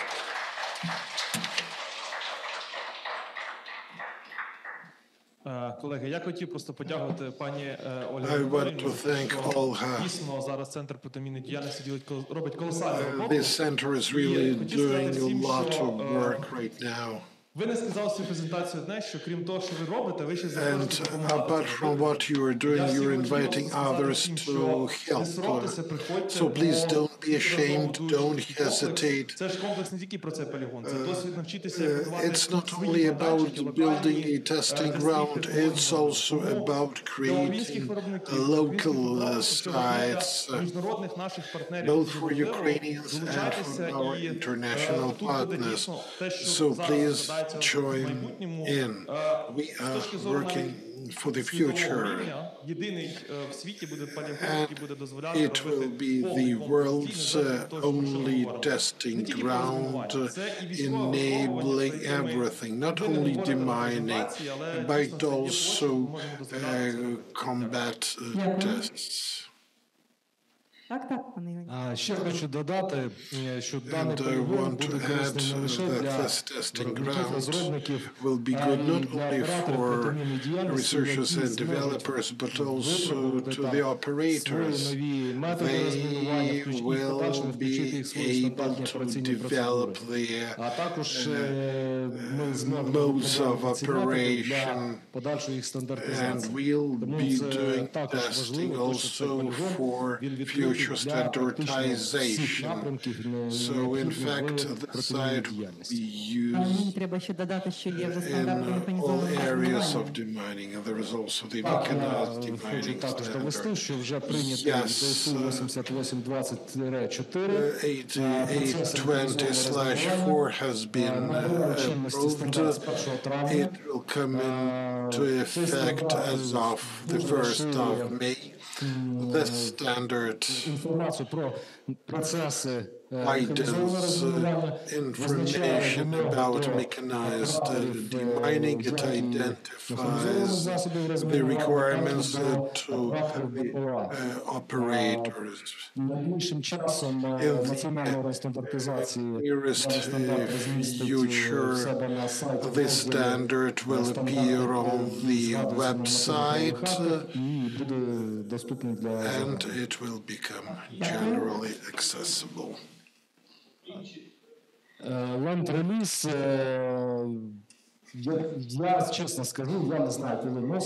well, as for land release, well, I really don't know. But we'll write a letter to speed it all up. Thank you. Any other questions? We are speaking about the pluses. What about the minuses? Did you assess the risks? Yes. There is always the flip side. Not everything can be smooth. And announcing that we can do everything is very much challenging. But if we think too much about the minuses, we'll not create anything. Yes, there are certain risks. There is a risk that we won't make it on time. There is a risk that we'll make some mistakes. But we always learn from our errors. And we have spent some of the money that we had on innovations that so far led to nothing. But if we move forward step by step, we'll minimize the risk. If there is a project of just one testing ground, it may become dependent upon one person. That's why we are talking about an ecosystem. That's why we are talking about experts, about professionals. We are at war. Some people leave, and we also decided to involve the R&D people for personnel training. We were training them from scratch in the past. We were looking for knowledgeable people everywhere. And the certification of bodies at labs, the forefront, and the experts will be able to prompt us some of the risks that we should do away with. That's why the roadmap is going to become our next step. And we shall appeal to all who've been involved so far to participate in the drawing up of the roadmap. Please express your concerns, your ideas about advantages. We are open, and it's very good that we already understand that we can't do without collaboration between operators, manufacturers, and government officials. Have answered your question. Thank you. Добавлю до цього питання. Що стосується ризиків. As regards risks, Well, we are surrounded by risks over the last 4 years. Why are we making this site? In order to minimize the risks that will appear in this domain of mine action. Risks of using bad products, risks of using the systems that don't meet the requirements. Risks are multiple. Regarding the testing ground, we try to take into account all the risks, and that's why we are creating the ground. And we are certainly aware of the risks that may be in our way, like coordination with different agencies and institutions.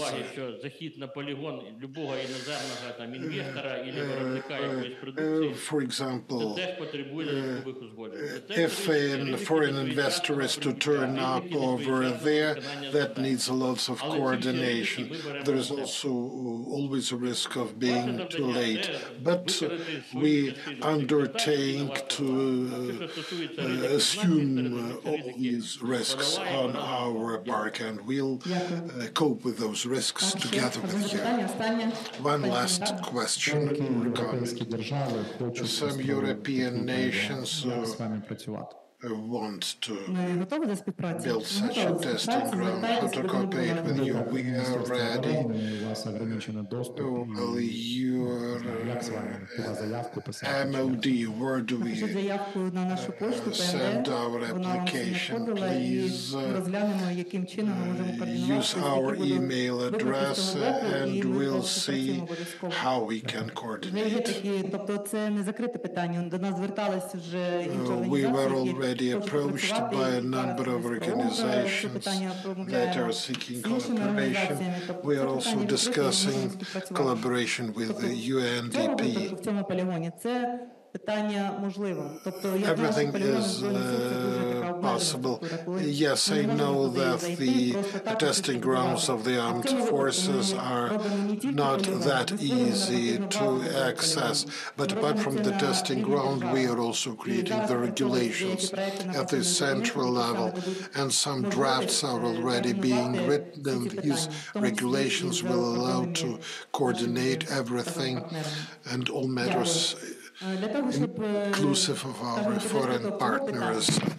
So to draw a line, I think that we need such a testing ground. Is that so? Do you all agree? Well, a system of testing grounds.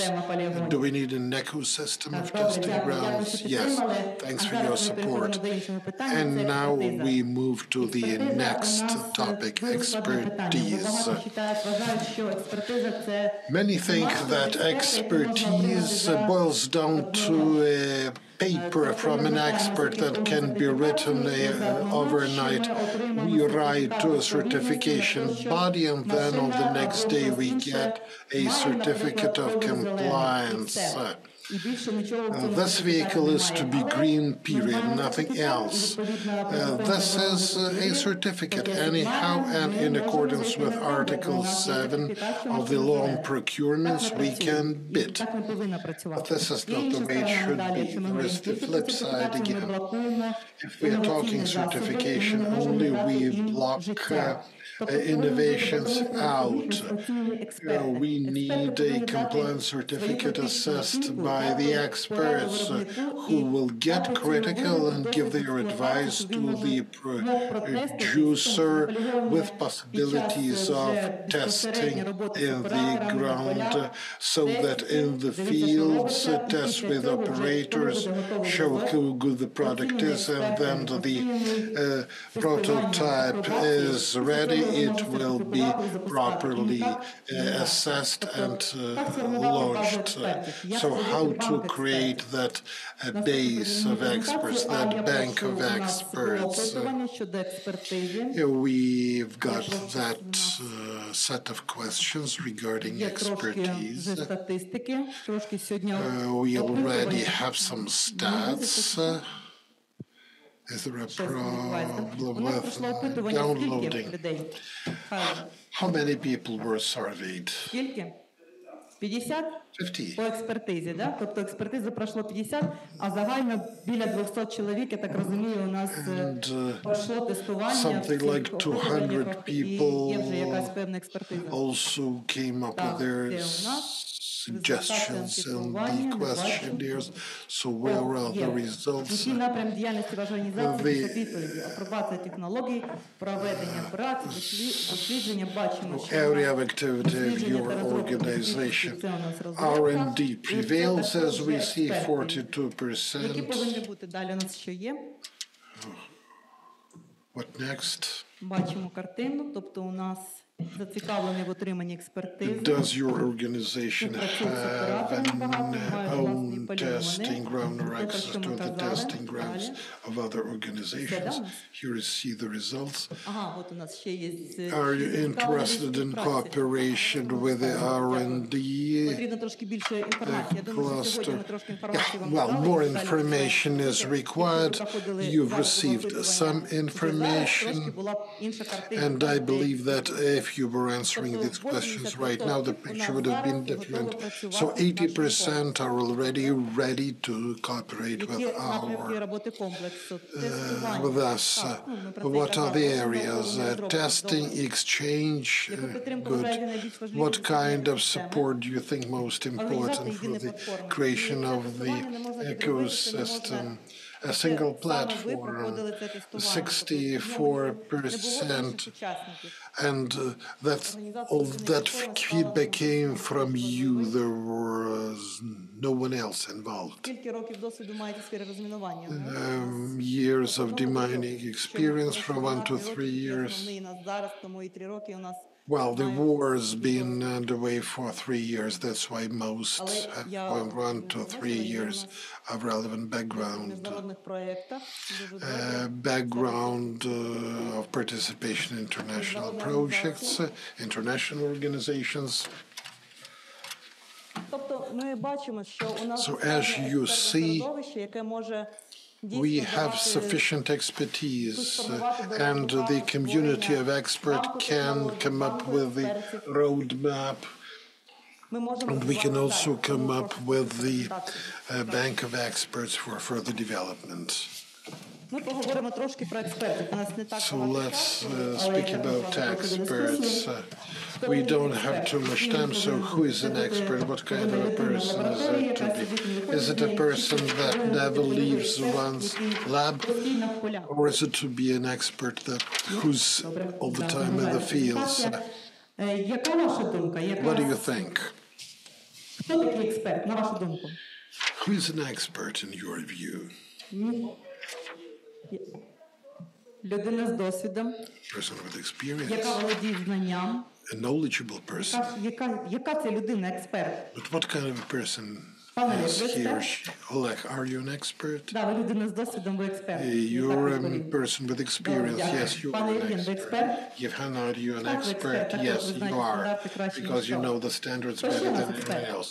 Ви всі експерти. Зараз ті, хто зараз You are experts. All those who are in this room are experts. своєму напрямку, але він експерт. Each one is a person, an expert in one's own area. That's why we have to break the experts down and to somehow distribute them. Because an expert in vehicles is not an expert in AI. So we have to have a bank to know which expert can expertise drones or AI or hammers or probes or the characteristics of different materials. And this is the kind of expert community that we are to form. We're used to coming to a certain laboratory to request a certificate, but now the system won't work like that. If you want to be an expert, do you want want to be an expert? Why? This is the main issue. Access to the testing ground is to be free to all. But if you want to become an expert, you have to do something. You have to get out of your study into the field to see how it works in the fields, in the mud, under the rain, when something fails, when something won't run, because that also happens. Things can go wrong. Anything might happen, but an expert is a person who's always in the midst of it. What do we suggest? We suggest a bank of experts, and the complex can become the nest. When we have our demos, please join. Please apply. And if we get your application, we'll be inviting you, and thus a bank of experts will appear. International support. We really won't do without international experts. However, these international experts worked in the conditions that were different from the conditions now in Ukraine. So all this is again about collaboration.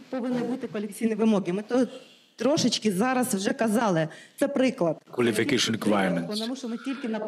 It's an example. We are only at the standards experience, certifications, practice, training certificates, work experience, field experience, other proposals. Yes, if there is just feedback. What are these experts? When experts work well, they share their experience. Experts who understand their subject matter activity, they would also share their knowledge. What should be in place to have the feedback? We should have an online platform in place. Personal data also secured. There should be also categories of expertise. Also experience and projects. Experts should take part in projects continuously at the forefront of technologies. Availability status. It's a bad thing when it is not possible to reach experts. When you write letters and they do not answer, it's a bad thing. Experts should work together with you, should work with you. A system of testing. There should be an application submitted. Also, there should be appointment of experts, and also awarding the findings, and also for just to have the testing in the field. Financial model, we already indicated that it shouldn't be too expensive. When we launch an innovative project for certification and then undermine it, and we then blow it up, and it is a single prototype, then we may not understand what is the. If we first test the prototype, or test it in real conditions, we will have the feedback on its operation for us to analyze its deficiencies. Also, testing when they maybe go on grant programs, prototypes that were supported by experts might be involved in looking for grant programs. Integration with other systems which we create together. This is the ecosystem of testing grounds, a new technology. This is a teaching environment. They should work together, but not separately. Step-by-step implementation strategy. The definition of categories we already mentioned about experts. Development of criteria, a very important task. Launch of the we consider that we have launched it. Yes. Do we consider that we have launched a product? Yes, we consider that we launched the platform because we have gathered here. It's a first step to launch this arrangement, financial support, implementation of a payment system for experts. Experts cannot fund themselves. It would be expensive for experts to be trained overseas. One should not invest into just to testing, but also invest into just involving good experts. What are your questions? No questions? Well, it may not be the case. A very good approach. We should implement it. If you are to be involved in our map of our testnet, it will be a very beneficial thing. If we'll also develop our roadmap, if the Kharkiv Center joins, Kyiv guys, UTS, those who test their technologies, they operate, they are already part of the ecosystem. We need to work together. We have a common testing, a common questionnaire of about testing grounds, about testing.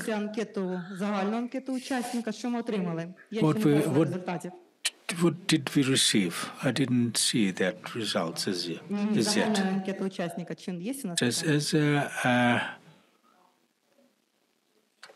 general questionnaire, the very first questionnaire we had, I would like to wrap up what we've been talking right now.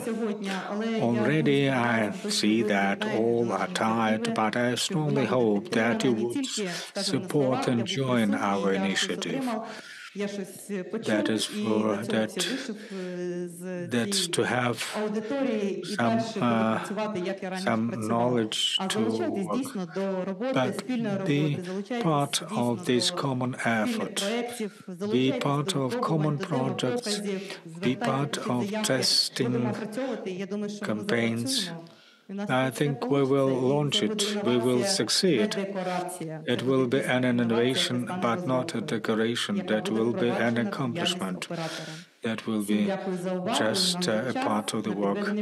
So thank you for your attention. Now it's time for the summary of this day. I would like to give the floor to you, Mr. Evgeny. Dear participants of the workshop, I would like to thank you for your participation, that you have joined us. Thank you for voicing your ideas, raising problematic issue. We had an opportunity to communicate not only in this plenary meeting format. We have had good communication during coffee breaks, during breaks. We have had many constructive ideas. We'll try to implement. We'll implement them. Tomorrow we'll have yet another event to discuss environmental issues in mine action. On behalf of the National Mine Action Authority, I invite all just join this event. I would like to thank you. Malenko? Just a short couple of words. Thank you very much for coming today. It was really, really interesting day, very interesting presentations. And if I can say a conclusion, there are no copy-paste solutions. Every country has a different problems, a different situation with the mine problem. We were hearing today, I said my experience from Croatia. Colonel Dobrot said that there are polygons, testing polygons in Croatia. They were created for the problems that we had there.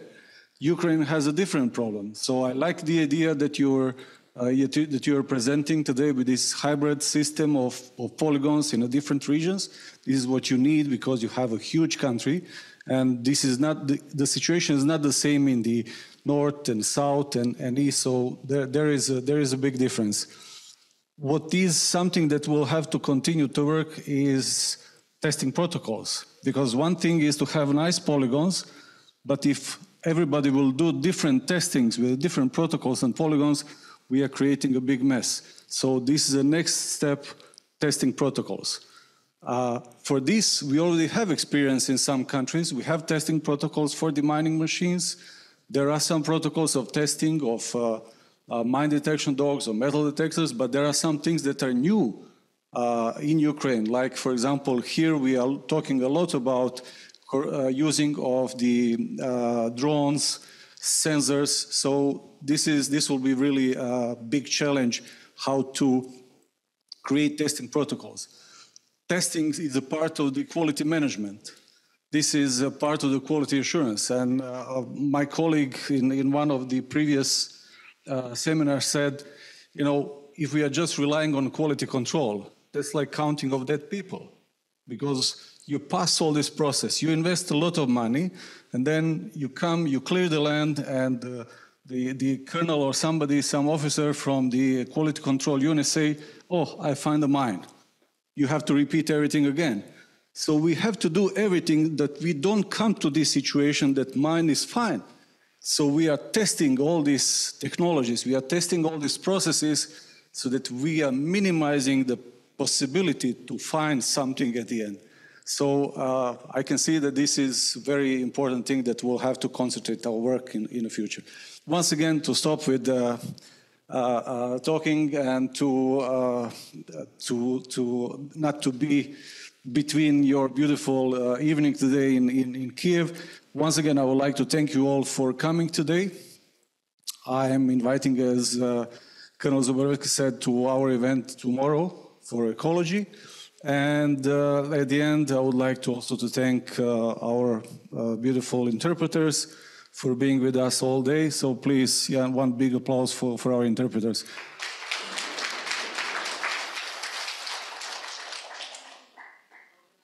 And to organizers, thank you very much, Inga. Thanks. I would like to thank to the organizers of this event. I'd like to please have a nice, beautiful the rest of the day and whatever you will do. Thank you very much. Thank you.